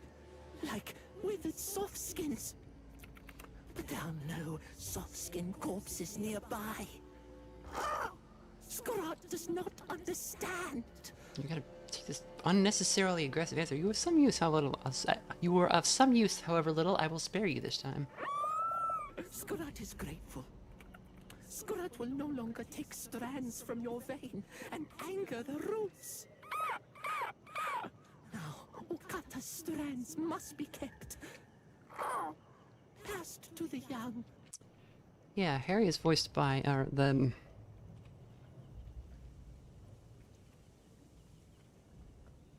that is Mikey Goodman does the voice of both of the brains.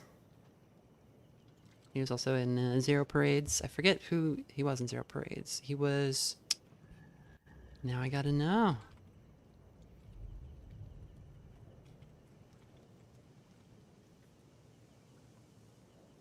He was Vespar, yeah. Virtue. And the Sun-Touched Man.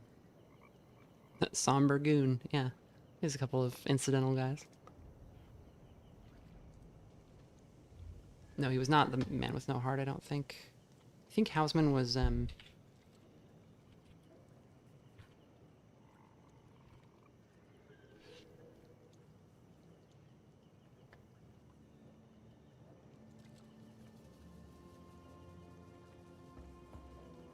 see, does the wiki say? This wiki doesn't say.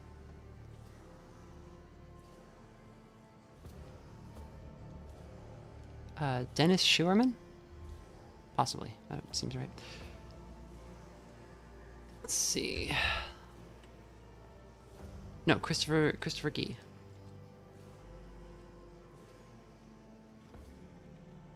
Yeah. Okay. Doesn't have any other credits, it looks like, so. Even Xenos know how to honor their own. Apologies. I was distracted. And she seemed very sad to see that. Okay. Oh, insert the finger of the severed hand into this hole. You gently push back the index finger of the severed hand, meeting the slight resistance of rigor mortis. The finger slides into the hole easily, leaving pieces of skin around the opening. For a second, nothing happens, but then the electro on the hand glows brightly, and you smell the choking stench of burning flesh. You jerk the hand back and see a grid of charred grooves forming on the finger. Did that do anything?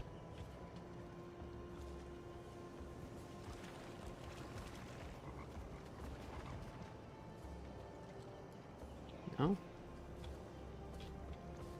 This area is very mysterious. Oh, was that maybe a way to, like, decode the hand without uploading it to the Mechanicus? That might be what the case is.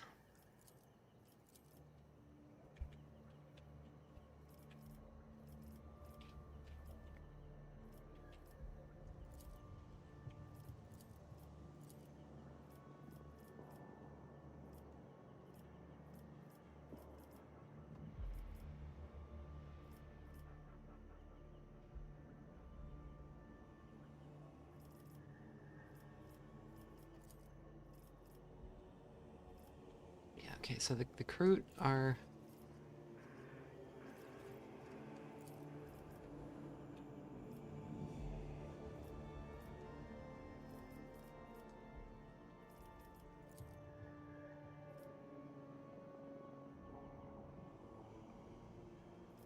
Yeah, we already formed that hypothesis.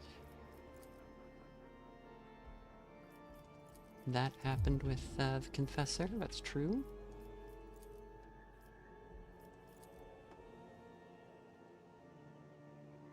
Divers' bodies have been stored by mutation, so we could blame the divers, call the divers mutants, but that isn't relevant.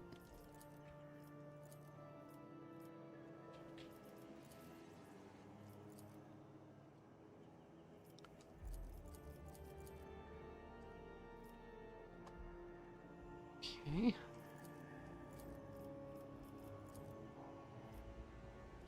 The Gargessum-infused flesh of slain Kroot can induce madness in their kin.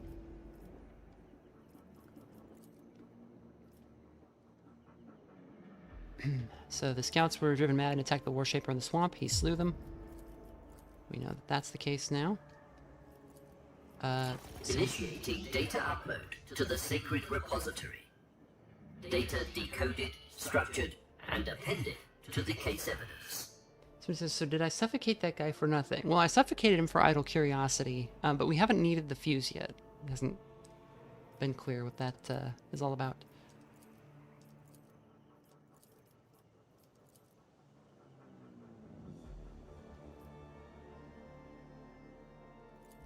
Okay, the agent tended to the outcast Kroot, the one that's following us around, to learn how to earn the favor of the Shapers of the Kroot clan.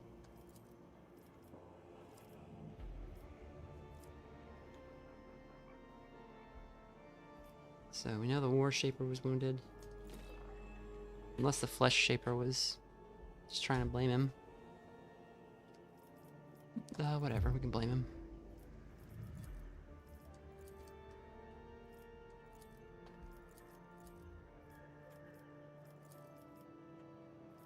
Okay, things are starting to come together, it sounds like.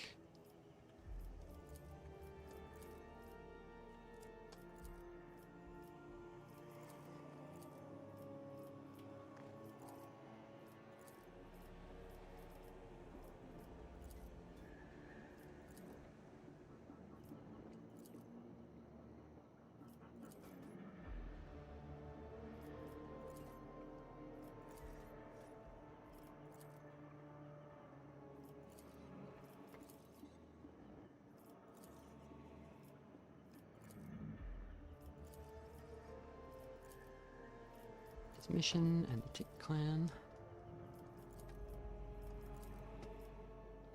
The agent died while carrying out a holy mission against the enemies of humanity. That's true. It's true. Okay. Yeah, we can leave these guys alone now. Moving. Does the solitary crew have anything to say? Move on. Okay, and I guess we could just go look at the ritual now. Go observe the ritual.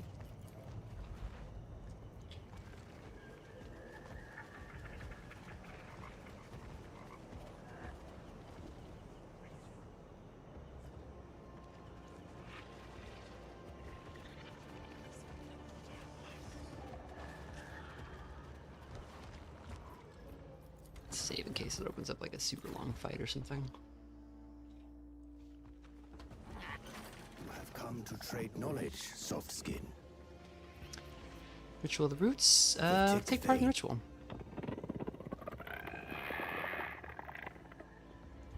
You have not walked long with us upon this branch of trials. But the wisdom of the Roots is eternal. One becomes an ally of the Vayne by proving their worth through deeds.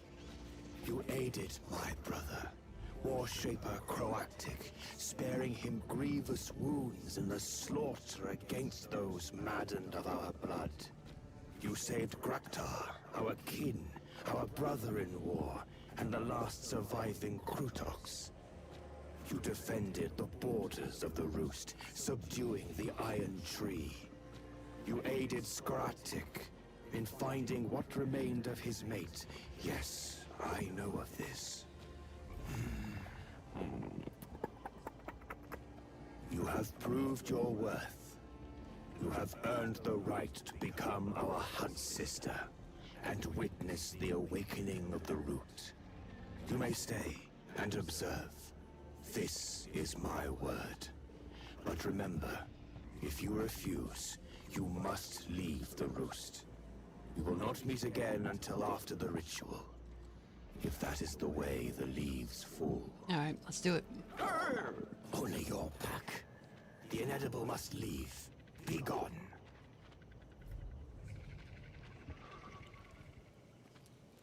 The inevitable's in my pack now. I've accepted it and I want it to be able to observe as well. Cunning soft skin. Very well. Let it watch. But now the inedible is part of your pack, and you will answer to the vein if anything goes awry. Come with me, Hunt Sister. I will show you the place prepared for you.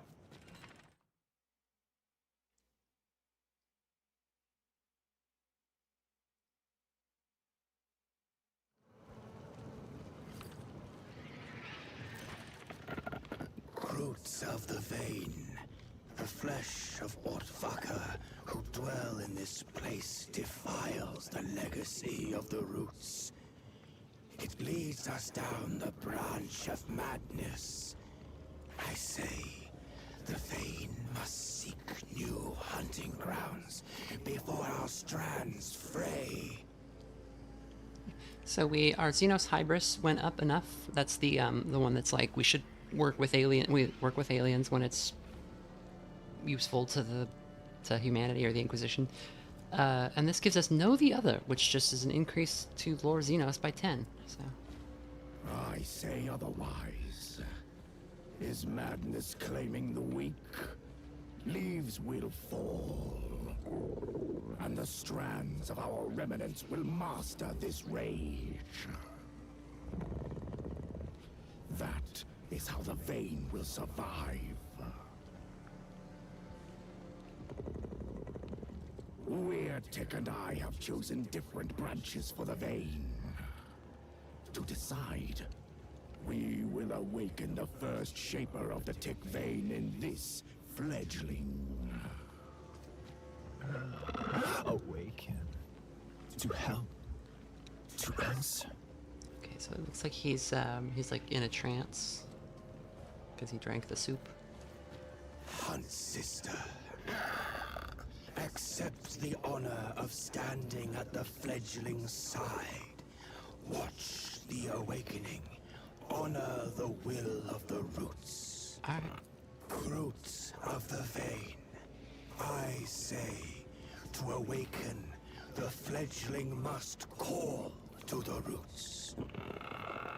He must witness his past, battle his prey, and taste the prey's flesh. The water of memory will help him to relive. The water will unlock the gate of Chinook's memory. Look at the water. The barrel exudes a heady smell, nauseating yet tantalizing at the same time. Watch in silence. Remember, fledgling, awaken your roots.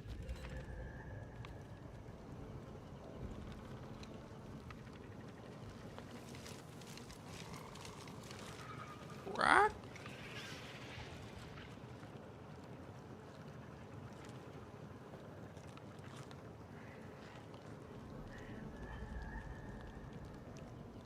Drank the blue soup.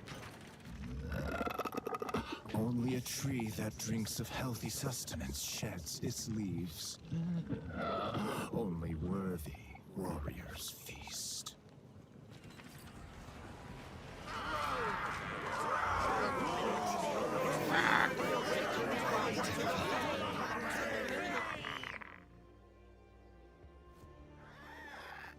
The roots favor us. The wind hand carries the first Shaper's words as before.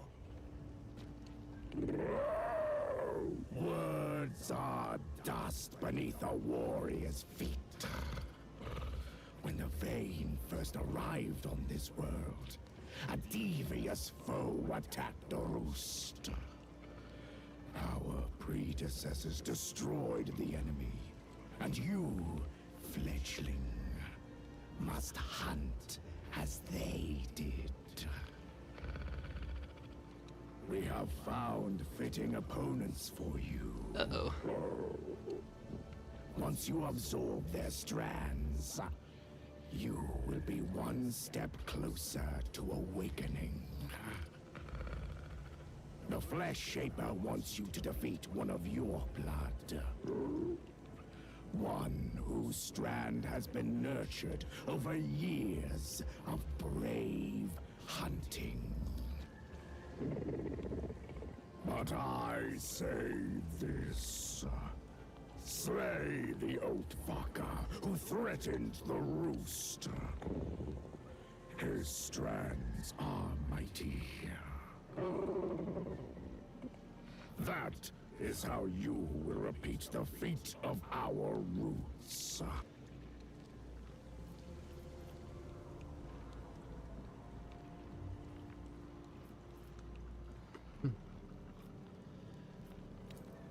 You wish to kill a human in my presence? Somebody threatened their clan.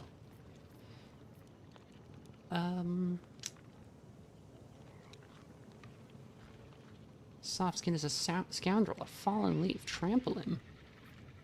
I'm not gonna tell him to kill the inevitable, or the inedible. Let's let him gather his thoughts. Shapers. Now I know who is to become my cue.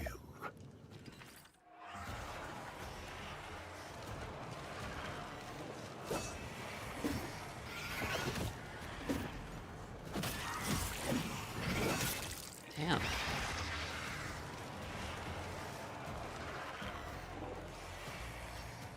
The warrior's feast.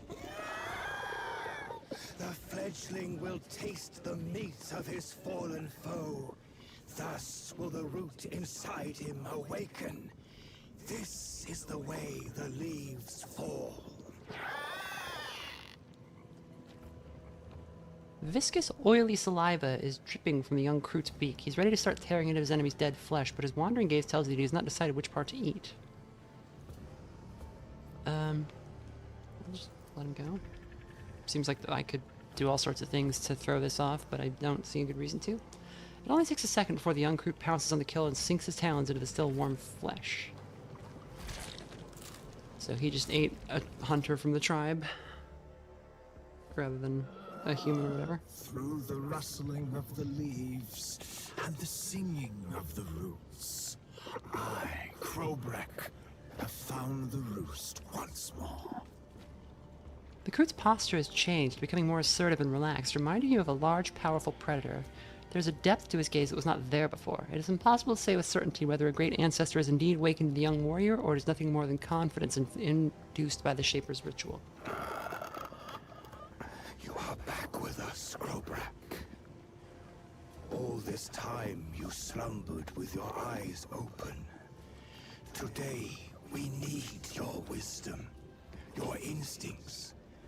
Today, you will decide which branch the Tick Vayne must follow.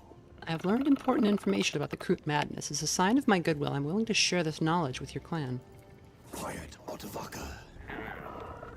You are a guest, an observer.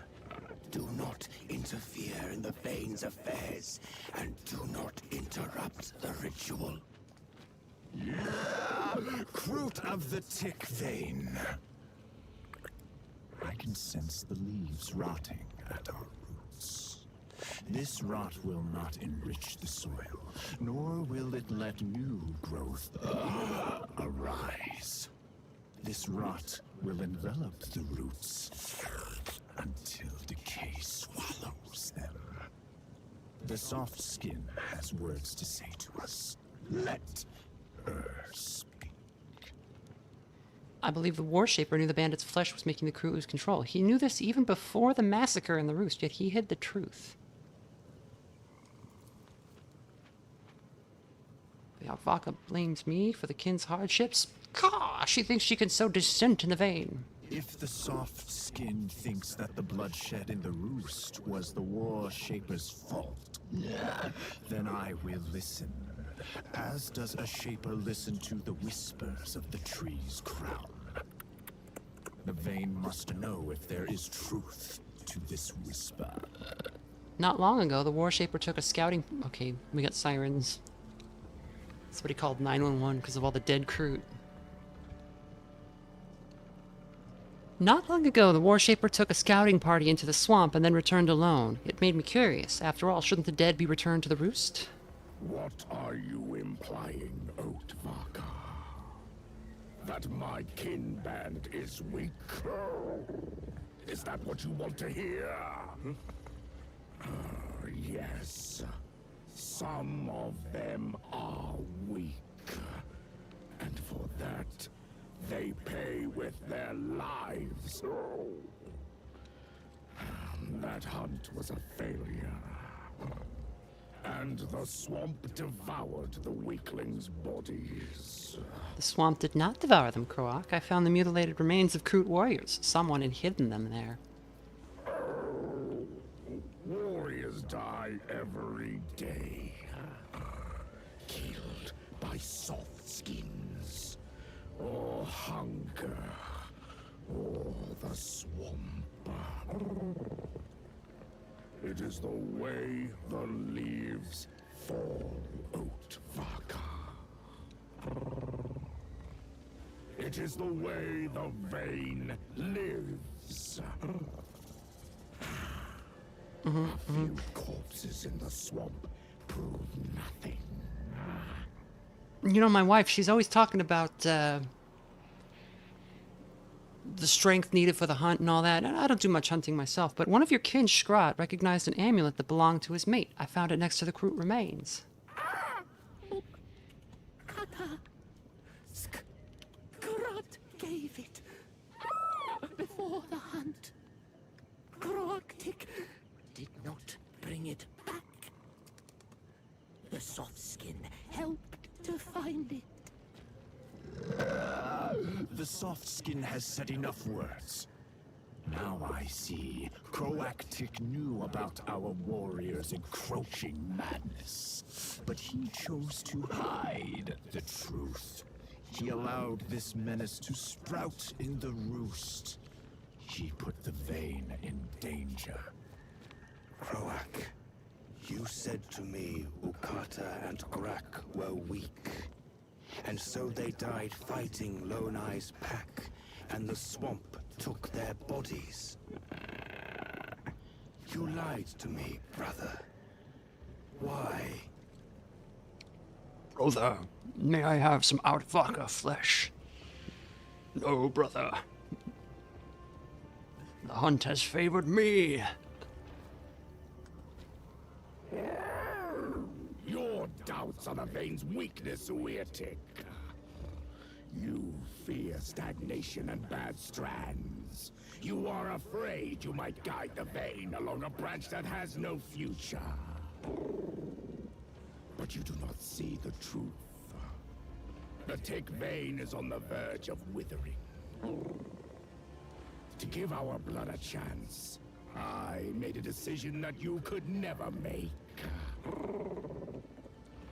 I let our rage weed out the weak. The strong would adapt. No, brother. I have seen what happens. I have seen what happens when the Warshaper takes our hunters to the swamp of no return. Softskin, is there more you wish to say to the vein? Interesting. You should listen to your flesh shaper and leave the mere sport of Sectorus. The Warshaper's right. The weak Kroot will die in this place, but the strong will adapt. You should remain here and feast on criminals. This way you will survive and do a service to the Hive.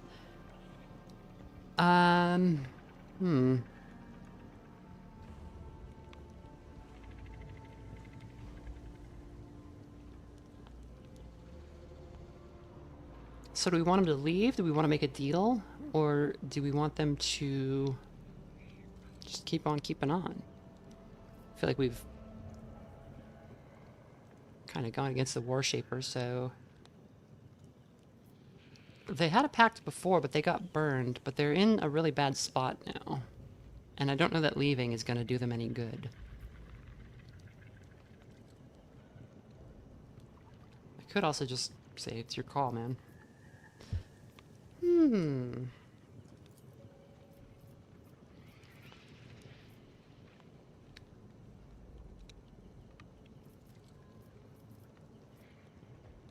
Yeah, make a deal.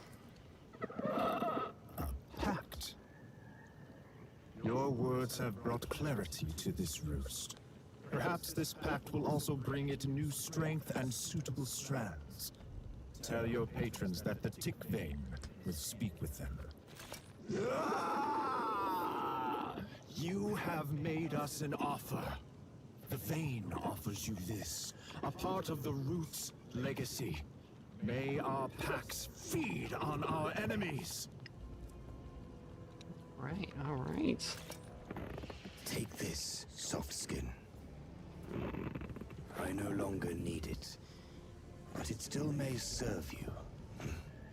No more burdens of the past, only a path toward the future. This is the way the leaves fall. A military form from the Scintillan Fusiliers with a brief but clear explanation of how the Kroot are hired on Scintilla. The section on food provision looks especially worn.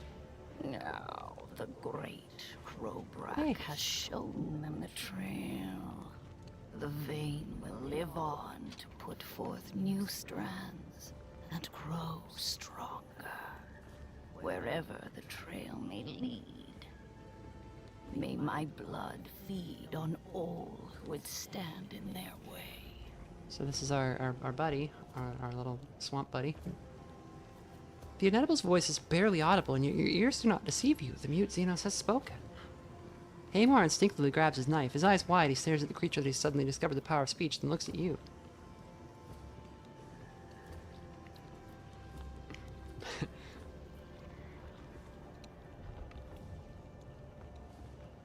Well, look who's finally decided to speak up.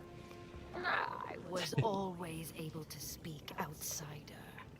However, the voice of an Inedible is repulsive to all in the Vein.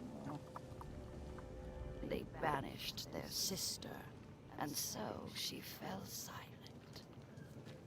But Crowbrack has chosen a new branch. The Vein strands will change, and those whom I called my blood are now strangers to me. Oh, there is no point in honoring the words of those to whom I no longer belong. Not even as one who is inedible. Intriguing. Temporary aphasia caused by a cultural phenomenon rather than organic damage. My name will sound again. My name is Ra'akti. Well then, hello, Ra'akti. Why do you greet me again? We already know each other. Soft skin. Is your kind so obsessed with words that you would repeat them over and over again? Why did your clan banish you? Grub, you cannot... Grub is causing problems. I ate forbidden flesh, the flesh of my sister. She opposed the Vein's will and challenged the Shapers. When she fell, they condemned her body to oblivion. I could not let her strands perish, even though they had declared them unfit. By absorbing them, I doomed myself to banishment. Oh, the stupid... I don't know why, but this, my external hard drive frequently, like, makes a super loud grinding noise. I may have been named Inedible together with my sister, but now she is together with me, inside me. The bird on Ra'akti's shoulder lets out a shrill cry, and the Kroot gently caresses its rough feathers. Oh, the ritual is complete. The Vein stirs. Outsiders are no longer welcome in the roost. Come. All right. Got a new buddy. That's the official title in the Inquisition is a buddy. Inquisitorial buddies. What's going on with the Here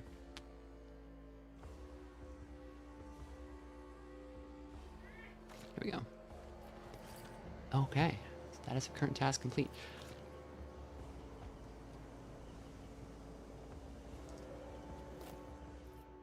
Swamp picked. The pic shows a hooded individual secretly watching a recruit carrying a net with bloody contents into the swamp. Something glints in the human's right hand. That was just sitting there? Conducting analysis to identify visual similarities. Let logic guide us to true conclusions. Okay, and that just kind of tells us that we were right.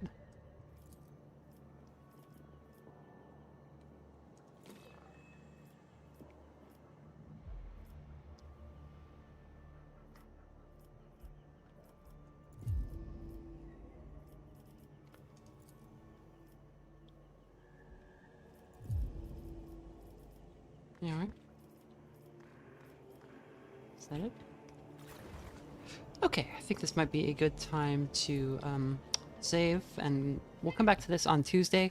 I'm going to do, I said this at the start of the stream, I'm going to do Tuesday, Thursday Warhammer, and then we'll do In Stars and Time on Sunday. So I will see some of you Sunday, hopefully the rest of you Tuesday, maybe all of you Sunday. That'd be wild. Grub really wants me to stop streaming. She's done with me being on the computer and not paying attention to her. So I'm going to go cuddle with my baby and play toys. Yeah.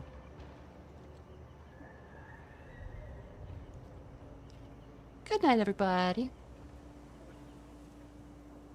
That's Grub. Bye-bye.